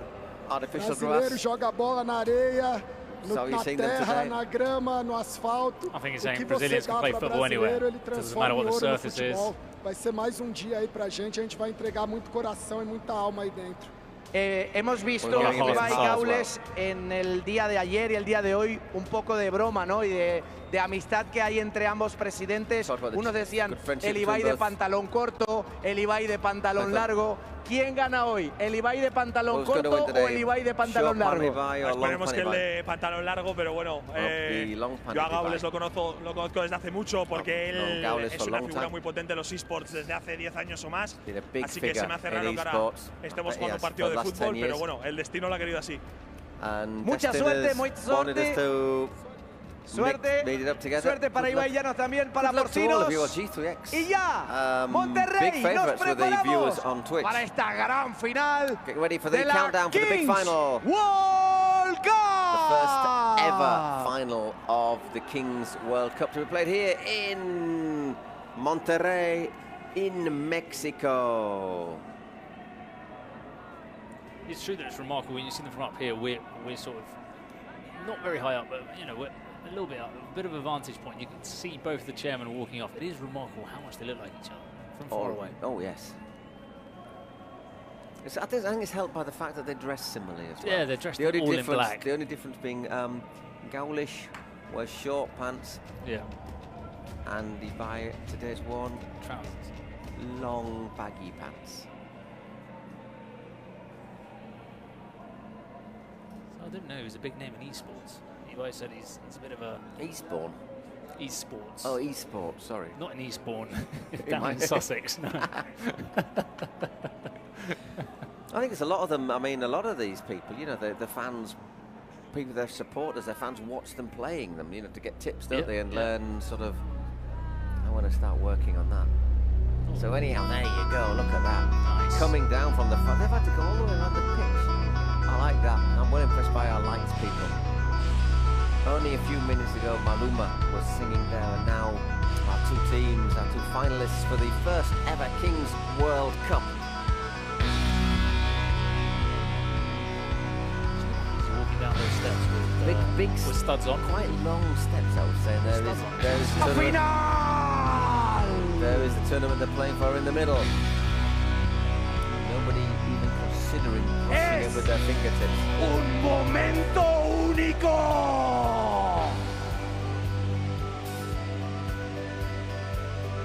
Aquí están los guerreros de la final. We just letting you enjoy this, if you can hear the Spanish. Aquí está. It's just you can't speak that. Porcinos. But anyhow, say no. Porcinos, there you have them. By Janos' team.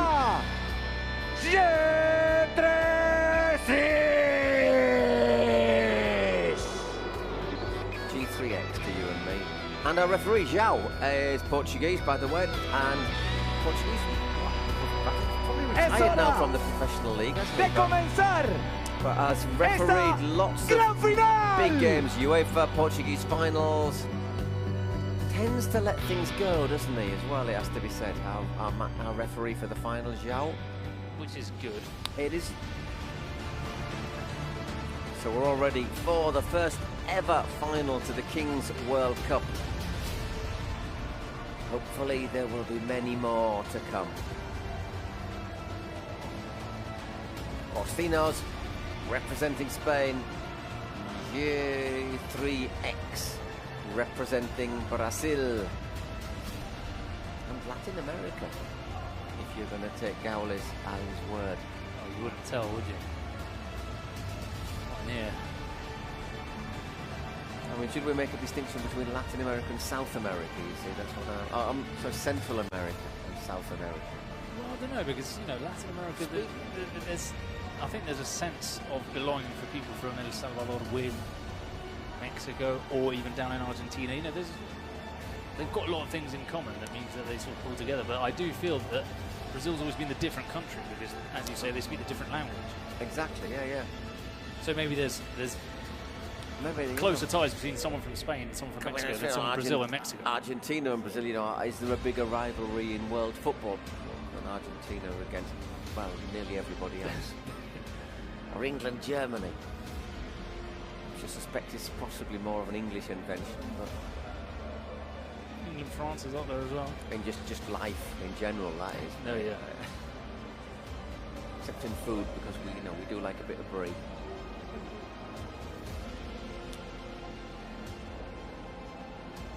And a nice bottle of Vouvray, but you know, let's not get carried away. Here we are in Monterrey, all ready to go. There you have the two cut. There is Nacho Castro. Done a great job. So they were 8th in the split, 8th in the group, and yet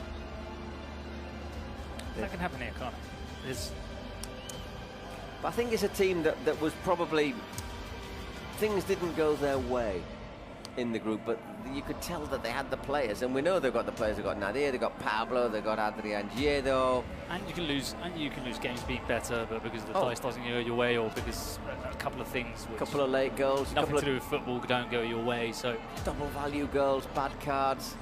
But it can only happen here in the Kings, where someone can come into a tournament like this and be 8th, you know, in a regular season, and then you can come away and win, because it's so unpredictable. Exactly. I mean, Ranitha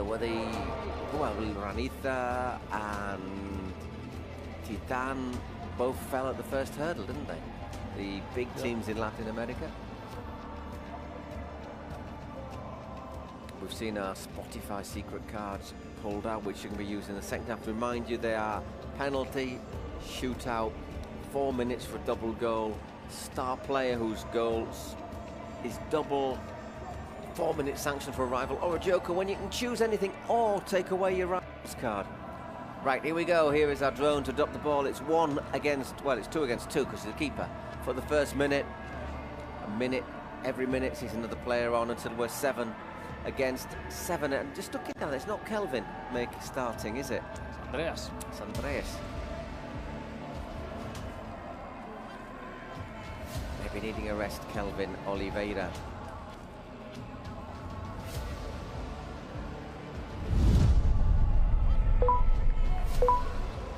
Might make out who'll be Porcinos, but I think it's Nadir for Porcinos. Yeah.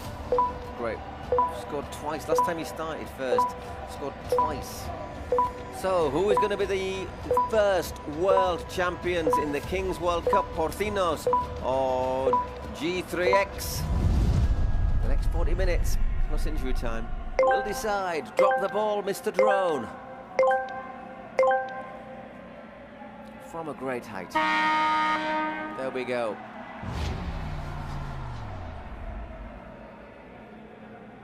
Goodbye. A little bit of chuckle, brothers, to you, to me there. And straight away it's Nadir with the first ball. Whee, blazing over. Now, Nadir Loa is effective going forward, but he's also quick defending. How will he do against Andres, the best dribbler with the ball in this competition? Remember, if you commit a foul in the first minute, it's a shootout, and you can't go backwards when you pass the halfway line. It's because it's very similar. What do you call it? Backcourt violation! Nadir scores his 5th goal of the Kings World Cup. Barely any angle on that as well. Wow. Oh, beaut. It is still Barata in goal. 2 against 2 now. And that man, Kelvin, is on. Ooh, Andres dribbles past Nadir that time, but doesn't get it past Mark Briones. And remember, Briones is really important with the ball at his feet as well, the Porcinos keeper. It's Barata.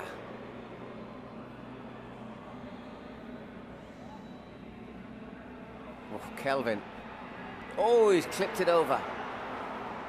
11 goals. Is it 11 this? It is so far for Kelvin, isn't it? Was it 12? He was on 8 before the game, I think.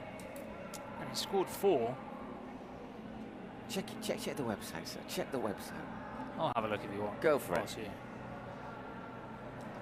But came across very well, I thought, in the post-game interview. Oh, my word, I thought that was in from Briones. It's the back of the net, but from the back of the net.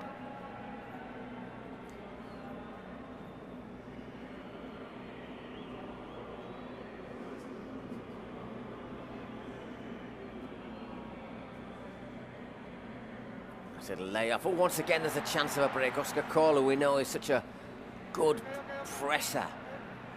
Such a hard-working player. Andres. It's getting against Nadir. Goes the on way, goes the other way, puts it wide. 4 against 4 at the moment. 11, you're right. There you go. Have faith. Maximum assists as well now. 6, Kelvin. MVP 4, so basically the stats website is all his face. So it's the Kelvin World Cup. Oh, hang on a second. Here is Yedo.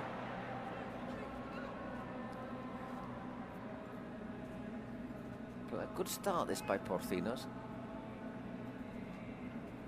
Well is on. And Pablo Hernandez. Second high scorer now in the Kings World Cup, Pablo. He's upped his total to 7.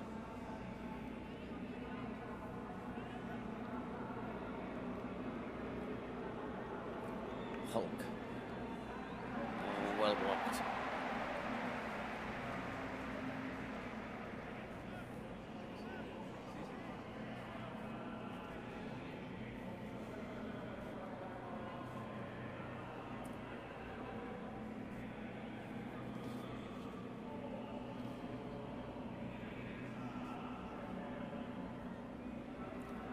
And wide again. Vamos, vamos, vamos, vamos, vamos. Bora. Vamos. So 4 minutes gone, 1-0 to Porcinos. Scored by Nadir.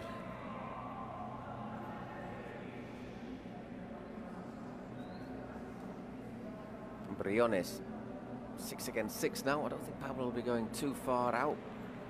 Try mark either.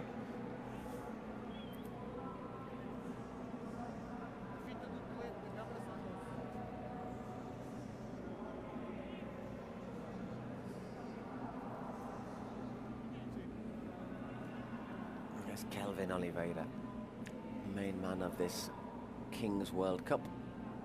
It's their former Football 7 Ballon d'Or winner.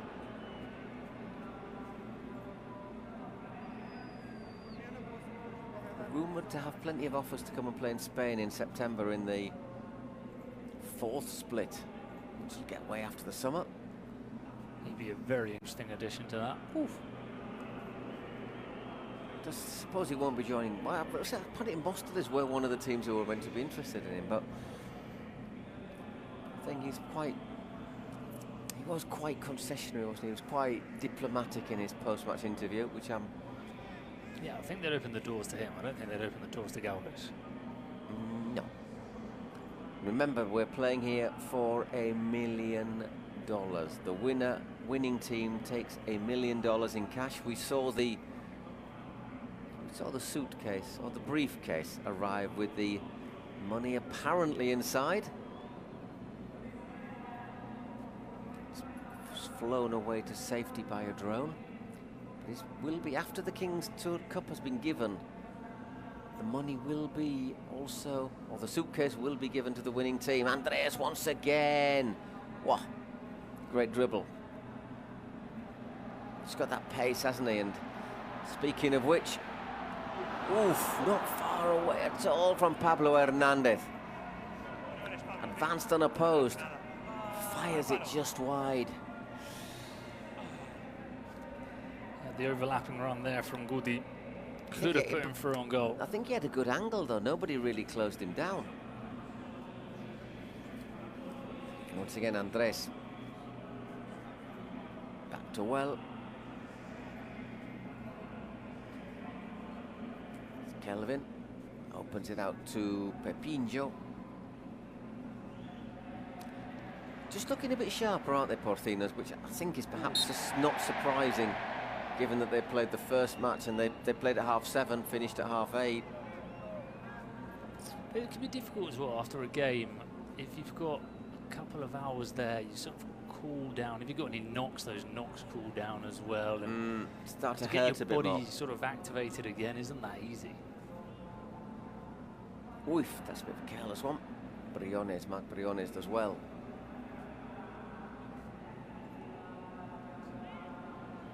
Incredible when he plays as the last man as well, Kelvin. And here he is, he's got that ability, hasn't he? Look at that from Kelvin, great save from Briones. And now a chance for Porcinos. Guti just got too much on that pass, Pablo Hernandez. Barrata makes a brave stop. But those runs from Guti, no one's tracking him. We know the pace and power that he's got.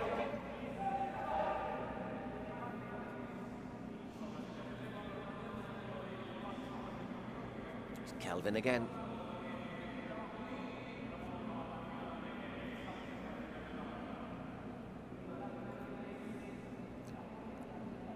Bounces the ball, good it for Barrata, but he just leaves it for well.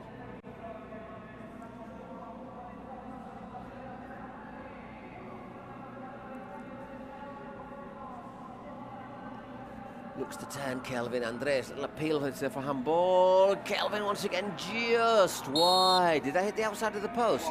It's close.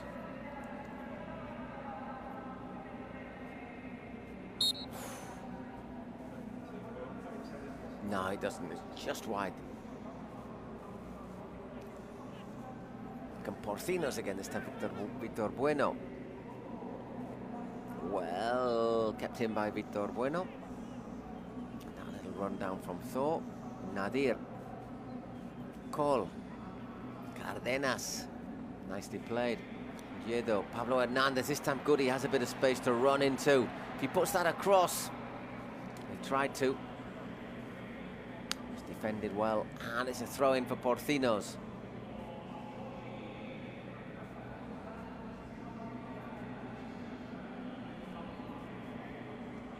Oof, once again, and that'll be a yellow. Certainly a foul. I might get away with the yellow. Without the yellow, it's Zhao. We know he keeps the bar pretty high. I think it's quite fortunate. Muitos jogadores para cá. Estão dois. Acabou. There you go, it's over. Yeah, he's saying there's a lot of players behind, but it's a bit of a rugby tackle, look. It's untidy. I think he's already sort of clipped his heels. It's very untidy, isn't it, from Oviedo? I think it's fortunate. Oh, yeah. But I think we know Zhao, the referee, and he does put that bar quite high for yellow cards.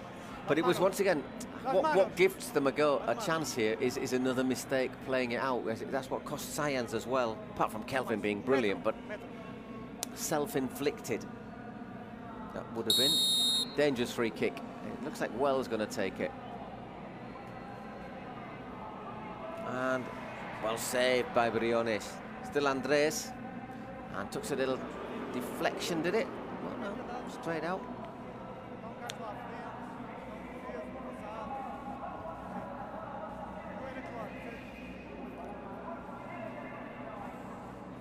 What you've got to do from Briones, if you put your wall on one side, you've got to make sure you cover your space, and that's exactly what he's done.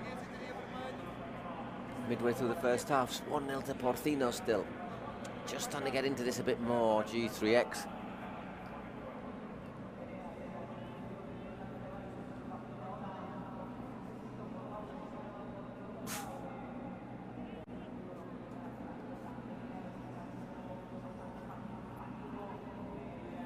Winning the ball a bit too regularly, aren't they? I suspect for Porcinos. Woof! That's some power. Porcinos to be happy, and that was, as you say, an absolute blistering shot. Great save again from Briones, who was he man of the match in the first match? I believe he was. Yeah. Well, he's already making a decent case.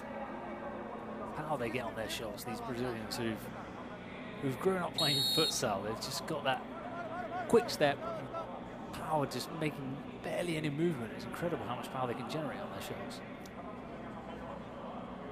Nicolas Santos looking to work a chance. Oh! Pick that one out, Nadir again. He doesn't score often, but when he scores doubles. This is not Nadir, I'll tell it again. It's David Soriano who scores even less often. Wow. Coming in from deep. Absolutely. Well, he doesn't well, does he? He just places it incredibly firmly into the top corner of the G3X goal. What an absolute screamer. Imagine scoring that in a final in a stadium in front of 50,000 people. Wow. That'd be on my Instagram already.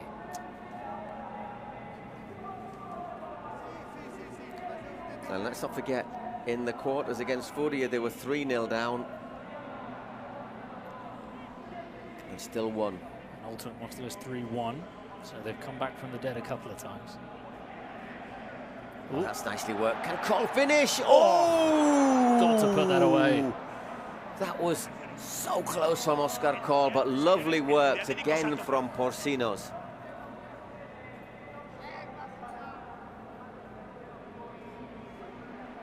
Cardenas wins that one. Once again, the referee plays on. Oscar Cole, I tell you, since the quarters, I've been increasingly impressed by the number 6 for Porcinos. Just his work is so hard. Yeah, flies under the radar a little bit. Good on the ball as well. First time pass there. Pardon me again.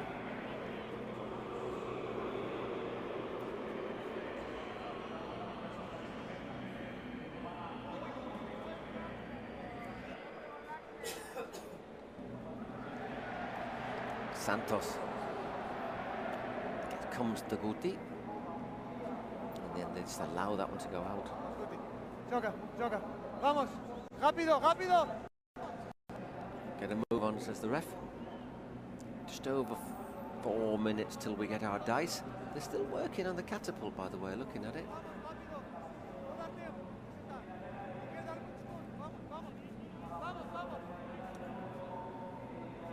Ooh, it's a bad loss. And once again, Kelvin blazes that one over. So strong when he's in possession though. When he runs there, you can see there were two people grabbing at him, trying to stop him, and they just can't. Once he gets going, he's a bit like Hulk back in the day. The Porto striker. The former Porto striker. It's a bit strange for Mark.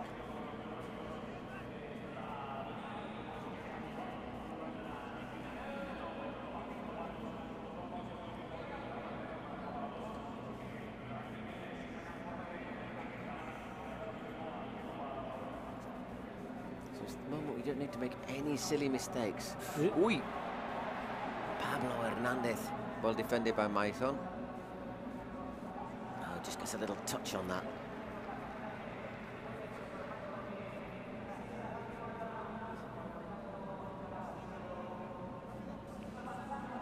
Once again, the referee just seems saying quickly, quickly. Been optimistic there if Dorkis could have got a goal-bound header on that.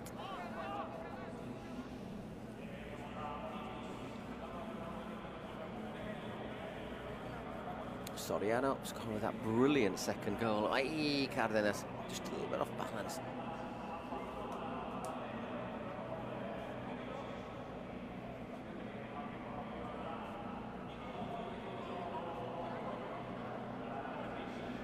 Andrés back on to try and work some wizardry down this flank. To Hulk. They have got options. Andrés, Hulk, Oliveira. Uy, under pressure there, Maicon. Nearly gives the ball away. Well recovered by Barata.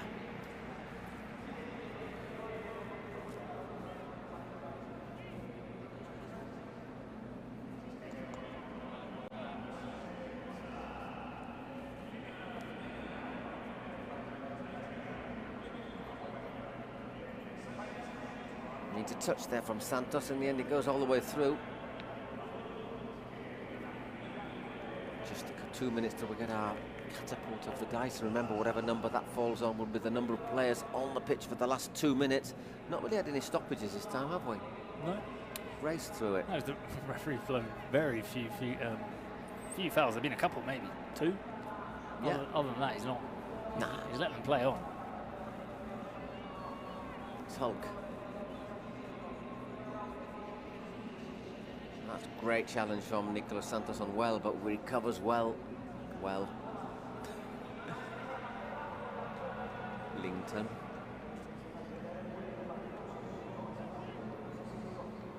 And that's a good throw from Briones. To Jacobo, the owner of the best moustache in Kings League.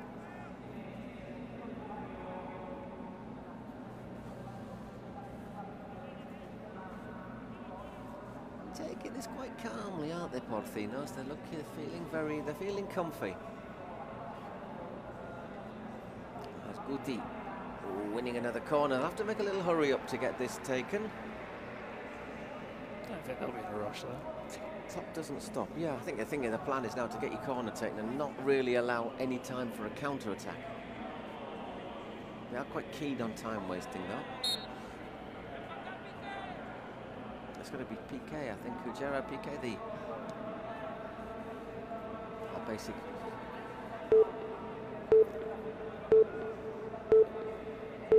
Benefactor to launch the catapult.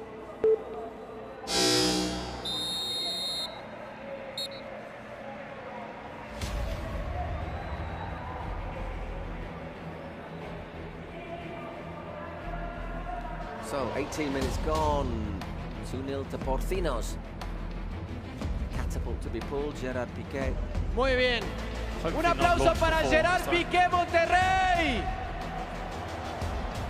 Bueno, Gerard, otro estadio más lleno a cuenta tuya. ¿Qué se siente? Bueno, la verdad que muy contento por cómo nos ha recibido la gente de Monterrey. Muchas gracias a todos por estar aquí hoy. Y nada, esperemos que sea una gran final y que gane el mejor. ¿Qué número de dado quieres hoy? Bueno, un 1, un 2 para hacerlo divertido, ¿no? Bueno, aquí está la bandera, vamos. A la cuenta de 3. 3, 2, 1. Tell you what, I worry about that ball, boy. Just down there as this dice gets Gets hurled forward now. He's got a good eye on the ball. Well done. And it's 3 against 3. That's está bien, interesting. Gracias, Gerard. A vosotros. Compañeros. So,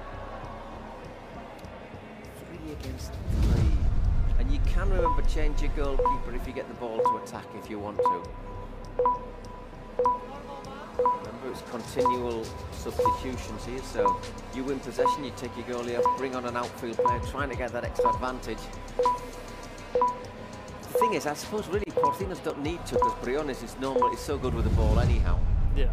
You don't really need to run that risk of being caught without a keeper. You're playing a 3-on-3 here against Andreas and Kelvin.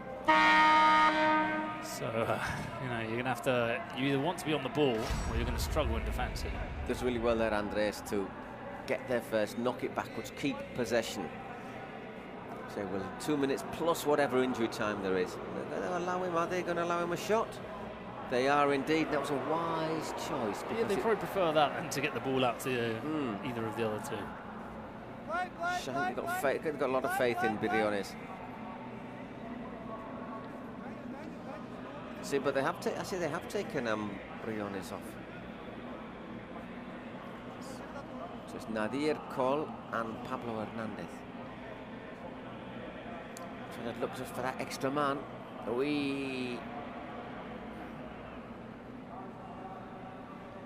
That's what they got caught with. They caught Saiyans with early on, isn't it? This time it was Danny Perez who came forward but made the mistake. There's no keeper in the Porcinos goal at the moment. Ball with Well.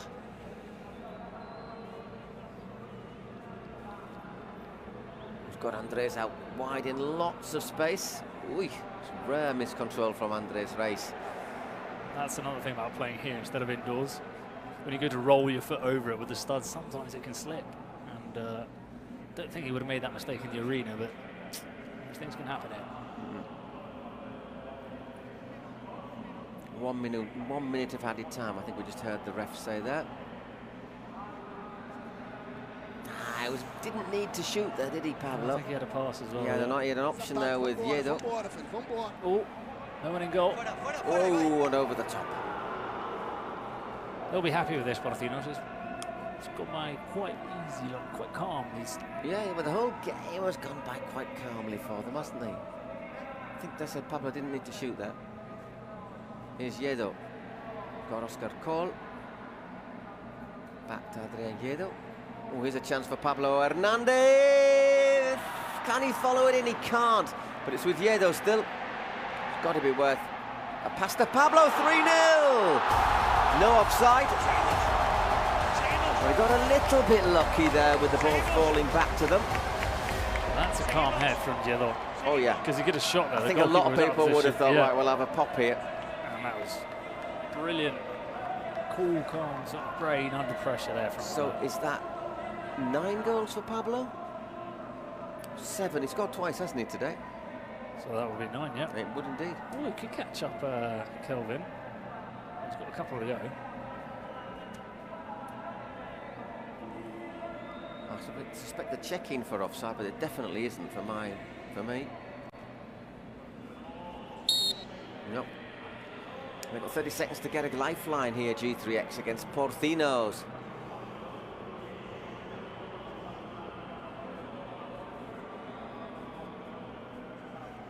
As well, this gets it out to Kelvin, but it's just giving them a chance to close him down. Andres, well in space. That's nicely worked, and 3-1. That is such an important goal. Kick 3-0. You would have really started to fear for them. Right on the stroke of half-time. But I still think going into those last 3 minutes, Porcinos would have thought, if we can come out of this in the same situation we went in, we'll be reasonably happy. But are we going to see... Yeah, no, I think this is perfect for them. Still 3-1. Are we going to see another G3X fight back? There you go, says Yao. That's half-time. Half-time in the first ever Kings World Cup final. Porcinos have got their snouts in front by 3 goals to 1 against G3X. But as you know, if you watch Kings League on a regular basis, and if you've seen G3X in this tournament, they have got the players to turn this around.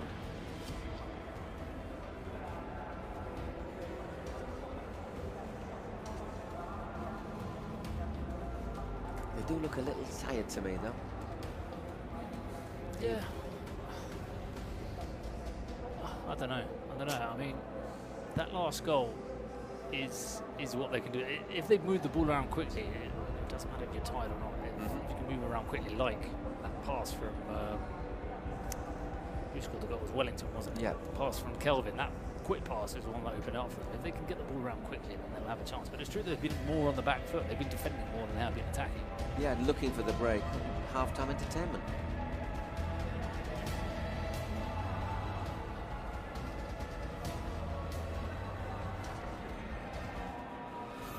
All the cones on the pitch. What's going to come out of this? F50s, Adidas. I think we can name it, can't we? Because our sponsors, they've obviously paid to be there. They are partly responsible for our wages, so well, thank you very much.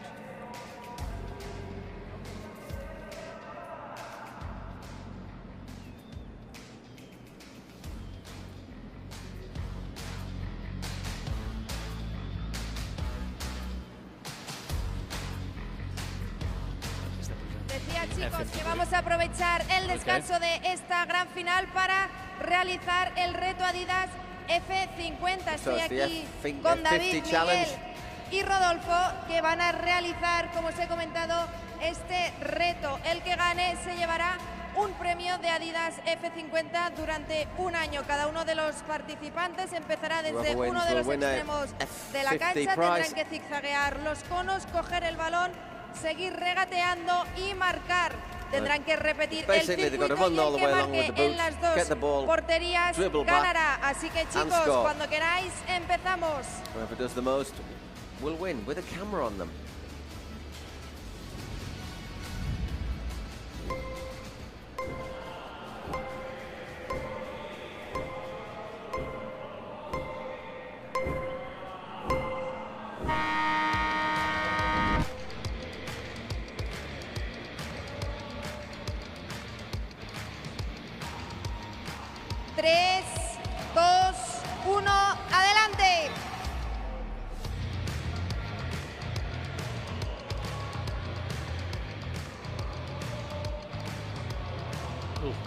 Ay.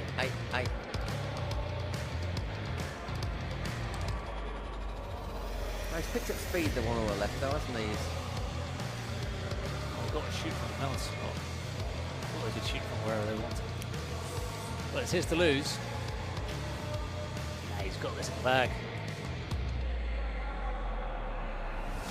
And the empty net, well done, lad. Well, that's 1 year of, what was it? 1 year of what? Adidas, for me, to be honest. I don't know how many boots that is, because I used to, when I played, it was like one pair of boots every 3 years or something. Enhorabuena, pero tengo malas noticias para ti, ¿eh? Got some bad news. Al llevar estas F50 tan ligeras y tan veloces, Adidas, no sé si va a entrar por aquí el... Bueno, no lo tenemos, pero te comunico personalmente que Adidas te ha puesto una multa por exceso de velocidad, así que mucho ánimo. You got a fine for speeding. Well done, lad. Can't get fined inside a stadium for speeding, can you?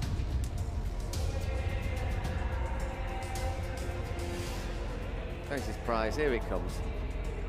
Oh, they're too big for him, those. Surely. Very nice boots. All right. There's the fine. It's nice to see his friends supporting him as well. That's the classic, though, isn't it? You've got to smile and on the inside, absolutely. He gave him a hug as well. You know, let's be kind.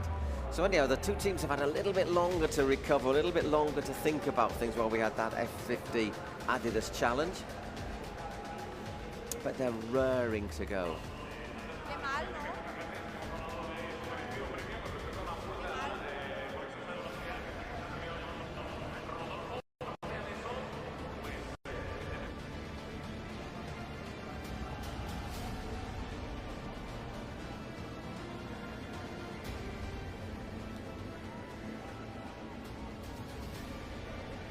So we're all ready for our second half.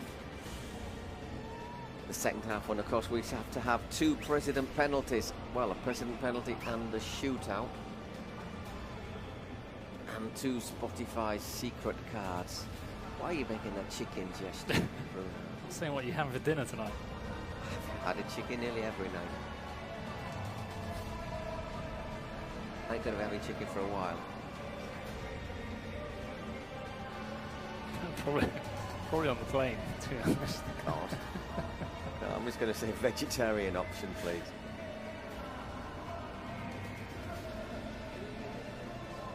Obrigado.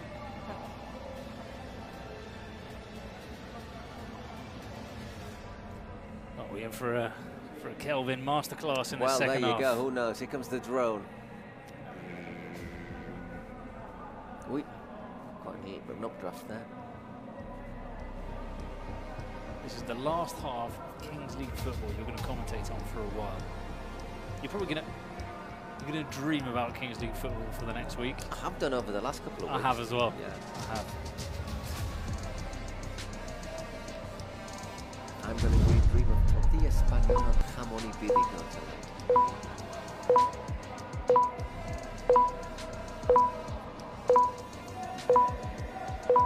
So here we go, the last 20 minutes of the Kings World Cup. Everything to be decided. By heck, it's going a bit high, isn't it? Where's it going? Where's it going? Are you going to drop it from there? You are kidding me. They should put in a new challenge. If you control that, it should be a goal. If you head it, we'll get you pay your medical bills. That is really high, isn't it? That is. Go on then. Oh! It's impossible. Well, I'm going to give Kelvin 10 out of 10 for even attempting it, basically. So, 3-1 to Porcinos. President penalty for who? Is it going to be a bite? I think it's Porcinos, isn't it? Yeah, it is. It's the Porcinos side. He's been efficient this week. Away. Well, it's a big one. If he puts this and makes it 4-1, I think he feels a responsibility, though, doesn't he? He knows it's for the team. It's for the good of the team. That semi-final one was why? Massive. A little bit further back. Ooh, I don't like when you have a penalty. I always think little moving the ball on the spot is always bad. So if Ibai scores this, and I say we do think Kelvin will probably score the shootout. Whoa! What a save! It wasn't a bad penalty. But he's taking his goalless. You're asking somebody else to take yours. Meow. Oh, it tries to. You see how he uses his foot? He tries to kid it, fool him about the angle. Just doesn't quite get it high enough. He went down the middle in the semis as well. So but it's still a good. But he's still half fooled him because he's dived, but he's just put his foot out. It's a great save. But that just chips things a little bit more. And straight away, we see that Gallis asked Kelvin to take his shootout because he ain't going to take a penalty. Did he score his second one in the previous game? Yeah, because they replayed it. Yeah, they had to replay because he didn't keep his eye on the clock. And we just need that clock to come here because we've got an advert going around the pitch at the moment. For a certain fast food outlet.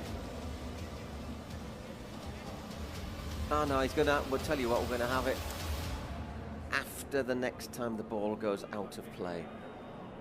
Or have they cancelled like they did in the semi-finals? Or maybe they never even asked for it because... It could be, yeah. Just thinking about it, Kelvin just naturally assumed, oh, I'm going to have mine now. So, 3-1 still, but Porcinos' president penalty has gone down the Swanee.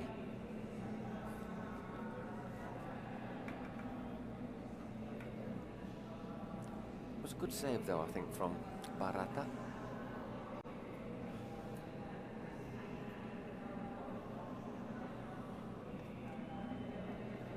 sort of tension in the air, isn't there? There's not that cheering that we had with Saiyans. There's like, who's going to win this? Who's going to do this? Who's going to lift that trophy? Who's going to claim $1 million? Oh.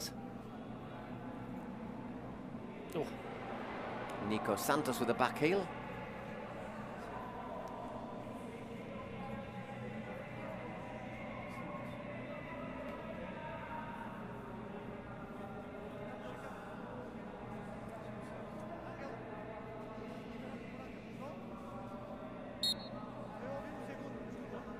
A bit of rough and tumble going on in the area there. It's come to Oscar Cole at the far side. Oh, he's worked it well, but just hooks it wide. Referee saying, let's just wait a moment before we take it.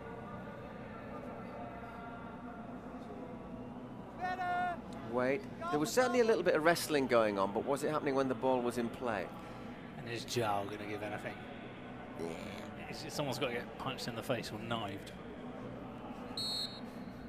No, he isn't going to give anything. Play on.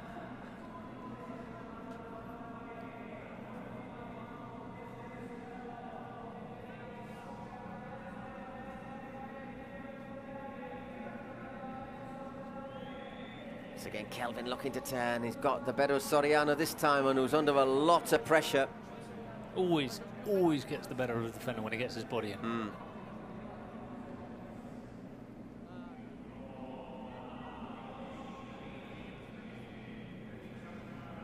Briones. Taking the time, Porcinos, taking the time.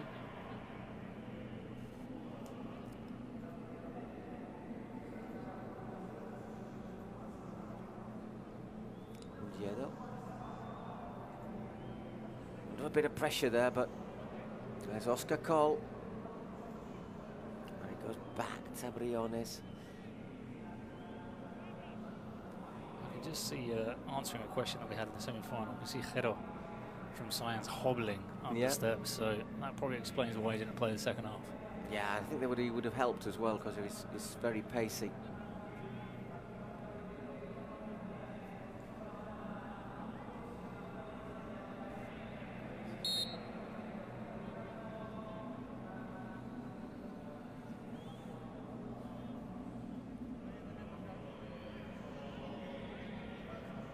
Guti is asking for a little bit of a move on.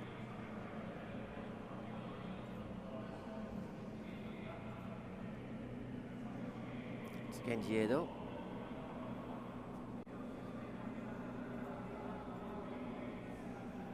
Being well hassled by Andres, but they're controlling things really well, apart from that pass which Guti couldn't keep in.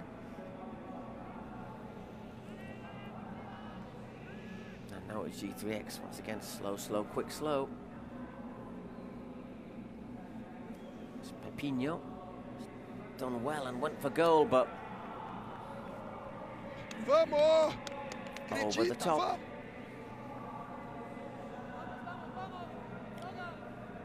Play it quickly, says Zhao, our referee.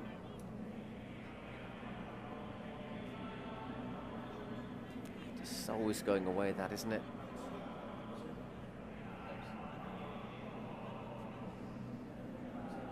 Let's be honest, it's been played at somewhat just below walking pace. They're saying come towards us, aren't they? They're saying come to us, give us a bit of room. Oscar Cole cannons off his face, and that's a throw-in.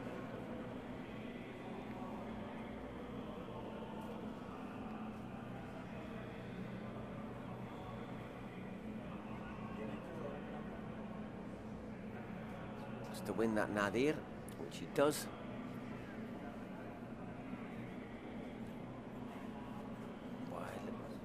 Nearly there from Yedo, and he'll take the throw-in.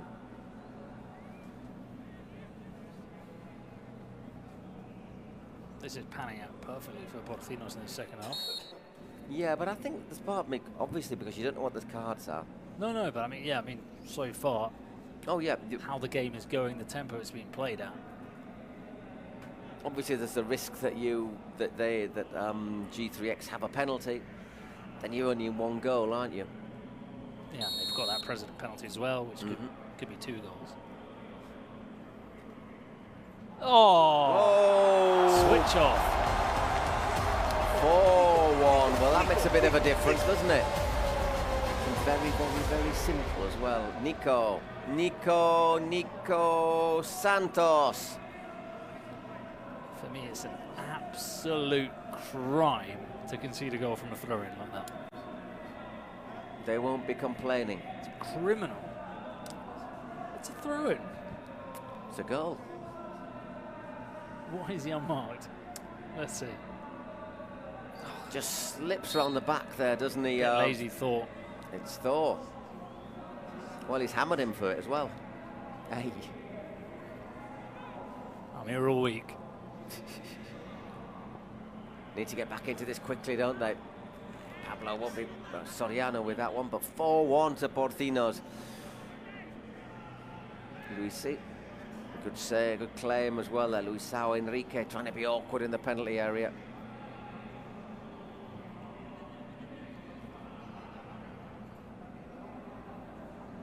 Pablo Hernandez keeps it in, but he goes out.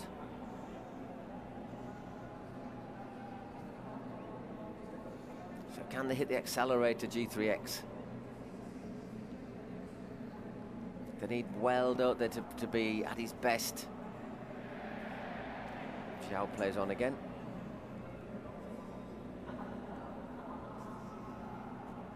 There's Luisao.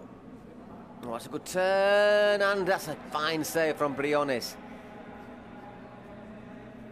Once again, Andres, just to get that one in. That's I was going to say that's a great ball to the far post, but he got a bit too much on it, and out it goes.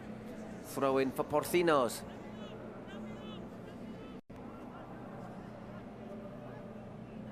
Are they going to go from finishing 8th in the group in the league in Spain to finishing top of the world? Bit of an anti-climax. I mean, a lot of things can still happen, but the feeling right now is of a bit of an anti-climax. After two really good semis, this is maybe not quite living up to it, but I think it is also because it's a second game for both teams. I think that's a big factor. It's the way we're playing with the Final Four. Guti plays it on. And a big save, but it's still, oh, it's in! Guti whips it home when I think we all thought the ball was out. 5-1 to Porcinos. I thought Pablo was going to score the goal of the tournament there, stopping and making everybody, everyone went sprawling, but Guti, great finish from him there. Yeah, and I think just at the moment, I think it looks as if Gaules has called for the president penalty. Look at that, everyone's flying around the place from Pablo. It's not a bad save, he puts it wide, but he's onto that so quickly. It's a very good finish.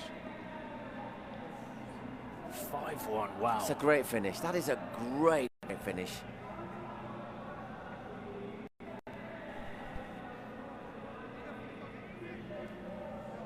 So I think they have to absolutely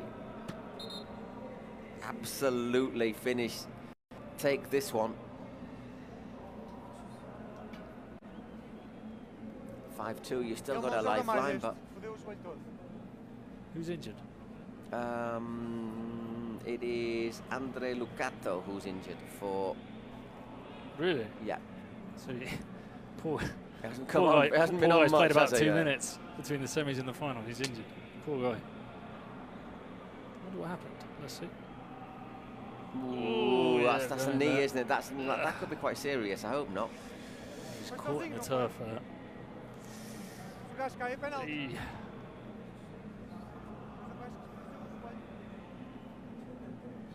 Well, they've still got him off on the pitch. Mark, can I do the president penalty or I'll wait? Can you do it? Can I do the penalty? Seems. Okay, I will wait. I think wait till he's off the pitch at least. You know, let's be honest. A little bit of decorum. Look, that hurts nice. Just looking at it. Yeah, I mean, you worry about that. I don't like to see those army injuries. Kick off. Foi goal. Biggest fear. Okay, shootout. Obi-Wan, we are ready for the shootout. fans giving Lucato a round of applause. First applause to G3X. Someone had to blow their knee out to get an applause out here. But yeah, Paul Gobes, he's not really played, has he? No. Lucato, so I do feel bad for him. It's a last-ditch effort as well to stop Woody. So it's absolutely vital that Kelvin scores this, I think.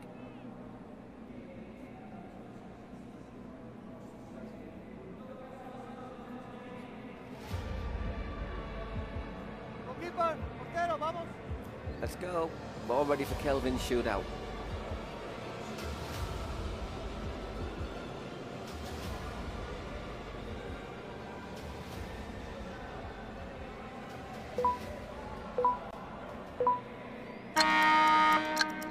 Off we go. He's got it right this time. And oh my word, that was close, wasn't it? It's high. He's only missed one in the whole tournament, which is a lot higher than anybody that's ever played Kings League football. Oh, he gets a good hand on that as well. Oh, that could have gone in. That could have got. Look at this. Oh, he's really unlucky actually. Yeah, he guesses the right way. The keeper's unlucky that the ball hits his hand and then goes into the goal. It could so easily have gone wide. So 5-2, 12 minutes plus injury time left to play. Oof. And we all know that sometimes you can see 2 goals in a second. Well, that could have been it.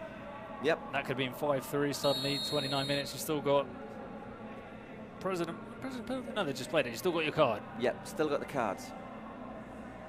We don't know what they are. I mean, they could be a double goal for 4 minutes, it could be a player suspension. So far, they've all been playing penalties and shootouts, haven't they? They've been big cards today. BB does well there. That's a good turn as well. Kelvin. Tell you what, they're still in this. Oh, yeah. I mean, at the moment, you'd say, you're obviously favouring Porcinos. When it went 5-1, I thought, woof. But they're still in it, and it's just opening up a little bit, isn't it? That's a foul, surely? Oh, no, it's Jow. Play on. I would have thought that was obstruction, to be brutally honest.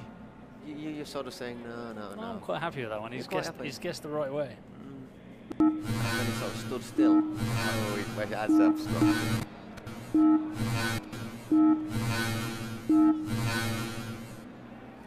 We've got a secret card, and that's just wide. Secret card for Porcinos, by the looks of it. You know what? We're all talking, obviously, about Kelvin Oliveira's one, but how high up the rankings do you rate Nadir? Oh, very high. He is a very good footballer. It's just, thank you. The way he plays as well. Okay. Double goal for 4 minutes. Double goal. 2 minutes for Porcinos. 4 minutes. Double goal. I go to the other secret card. Oh, they're playing theirs as well. Have they both played them? Oh, they have. Ooh, Joker. Calma, descontamos depois, tranquilos. Okay? Penalty. Penalty. Taking a penalty. For. Penalty. Sim. Penalty. Deixa.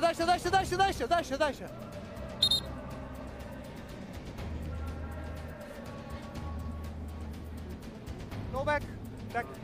So penalty will make it 4-3, 5-3. Kelvin, normally the penalty king. He has a very, very effective penalty style.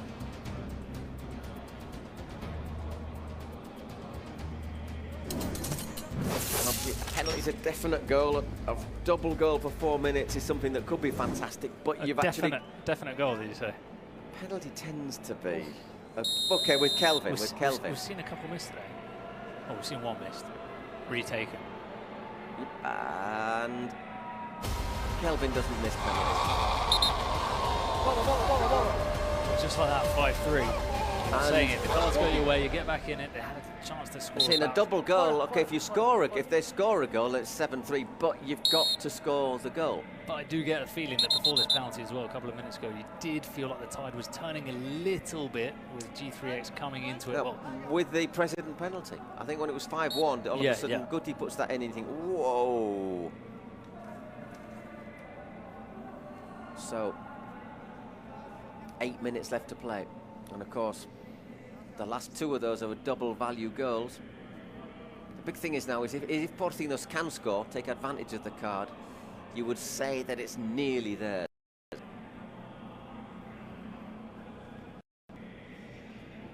That's a foul.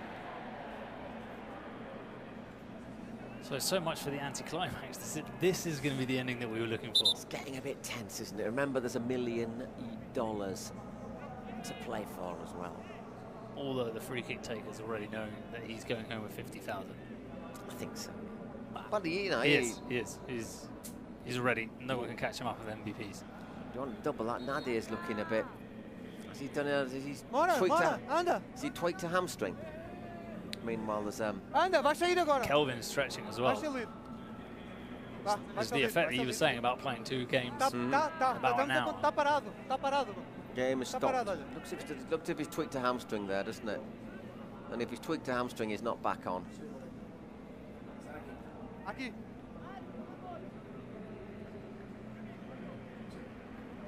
Hey, un pasito más frente. Aquí. Little step forward, and they bring in Cardenas on. Listo?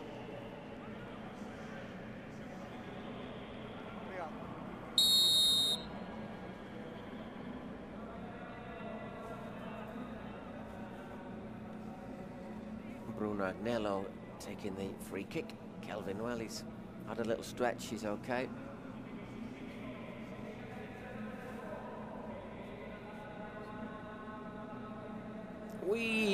Pablo Hernandez just overruns it. You know, we talk about Kelvin, but you know, if you were G3X, you wouldn't want to see Pablo with a bit of space in front of him. It's Guti. Pablo Hernandez. Guti continues his run. He's still bundling his way through. What a save! How important could that be? Once again, Barata denying Oscar Cole. Great play from Guti. So powerful. It's like a stallion, just. Oh. Oof. But there's some tired legs out there, aren't there? You can tell. Tired legs, gaps are going to open up. Just that little feeling of G3X having something still to say in this game. I say they've ridden the luck in a couple of matches against Móstoles, for example. Came back against Furia from 3-0. And that's what makes you think. Yeah, It's not that it's written, but in a sense that, you know, they've been so close to the brink so many times.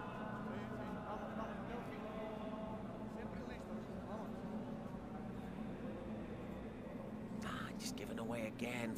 But actually, no, Oscar Cole once again chases it down. 4 minutes. Only a minute and a half of the double value goal. Victor Bueno comes on.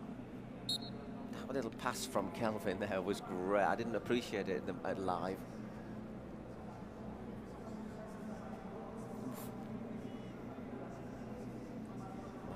Great control from Kelvin. Just takes Cole out of the game as well. Here's VB. And out that one goes.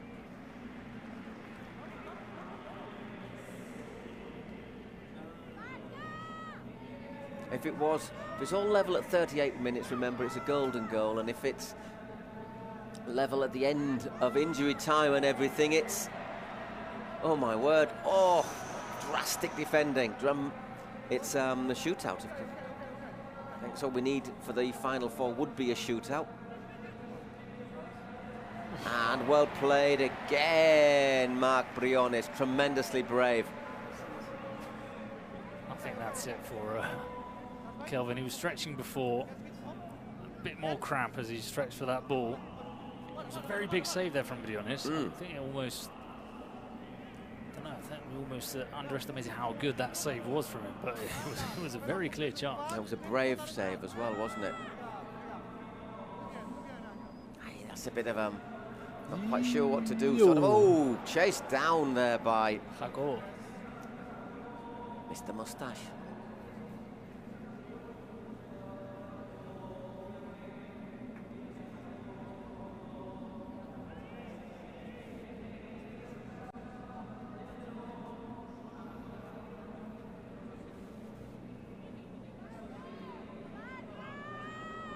Oh, a double value goal has now disappeared.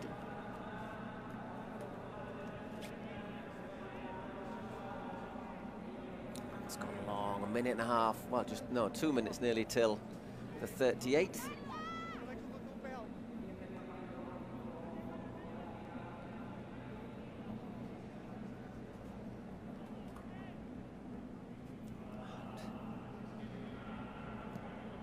Again, they're just getting the challenges in now, aren't they? I think Porcinos need another goal if they want to win this.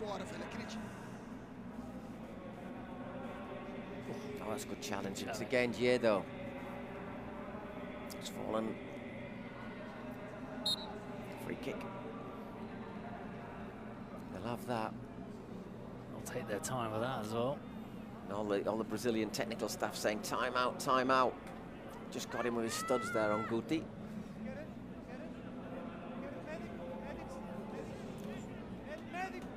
Get the doctor on. Again, it's that one. It's that issue again with the clock, isn't it? Now they finally stopped it, but yeah, there's been about 20 good seconds there that you've taken off the clock. Well, if you're Porcinos, you're over the moon about. Next foul will be a yellow, he says.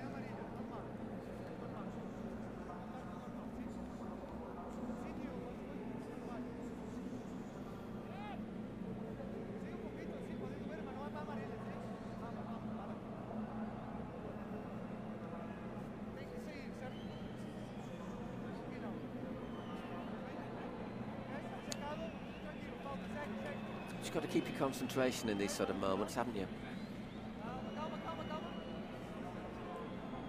You always feel, though, that these stoppages always favour the team that's up.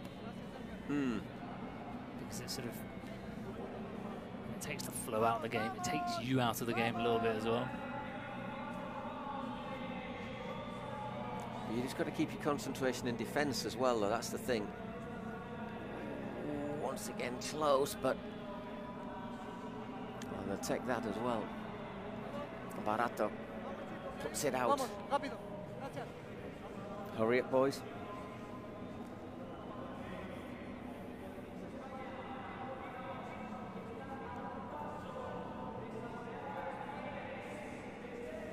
Cardenas closing in on the last 20 seconds of 38. Then I say every goal would be double. How much injury time will we have after this? It's nicely worked out. Pulled across. Whoa, once again, scrambled away. Appeals for handball. He has his whistle to his mouth. The thing is, if Giedo wasn't appealing, he could have controlled that ball. But he was so keen on appealing for the handball that he didn't control it when it came to him. We are checking. We are checking. Let's have a look. We'll have a check. That's not hand, is it? No, I don't think it is a hand. That's what I mean. He could have controlled the ball there. No, nada. I think it's his ribs, and the referee says nothing. Oye. So 38 minutes has gone. Yeah, we're there. Right.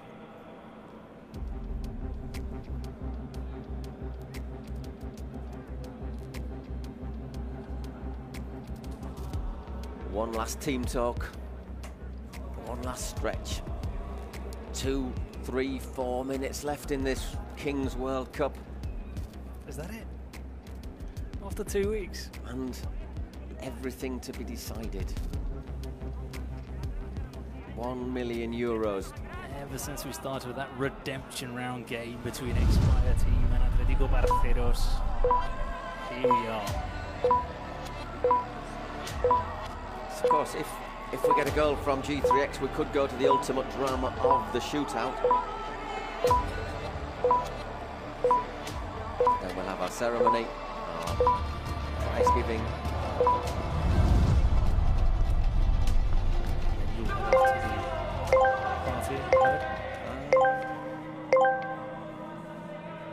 Maybe not. Leave that to the young folk. Off we go. Our last charge for the ball. You can vote for your man of the match. Is it Kelvin? Is it Briones? It's on Twitch. Is it Guti? Surely Nadir. He's been great. He was great, wasn't he? Yeah. I think it's because he's injured. He's gone out of the game. People probably forgotten about what he did before that. Briones was very good as well. It's been very, very, very good. VB. Remember, goals now count as double if he scores. That goes out for a throw-in. There'll be some nervous cardiologists around in these closing moments. VB looks to turn, scrambled away, not clear. Oh my goodness. He's cramping as well. Giedo. Still Giedo. Nothing.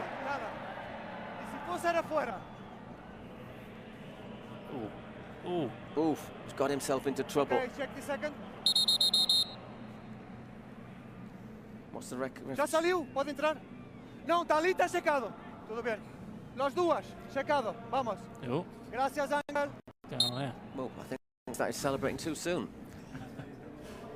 They're on the pitch. They think it's all over. Shh, there's still there's a couple of minutes of injury time. Surely, whatever happens, we've got 30 seconds of normal. Has to be some injury time. Are they going to get another late lifeline G3X? Luis Sauz can hardly move as well.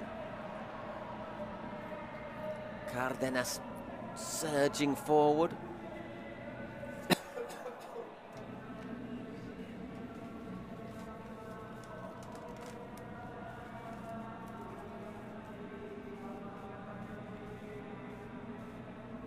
Three minutes of injury time. Separating Porcinos from the first Kings World Cup, or G3X from an equaliser. A chance to take it to a shootout free kick again as Andreas is brought down. Solo árbitro, puedes ir. Aquí. Clock continues to tick. Surely it should be stopped. This is huge.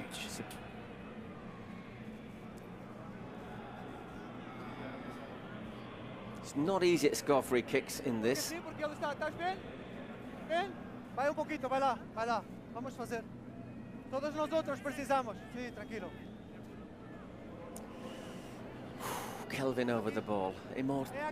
Kings World Cup immortality awaits if he could drill this one in.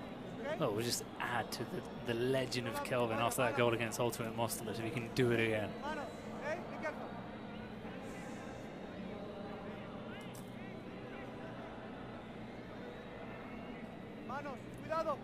Careful with your hands. Well, he's got a gap to aim for. I mean, it should be it's covered by the keeper, but there is a gap there, isn't there? Whoa! That could have gone anywhere. That really could have gone anywhere.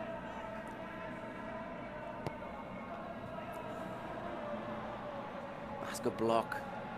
Can Pablo Hernandez once again do it at the death, as he did in the semi, where scoring that late goal, which made it, was it 7-3 against Eisbuero? Throw in for Porcinos. Ticking down. Massive push. Okay. They have the ball though. Okay. 100 seconds left. Defesa. Luisao using his strength there. Oh. Hulk. Sorry, Thor. Some superhero, isn't he? One of the Avengers, yeah. Might be Captain America now for all it matters. The referee's already blown his whistle. We have 1 minute and 10 left.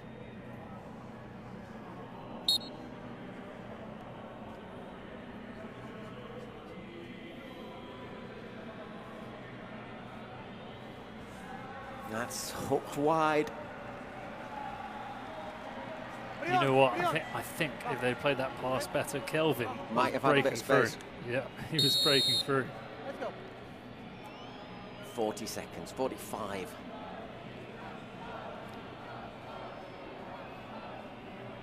Oh, I don't think he was offside when he hit that, and it's just gone straight through to Barata.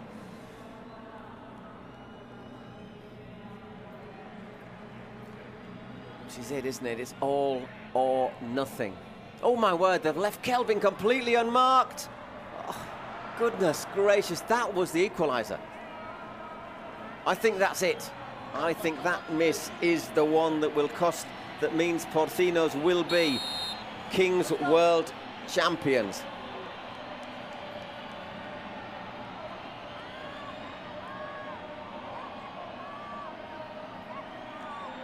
He's not blowing his whistle, is he? They're not going to give them that extra 30 seconds out there. There we go. You thought it was all over. It is now, and the Porcinos are the first Kings World Champions, winning a nerve-shredding final against G3 Ekish, who had the best player in the tournament, who made everybody suffer in those last few minutes, because the fans here in Monterrey, they wanted the piggy boys, didn't they? I'll tell you what, they've added to the excitement of the tournament, because they've played that role of the villain, of the team that everybody wants to lose. You can see everybody here celebrating massively, so they played a very big part. They've been a really fun team to watch throughout the tournament. They've brought so much flavour in football. I think in terms of genuine football ability, I think they're the best team.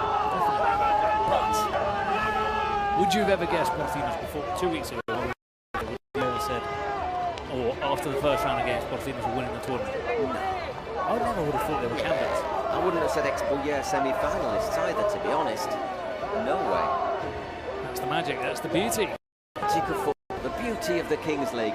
There you go. Let's see where they defend their title next year. Maybe next year, will it be 2 years? Who knows? So everything is still to be decided. Some absolutely heartbroken players for G3X, it has to be said.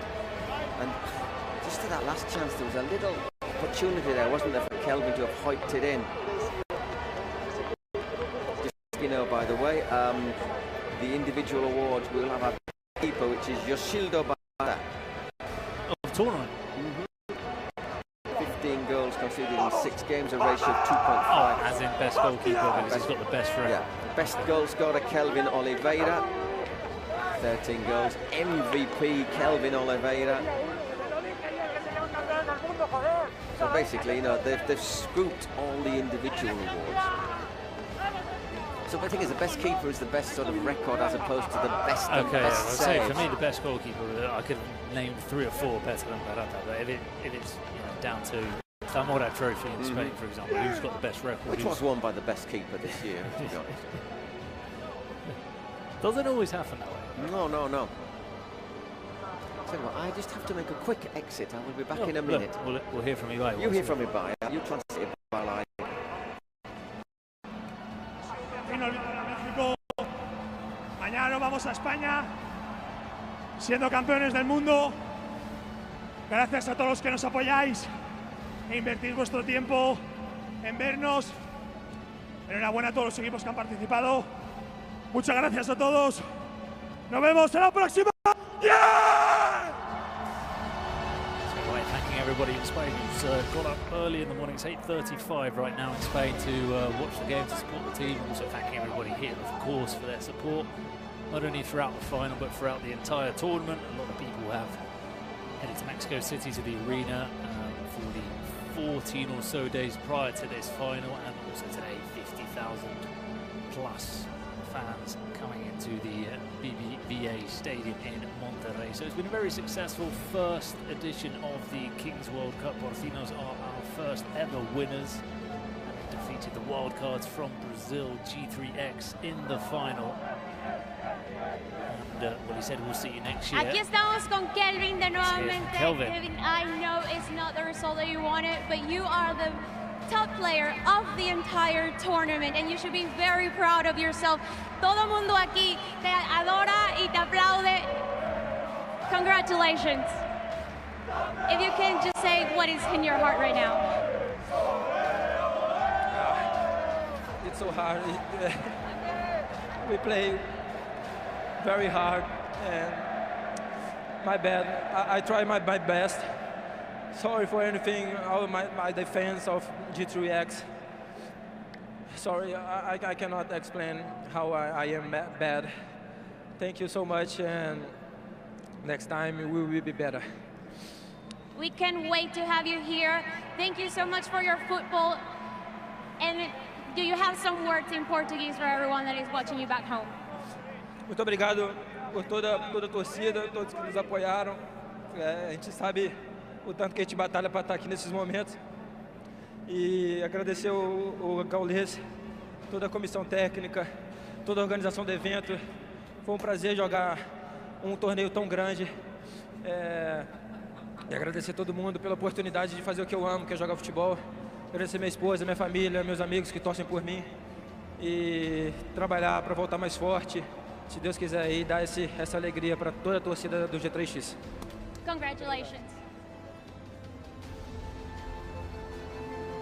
Well, that was a teary-eyed Kelvin accepting the award for MVP of the tournament. I'm sure he'll be relatively happy tomorrow when he sees $50,000 going into his bank account for winning that MVP award. Cling.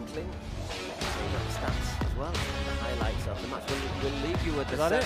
That's it then? No, we have to see the trophy. The trophy. The trophy and the... Here I am trying to get out there. And the...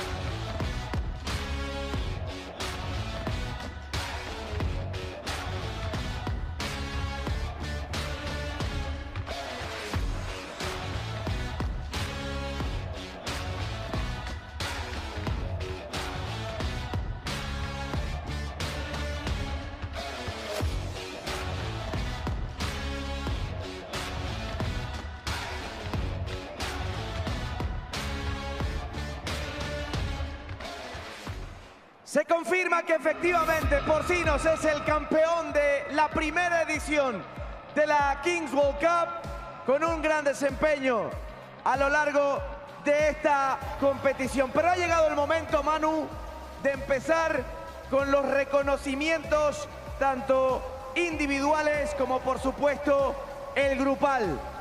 Hay que empezar a reconocer a los que brillaron a lo largo de estas semanas aquí, tanto en Ciudad de México como en Monterrey. Sí, han sido 12, 13 días de mucho trabajo para todos los jugadores y es momento entonces de empezar con la premiación, los premios individuales, y por eso queremos que empiece a saltar al escenario Yosildo Barata, que ha sido elegido el mejor portero de esta Kings World Cup, el guardameta del conjunto de G3X.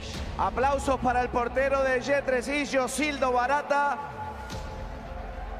Mejor guardameta con 15 goles encajados en 6 partidos, un promedio de 2.5 goles recibidos. Es el ratio para el portero de G3X. 3 penales en el Final Four.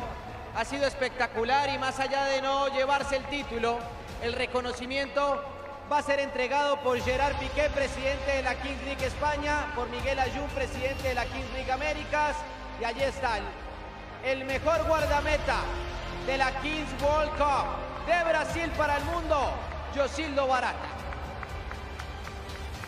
Es momento de llamar a alguien que no paraba de hacer goles jornada tras jornada. El máximo goleador de la Kings World Cup con 13 goles, Kelvin Oliveira.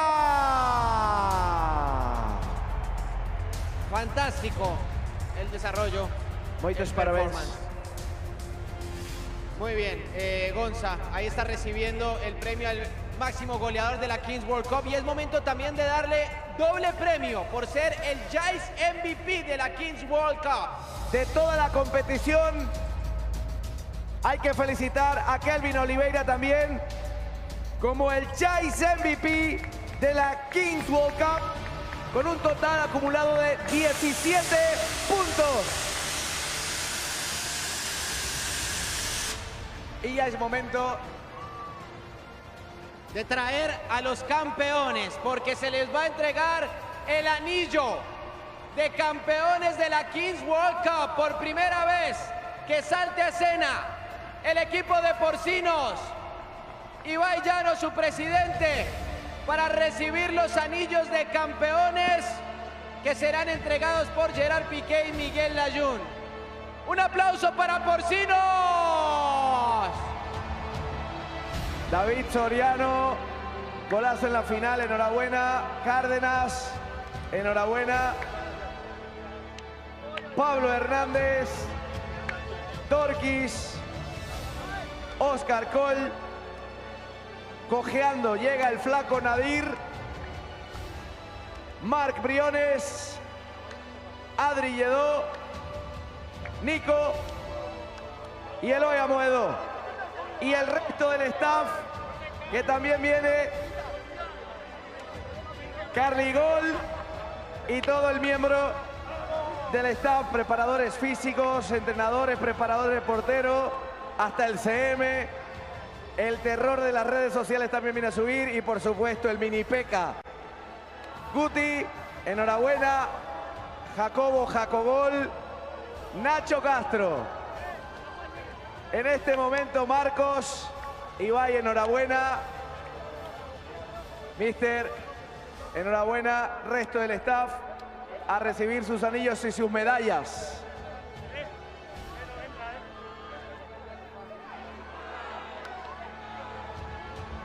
Tienen ganas de saltar, ya los chicos. Pues bien, ahí están. El recibimiento a los anillos, a las medallas, a los campeones de la Kings World Cup.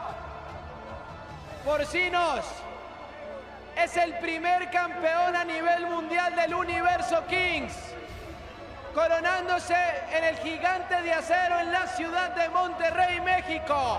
Y ha llegado el momento de la copa, del trofeo. Entrega la copa el presidente de la Kings League España, Gerard Piqué. Y el campeón de la Kings World Cup es Porcinos Fútbol Club.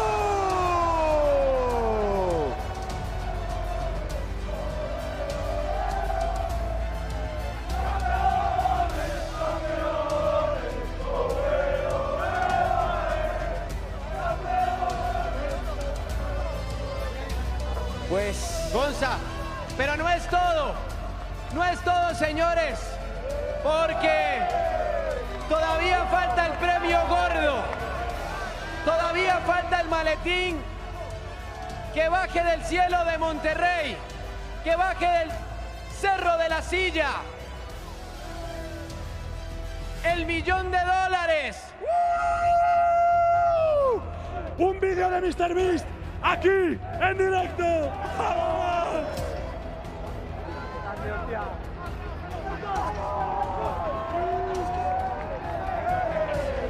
Allí está el dron, bajando el maletín con toda la seguridad posible. ¡Ojo! Ya está llegando al escenario y va a ser escoltado ese maletín por los miembros de seguridad que han custodiado a lo largo de la jornada, que no han perdido de vista el cielo donde estuvo sobrevolando durante toda la noche aquí en Monterrey ese dron que traía el maletín de ese ansiado $1.000.000. Atentos, porcinos, viene el maletín, viene el $1.000.000 subiendo al escenario para otorgar al campeón con toda la seguridad. $1.000.000 de esfuerzos para $1.000.000. Lo recibe su presidente Ibai Llanos. Atención, el momento que muchos estaban esperando ha llegado. El maletín con el $1.000.000 es de Porcinos Fútbol Club. ¡Cae el dinero! Y Porcinos lo celebra como el primer campeón en la historia de la Kings World Cup.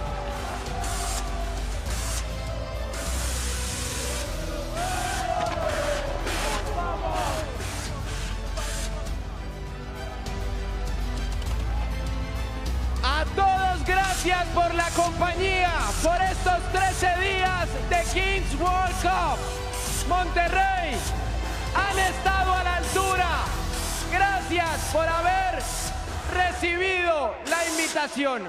Más de 50,000 personas hoy vieron a Porcinos coronarse campeón. De esta forma agradecer a todos los que hicieron posible y los que han estado detrás de cámara jornada tras jornada y que han hecho que esto fuera una enorme realidad. Esto es apenas el inicio de una gran historia.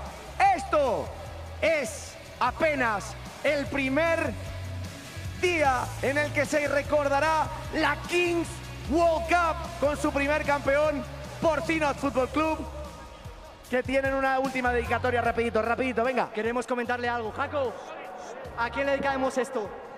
Esto va para Godbless, que el primer día, en el primer partido de pretemporada, se rompió el rotuliano y ha estado acompañándonos desde el primer día hasta el último. Nos estarás viendo, Woody, toda la familia por ti, te traemos la pasta. Muchas gracias. Gracias México, gracias Ciudad de México, gracias Monterrey.